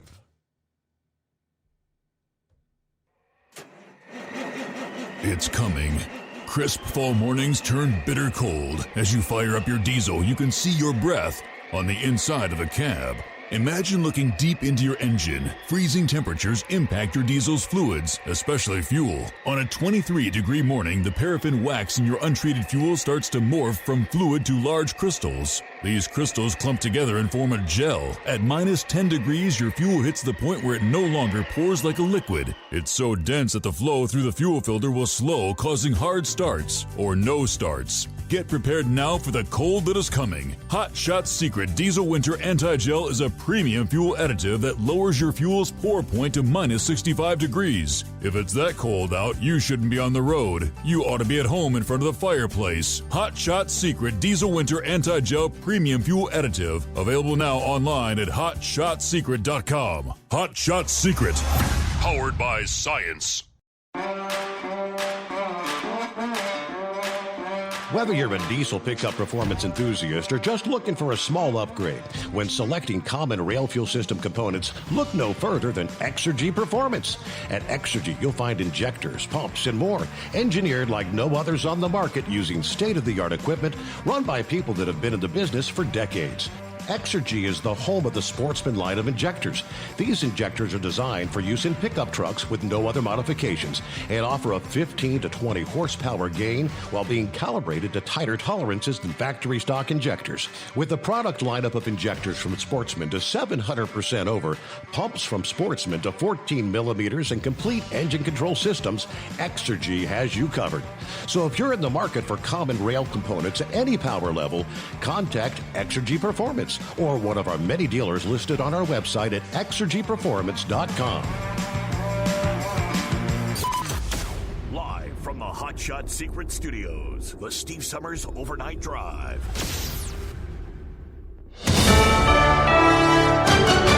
USA News, I'm Ryan Daniels. Georgia is now feeling the impact of what is Tropical Storm Idalia. There were over 192,000 customers without power in Georgia. The National Hurricane Center says it'll continue to move across southeastern Georgia through this evening. Idalia made landfall this morning as a Category 3, the strongest hurricane to hit Florida's Big Bend area in 125 years. I'm Dave Collins. There are likely many livestock owners who will be impacted across the Florida-Georgia region. A temporary shelter's opening now in Troy, Alabama. The facility's being made available on a first-come, first-served basis. The Red Cross ready to help, too. So that's making sure we have the physical resources, the volunteers, and the materials to be able to establish emergency shelters, serve meals, provide disaster mental health care support. Red Cross spokesman Jonathan McNamara still has people on the ground in Maui and could always use volunteers. Just go to redcross.org. A federal judge is ruling in favor of 2 Georgia election workers who sued Rudy Giuliani for defamation. Ruby Freeman and Shay Moss sued Giuliani over his claims at the time the two helped commit election fraud. New York City labor unions and elected officials will join immigrants for a rally on Thursday. Where we will uplift the voices of people seeking asylum and their deep desire to be able to work. It comes as Deputy Mayor Ann Williams Isom says more than 59,000 migrants remain in New York City's care, with another 2,900 people arriving since last week. I'm Natalie Migliori, New York. And the women's volleyball team at the University of Nebraska is looking to break a world record tonight. More than 90,000 fans are expected to fill Nebraska's Memorial Stadium for Volleyball Day. Will break the world record for the most attended women's sporting event. This is USA News. Would you like to hear better for as little as 10 cents a day? Now you can with the all-new Audien hearing aids. The average hearing aid lasts about 3 years. Ours, at only $99 a pair, means you're paying as little as 10 cents a day to hear better. And to make things even better, we'll give you a 45-day money-back guarantee. Skip the doctor and get hearing aids delivered straight to your door. We've eliminated all the middlemen to offer you a factory direct price of only $99 a pair. Join over 300,000 people just like you who took advantage of our 45-day trial offer. Now you can hear better too for just 10 cents a day. Call now and order your $99 pair of Audien hearing aids with a 45-day money-back guarantee. Plus, get free 3 to 5 day shipping. 800-479-8524. 800-479-8524. 800-479-8524. That's 800-479-8524. Florida Governor Ron DeSantis says Idalia hit his state hard. Significant damage throughout the Big Bend region, but the response has been swift and people are getting help. Accordingly, the search and rescue operations have been ongoing from the moment that the storm passed. There's a lot of debris to clean up, according to the governor. He reported more than 200,000 power outages as of Wednesday evening. Hurricane specialist Brian Norcross explains the storm surge could be a lot worse than people think. We don't really know how much neighborhood damage there was, because remember, storm surge is saltwater. Idalia made landfall as a hurricane. It's been downgraded to a tropical storm. Alabama wants to become the first state in the nation to use an untried chemical to execute a prisoner. The Attorney General's office asked the state Supreme Court in Alabama last Friday to use nitrogen hypoxia on convicted killer 58-year-old Kenneth Smith. The process involves replacing oxygen in the body with nitrogen. Alabama tried to execute Smith by lethal injection last year, but there were issues inserting the IV into his vein. Denzel Washington's Equalizer 3 is looking to open with a bang in its first weekend in theaters. The third film of the trilogy is expected to make between $33 and $40 million over the Labor Day weekend. The film follows Washington's Robert McCall as he moves to Italy to get away from his past as a government assassin. He gets himself mixed up in trouble once again. I'm Ryan Daniels, USA News. Hi, this is Michael, creator of Michael's MNP supplements. Let's talk energy. Do you wake up tired even after a full night's sleep? Does keeping up with your family and or your job leave you exhausted by noon? Do you find yourself turning way too early in the day and too often to caffeine-loaded drinks just to get you through it all? Why not turn to Michael's MNP's Energy? At Hot Shot Secret, we share the science behind common diesel problems and their solutions. For example, diesel particulate filter regeneration. The DPF catches particulates left over from combustion. The DPF regeneration cycle cleans the filter with temperatures exceeding 1,000 degrees Fahrenheit. A computer sensor triggers the DPF regen, which is often accompanied by a loss of power and fuel economy. The frequency of DPF regens are in correlation to the cleanliness of the fuel burn. Under heavy operation with the dirty burn, DPF regens can occur multiple times per day. Hot Shot Secret Diesel Extreme Fuel Additive promotes a more complete combustion, creating fewer emissions and therefore fewer DPF regens. Vehicles using Diesel Extreme experience 83% less DPF regens. Hot Shot Secret Diesel Extreme is available nationwide at truck stops, Fine Farm and auto stores, and online at hotshotsecret.com. Hot Shot Secret, powered by science.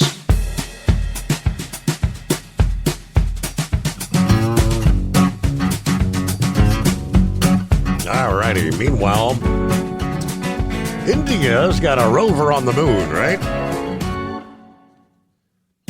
India's Chandrayaan-3 lunar mission.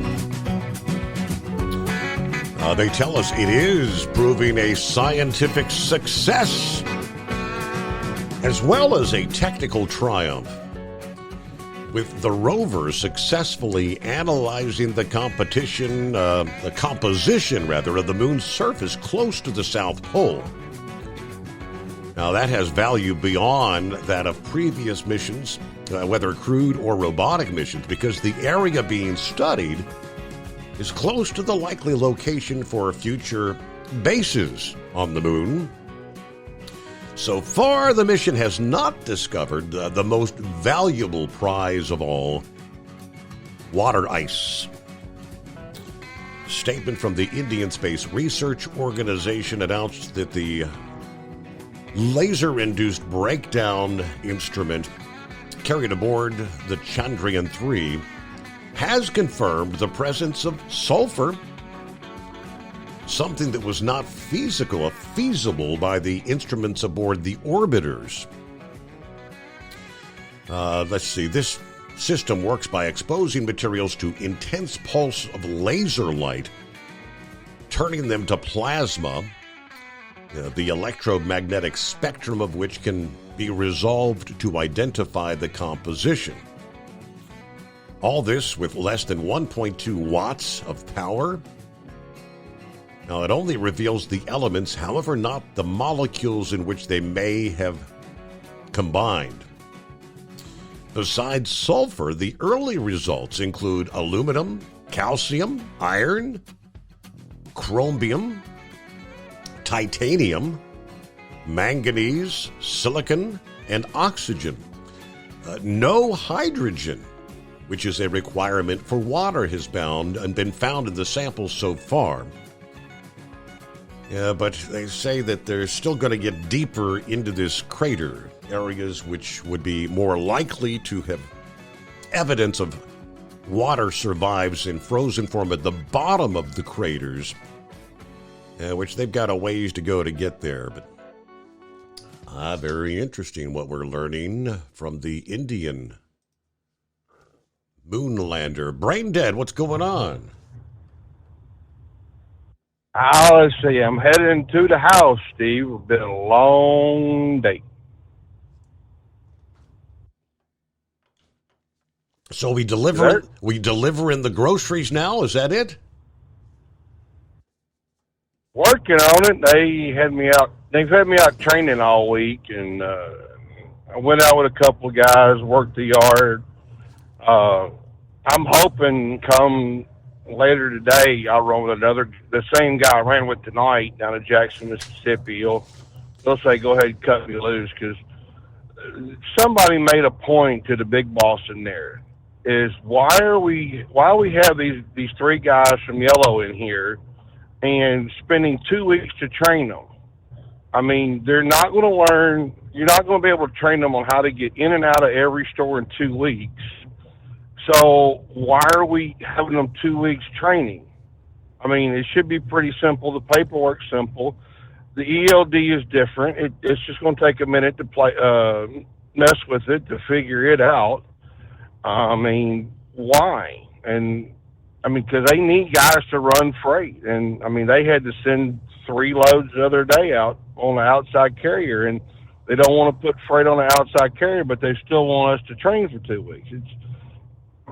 It just makes you want to scratch your head. But yeah, you know, it is a bit of adjustment, because for the last years I've been at Yellow, and I've learned the Yellow ways. I've learned the Yellow system, and I learned how to, you know, twist it to my advantage a little bit, some way, form, or fashion.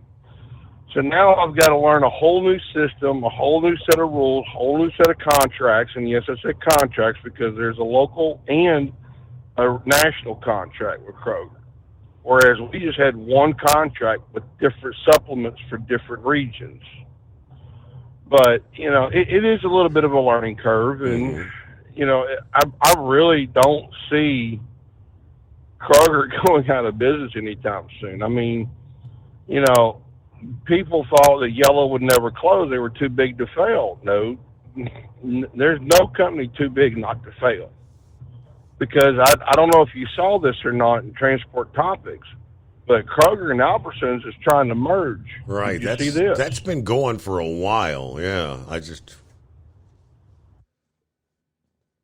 Yeah, and, you know, it's the way it is. I mean, Kroger's trying to compete with the likes of Walmart, and, you know, they're not getting their brains beat in, but they are taking a little bit of a hit. I mean, they're starting to come out with these marketplaces. Y'all probably got one somewhere up in your neck of the woods where they're trying to incorporate jewelry and clothing and everything else, kind of like what Meijer does. Because I read somewhere that the grocery side of Walmart is offsetting the loss of the merchandise side. And it makes sense, but all in all, though, you know, it's going to be the learning part's going to be the stores. I mean, there's 95 stores, and you got to learn how to get in and out and get around without hitting things. And you know, I'm kind of like, turn me loose, let me go. Shoot, you know, give me the daggum thing and let me figure it out. You know, but you know, and I have seen on a few Facebook posts in the last couple of days, guys are still having a hard time getting a job out there.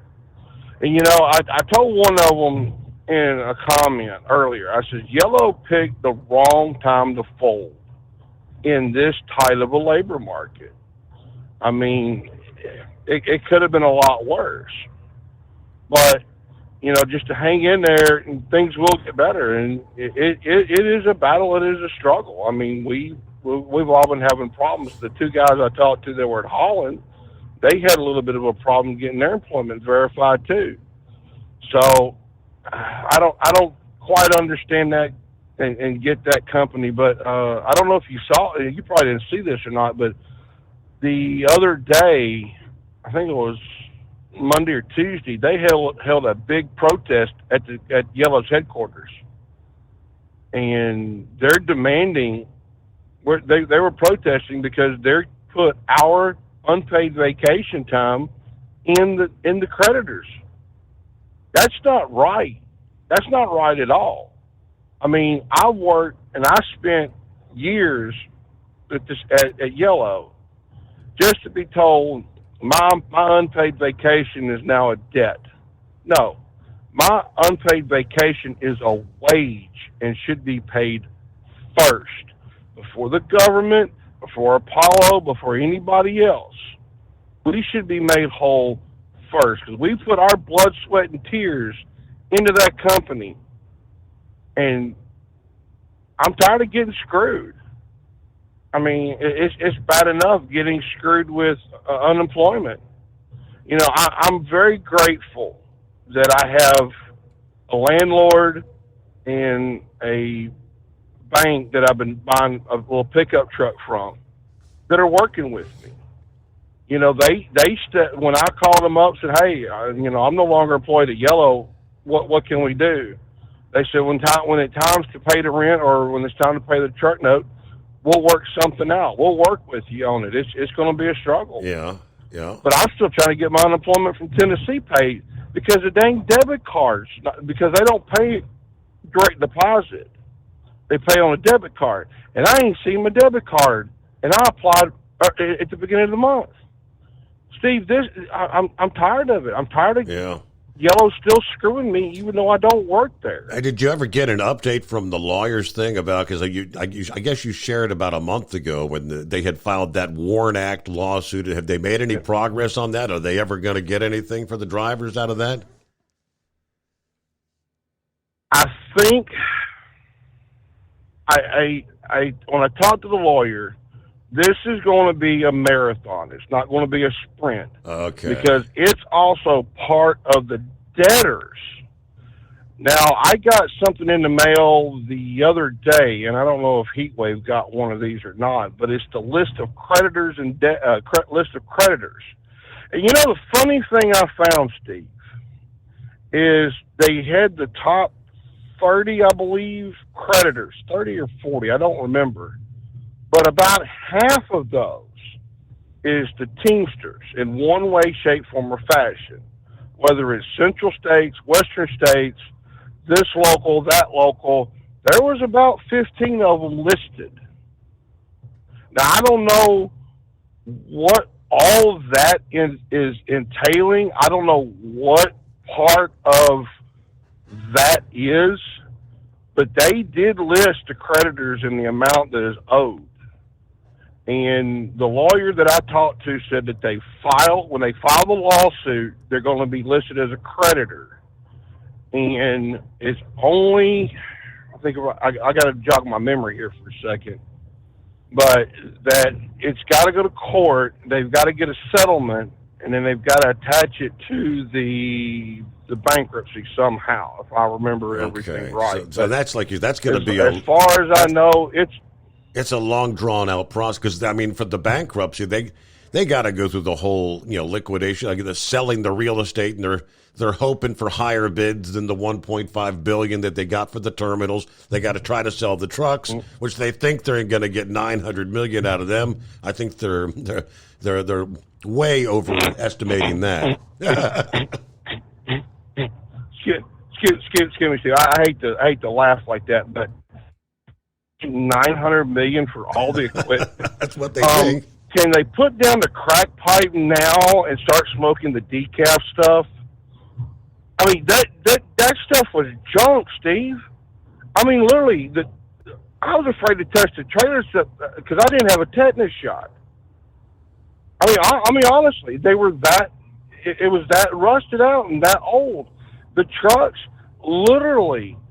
I don't know of anybody that's going to pay premium dollar for an 04, 05, 06, 09 truck. Mm-hmm. I mean, probably the only thing they'll probably do is maybe yank the motor or transmission out of it, but I don't know.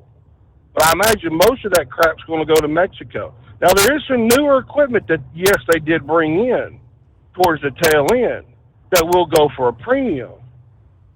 But whoever put that number out there, and needs to be honest.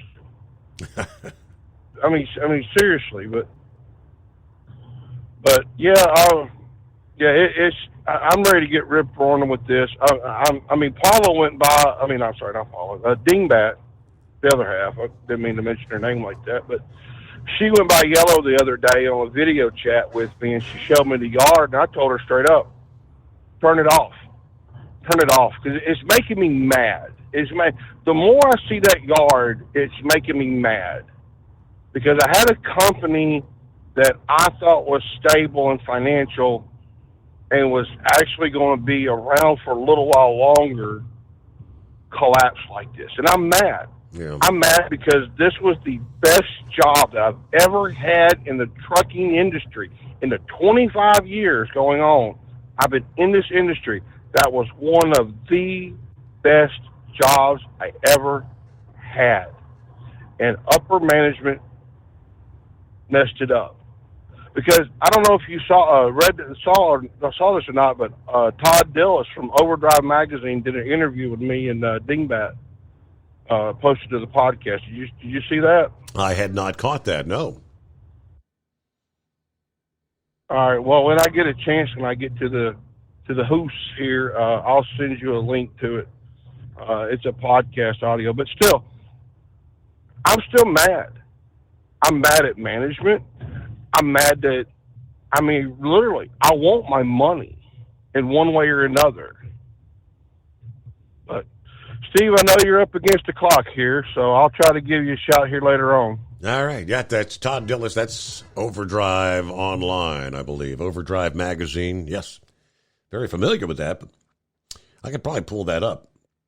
All right, we'll be back in two. At Hot Shot Secret, we share the science behind common diesel problems. For example, Turbocharger spool time. Turbochargers are designed to increase the efficiency and power of the diesel engine by forcing compressed air into the combustion chamber. Temperatures inside the turbo can reach upwards of 400 degrees. The oil meant to lubricate the bearings will burn, leaving behind a sticky residue called stiction. The turbo's ability to spool up quickly is hindered because the stiction-covered bearings can't spin properly. Hot Shot Secret Stiction Eliminator cleans the stiction from turbo bearings, reducing spool time, and builds maximum boost sooner in the RPM range. Stiction Eliminator is a synthetic cleaner plus nano-lubricant that contains no harmful solvents and is formulated to be left in the engine to safely dissolve stiction for thousands of miles. It works as you drive. Hot Shot Secret Stiction Eliminator. Available at truck stops, Tractor Supply, O'Reilly's Auto Parts, and online at HotShotSecret.com. Hot Shot Secret. Powered by science. Jeans aren't one size fits all. Your seats shouldn't be either.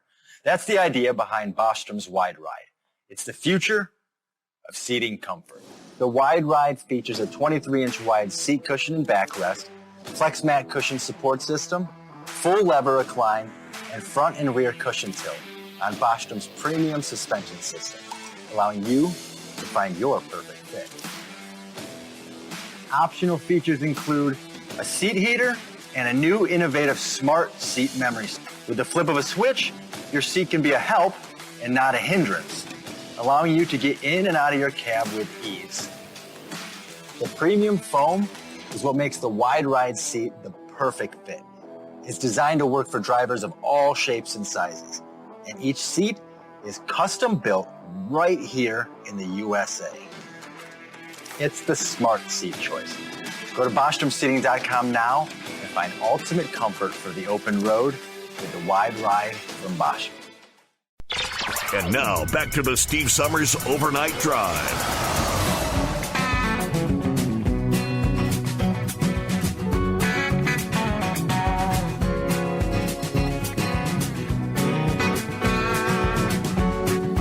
What do you say, Horse Brothers? Hello, Horse Brothers. Yeah, can you still hear me? I had to walk away from the truck, so I don't know if you got me good or if you got scrambled eggs. You sound okay at the moment. All right. So, anyways, your first question there you were talking about with the alcohol and that and the beer goggles. Yes. Yeah, I think that's where the term coyote ugly and double coyote ugly came from. Has that been used out there in the Ohio Valley at all? The coyote ugly and double coyote ugly? I remember the movie, but I mean, is Coyote Ugly good or bad? Well, coyote ugly is when you wake up and you see who's laying next to you, and you chew your arm off so you can run away without waking them up. Okay. Because a coyote will chew his leg off to get out of a trap. And double coyote is when you chew your other arm off to make sure you don't do it again. Oh boy. But anyways, yeah, that's bad if you get the double coyote ugly. But your question about an engine running away, a diesel engine running away, what the most common cause is the turbocharger, because the turbocharger, as you know, is cooled by the engine oil. And we hear about the Stiction Eliminator and the bearings and the engine oil and the burnt-on oil and the bearings. And what happens is the oil ends up going into the air, which goes through to the air-to-air cooling system, the charge air cooler, and then actually goes straight into the cylinders, and the diesel engine starts burning the engine oil as well as the diesel fuel.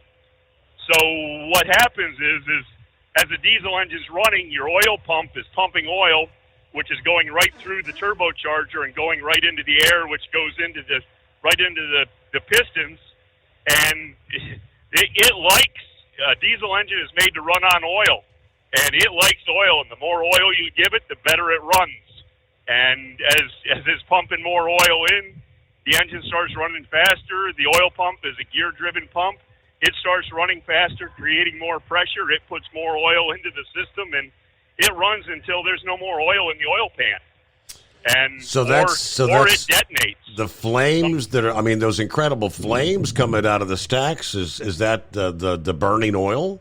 That's the burning oil. That is the unburnt oil out of the pistons going out the exhaust. It's superheated, and as it gets more oxygen out the stacks, it's actually igniting the oil as it's coming out of the stacks. But yeah, it's a pretty major thing. So are you saying? But I mean, if you turn the switch off, you can't turn the ignition off, and it'll stop. Doesn't matter. It keeps right on running because it's burning the engine oil. It's not anything to do with the ignition. It's not anything to do with the diesel fuel. It's running on the engine oil. Wow. So the two detrimental effects is, number one, you're going to use up all your oil, which means you have no lubrication in your engine. Number two, the engine is running over speed, which is bad. And the only way to stop it is to stop the air going into the engine. And you really have to get it quick. You can't wait for it because it turns into just a perpetual thing that you can't stop. But if you can get it stopped before it's really running away or before it's done major damage to the engine, is to stop the air going in the air intakes. So most trucks have two air cleaners. So you need like rubber raincoats to put over the air cleaners to stop the air from being able to get sucked into the engine.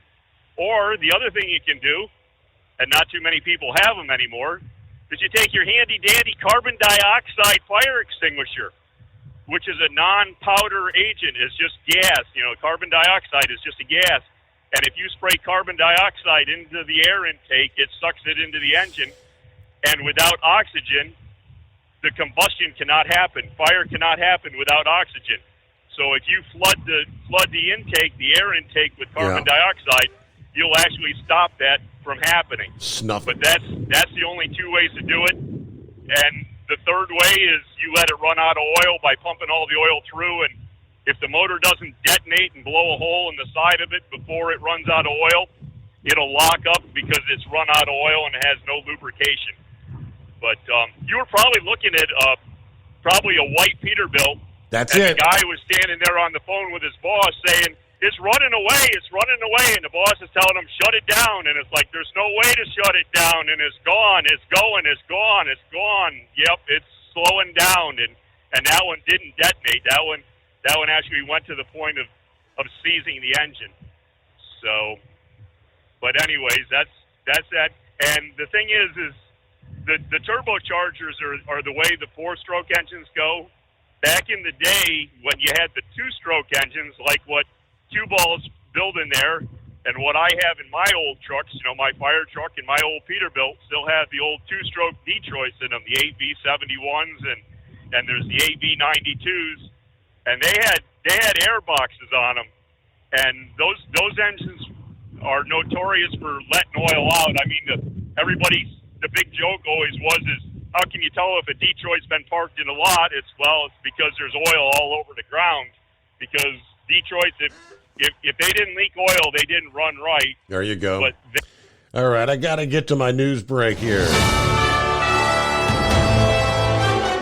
USA News Update. Idalia is leaving Florida with record storm surge levels along the state's west coast. In Perry, Governor Ron DeSantis says storm surge is the major problem. They did get a lot of water down there. They have not received any call regarding a fatality as a result of that storm surge. It made landfall early Wednesday morning as the strongest hurricane to hit Florida's Big Bend area in 125 years. Idalia is now downgraded to a tropical storm, moving over Georgia and the Carolinas tonight. The stars of Late Night are joining forces for a podcast focused on the ongoing Hollywood writers' strike. Spotify announced Tuesday that Stephen Colbert, Jimmy Fallon, Jimmy Kimmel, Seth Meyers, and John Oliver strike Force 5. Spotify says the podcast will share once private chats between the Late Night hosts who started meeting in May after the Writers Guild of America went on strike. I'm Ryan Daniels, USA News.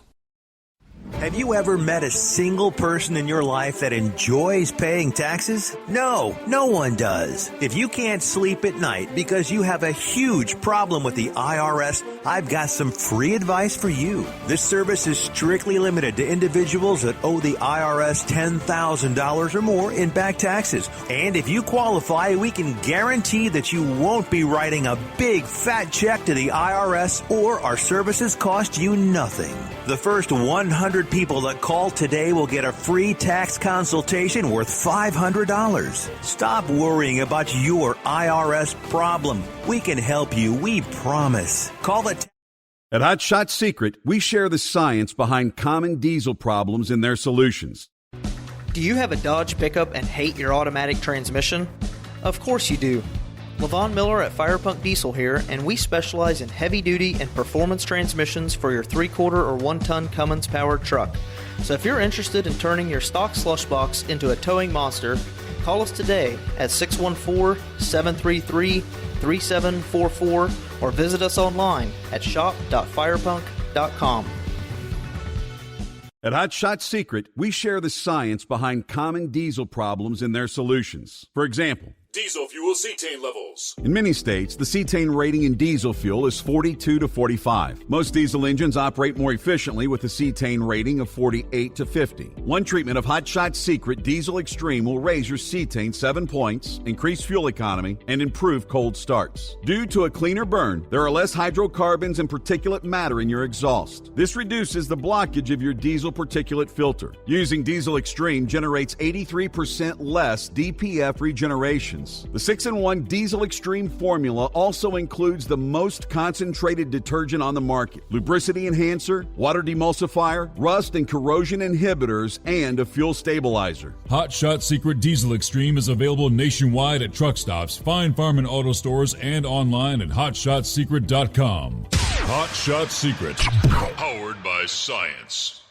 Hey, if you're needing to stock up on Hot Shot Secret products, don't forget, use the coupon code OVERNIGHTDRIVE at checkout. You'll get 10% off your entire order at hotshotsecret.com. Over $5 a gallon for diesel? Wow, it's the highest it's ever been. Now, what if you could get paid to use a fuel additive? Hear me out. Hot Shot Secret Everyday Diesel Treatment, EDT, will improve your miles per gallon enough that the fuel economy savings will not only pay for the cost of the product, but also keep more money in your pocket. Think about it. At $5 a gallon, you're paying over $1,200 to fill up and going 1,500 miles on a full tank. Well, Hot Shot Secret Everyday Diesel Treatment will increase fuel economy up to 3%. That's an extra 45 miles per tank, $37 worth of diesel, and a savings of 2 cents every mile. EDT is so strong, it only takes $12 worth of EDT to get these savings, and you get all the other benefits of this 6-in-1 treatment. Take the EDT challenge today. If you're not completely satisfied, we'll refund your purchase. EDT is available at Pilot Flying J, Love's Travel Stops, and TA and Petro Stopping Centers. Learn more at hotshotsecret.com. At Turbo 3000, our founder Andy Matoush firmly believed you should challenge yourself. Put the most money back in your pocket where it belongs. Four Wheeler Magazine took our challenge, and they wrote it did exactly what we said it would do. As fuel prices keep going up, get your Turbo 3000 from manufacturer direct. Call us at 888-311-9993. Wellington was a washout as the 2023 Grand National season dwindles. 4 divisions have chosen their champs, while 4 more will do so at opposite corners of Ohio this weekend. And a scorching campaign for the challenge reaches its climax under cloudless skies in Bowling Green. From National Tractor Pullers Association headquarters in Columbus, Ohio, this is the NTPA Overnight Radio Report. We have our first total rainout of a Grand National event in 2023 as the Lorain County Fairgrounds in Wellington, Ohio took on 5 inches of rain from Wednesday night into Thursday morning, making the infield impassable. The cancellation of the Friday Night Spectacular ended the season for the Unlimiteds and awarded Adam Bauer of Peyton, Iowa, his 3rd championship in the division, with his 5-engine cross-threaded holding a 15-point lead over 3-time defending champ Joe Ader. They and 3 other top finishers will meet again at the Enderley Pull-Off on Saturday, September 16th for the final bragging rights after a great season. Bauer will clinch a 2nd championship this season and a 13th for his career just by hooking next Friday, September 1st in Wauseon, Ohio at the Tri-State Showdown at the Fulton County Fairgrounds.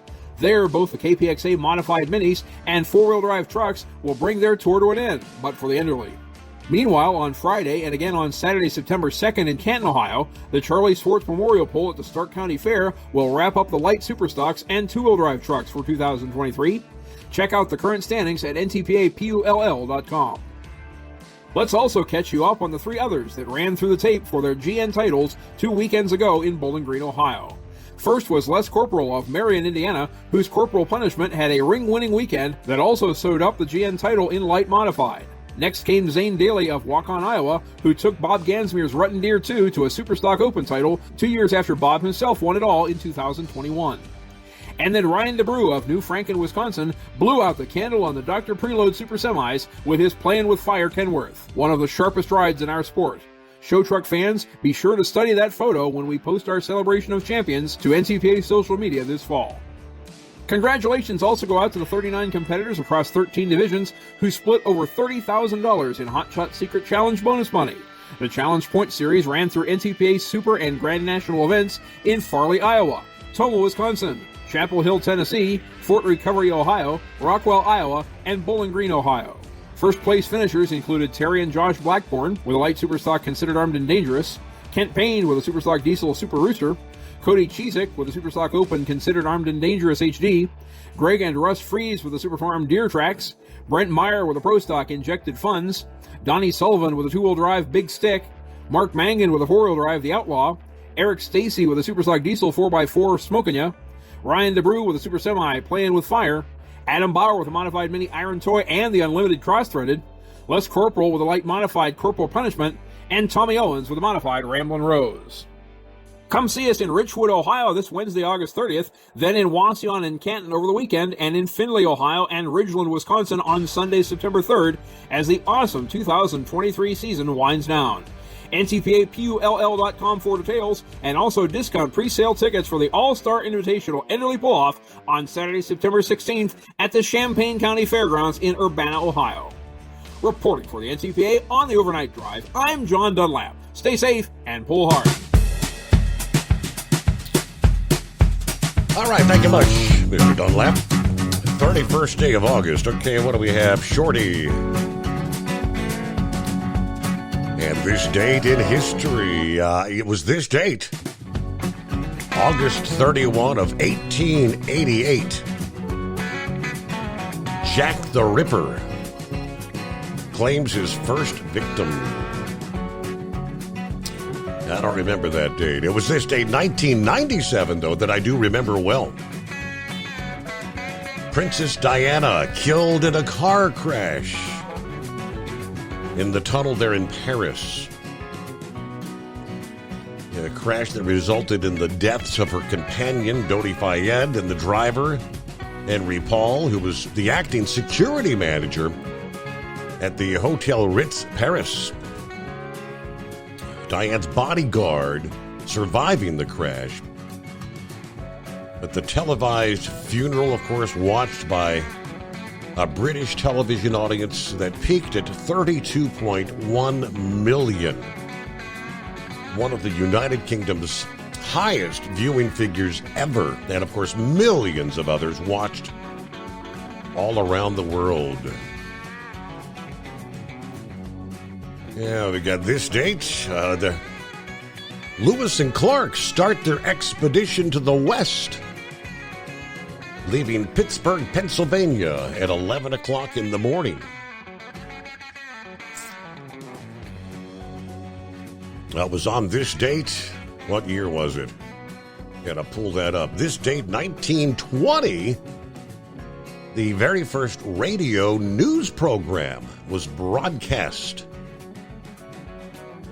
by 8MK in Detroit, Michigan. How about that? And one last, this date, August 31 of 1886. Earthquake kills 100 people, Charleston, South Carolina. Of course, now we're talking 1886. What do you think the death toll would be for a similar earthquake in modern times, when hundreds of thousands more are living there? All right, let me see. Dennis chimed in a bit ago referring to Mitch McConnell. And he said, I believe it was Hannity who had a couple of doctors on, talking about Mitch's, his pausing, losing track. He said, yeah, a couple of doctors say that they think he's probably got some form of Parkinson's. And they were kind of explaining that if they didn't know what it was already when he's doing this, I mean, more than likely he'd be rushed to the hospital, not only yesterday, but in the previous incident a few weeks ago, which I'm thinking that would make sense. Maybe they know some sort of diagnosis and it just hits them now and again. Because, for someone to totally lose their sense of what's going on and total confusion like that, you'd think they'd be rushing. Is he suffering a stroke, And the seconds, every second matters, indeed, if someone's suffering a stroke. All right, had the update on Yellow Corporation. Vic, in his email earlier, kind of alluded to the fact that there are still people buying that Yell stock on the Yell Q, the pink slip deal. Freightwaves this past day kind of updating the hedge fund with a crucial role in the bankruptcy proceedings is pushing for shareholders to have a bigger say in the upcoming liquidation. The shareholders, the people buying the stock, MFN Partners, which, as we'd be calling the days leading up to that bankruptcy, had amassed more than a 40% stake in the now defunct LTL carrier. Sent a letter to the company urging several changes. The firm said they've proposed a candidate to fill one of the two board seats that were vacated the day Yellow filed for bankruptcy. The individual was not named, but MFN said the candidate was deep and has deep relevant experience in structuring, implementing, and or overseeing value maximizing transactions in special situations to the board. It said it would put forth another candidate in the near future. Now, Yellow's former chairman, Matt Doheny, left the board to assume the duties as chief restructuring officer during the bankruptcy. Then MFN also asked the company to consider an incentive program to retain key employees during the liquidation, and said it called on the U.S. trustee overseeing the proceedings to form an official committee to protect shareholder interest. In addition to their equity stake, MFN, of course, is one of Yellow's bankruptcy lenders. They were named as one of the two lenders that will provide the $142.5 million debtor-in-possession financing package. The Miami-based hedge fund Citadel, of course, providing $100 million, MFN providing the remainder, as well as a delayed draw of up to $70 million if needed. So MFN is banking on a successful auction process in its lien position. Jr. to secured lenders, and any proceeds left over after unsecured claims are met would be split among the equity holders. A key determinant, they said, will be the success that the company has at marketing and selling that portfolio of roughly 170 terminals, which the bidding is going on. Old Dominion, the highest bid right now at $1.5 billion. The shareholders are hoping that Old Dominion's offer will be topped by other suitors before or during the auction process, in addition to maximizing the proceeds on the real estate shares or sales. Shareholders are eager to see what the company's fleet of trucks and trailers would bring in. And that's what got the big chuckle out of Braindead here a bit ago. The company has valued those assets at approximately $900 million. In several previous stories that I'd seen, analysts are saying that's probably pretty significantly overestimating the value of those trucks. You know, with so many miles in such dilapidated condition for most of the equipment. I mean, when they got that $700 million loan from the government, the taxpayers, during the COVID, they did purchase some equipment with those funds. I have no idea how many actual trailers they were actually purchasing, trucks, primarily trucks. Meanwhile, what else we got here? Knucklebuster had sent me a little tidbit. It's meant to be comical, and it's kind of some of the comments that we had from Joe Biden. It's the Babylon Bee, right? Which is not factual news. It's designed to look like factual news, but it is satirical, okay? It's a satire piece. I think The Onion was one of the first satire publications.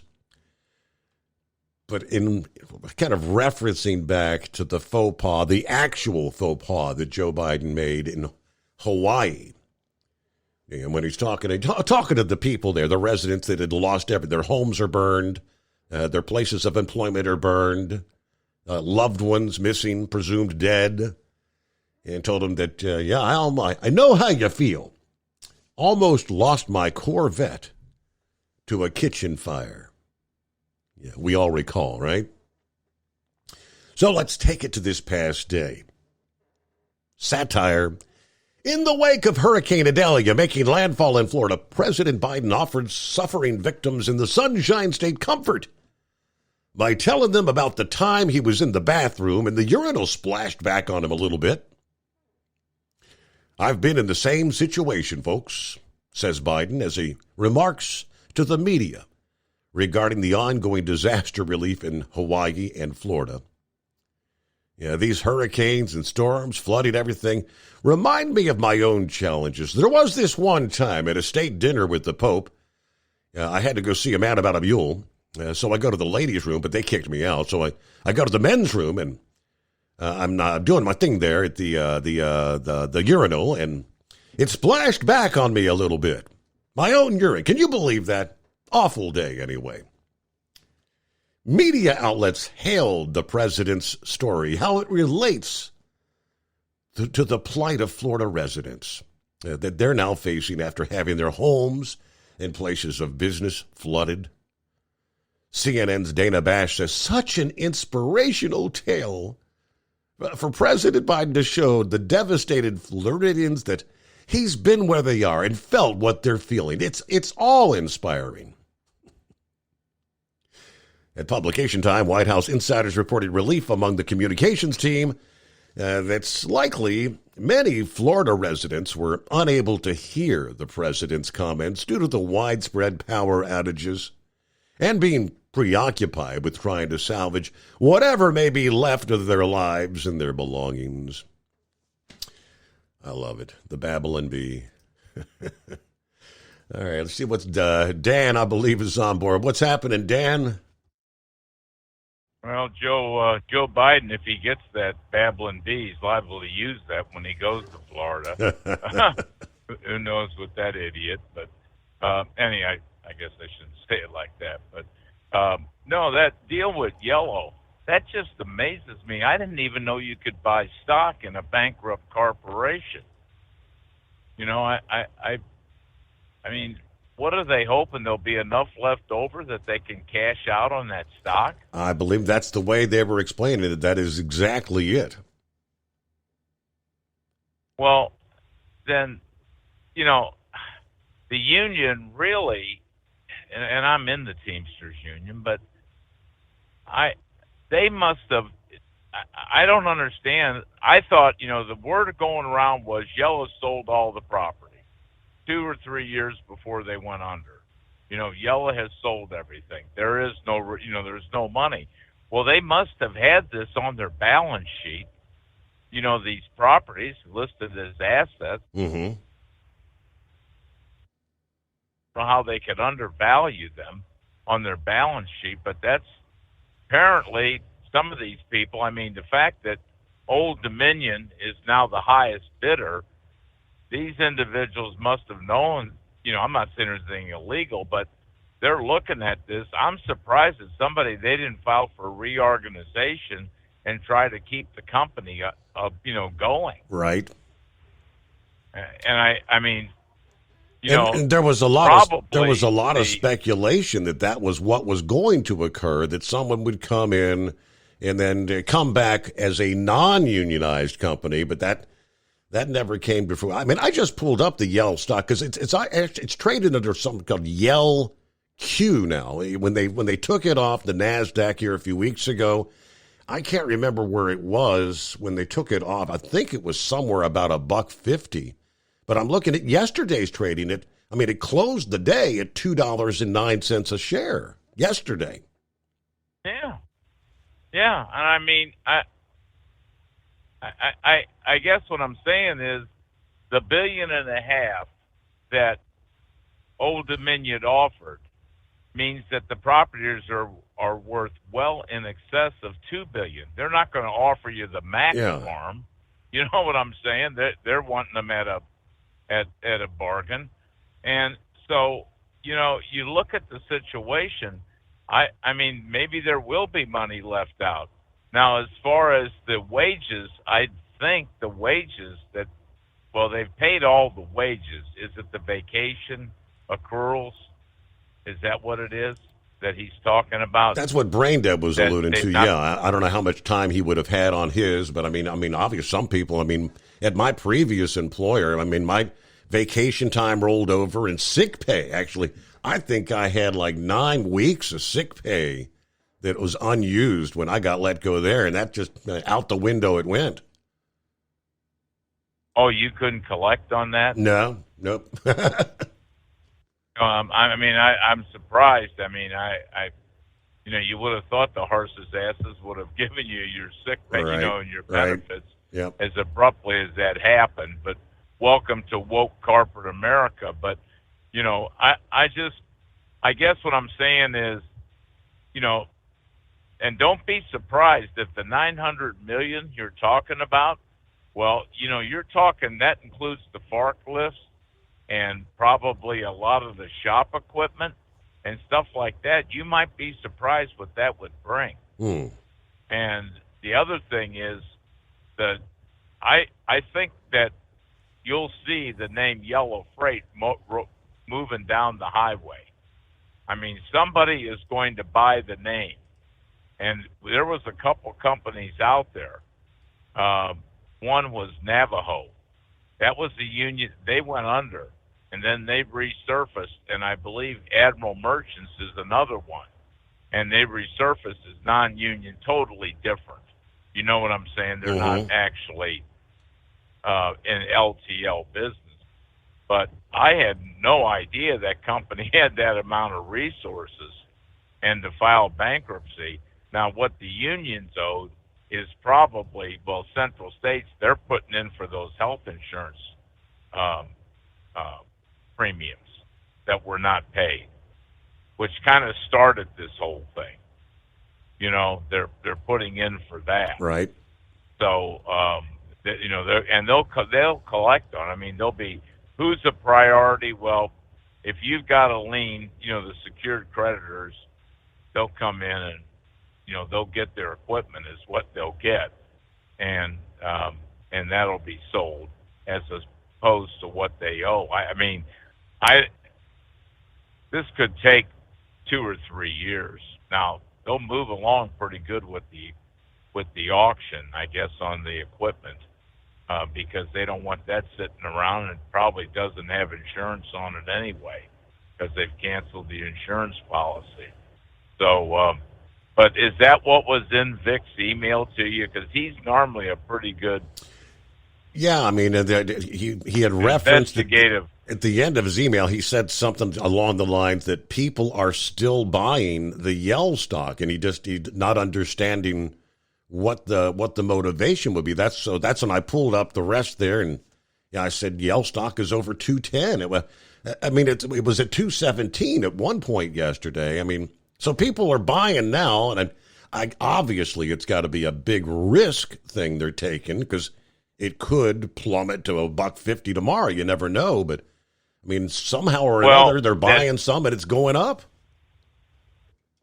Well, that MFN has a $900 million stake in XPO, and they want. I read this. This isn't my own thinking, but they didn't want Yellow around.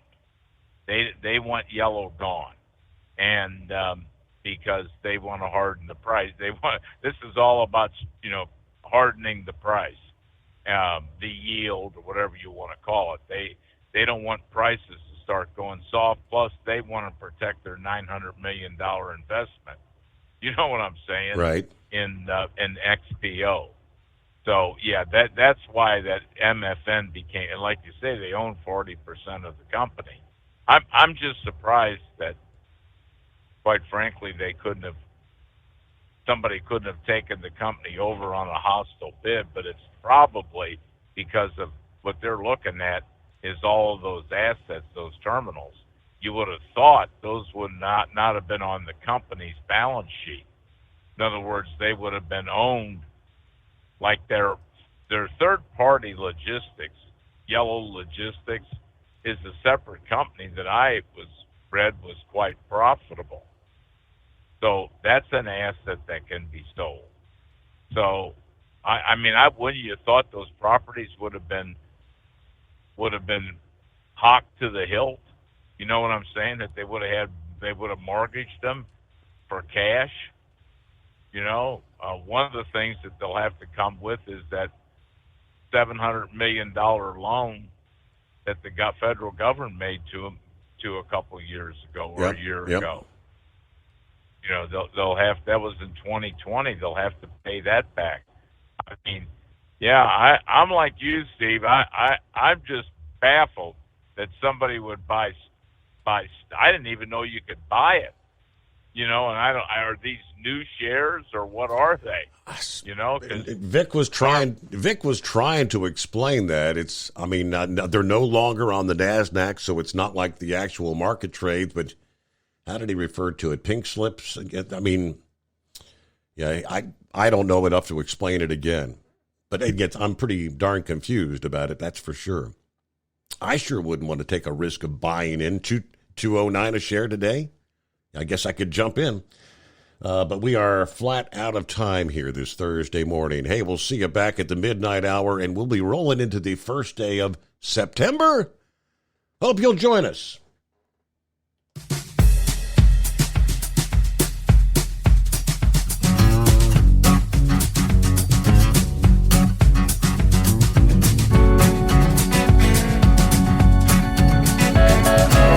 You'll never guess the places that I've been. You never guess the places that I've been. 'Cause everything is like a dream, yeah, but only in that dream that I live in. I'm never gonna let the day begin. Never gonna let the day begin. 'Cause everything is like a dream, yeah, but only in that dream that I live in. Oh, don't wake me up before you go, and I just make this bed my home. Oh, darling, please just let me sleep. Give me my dreams.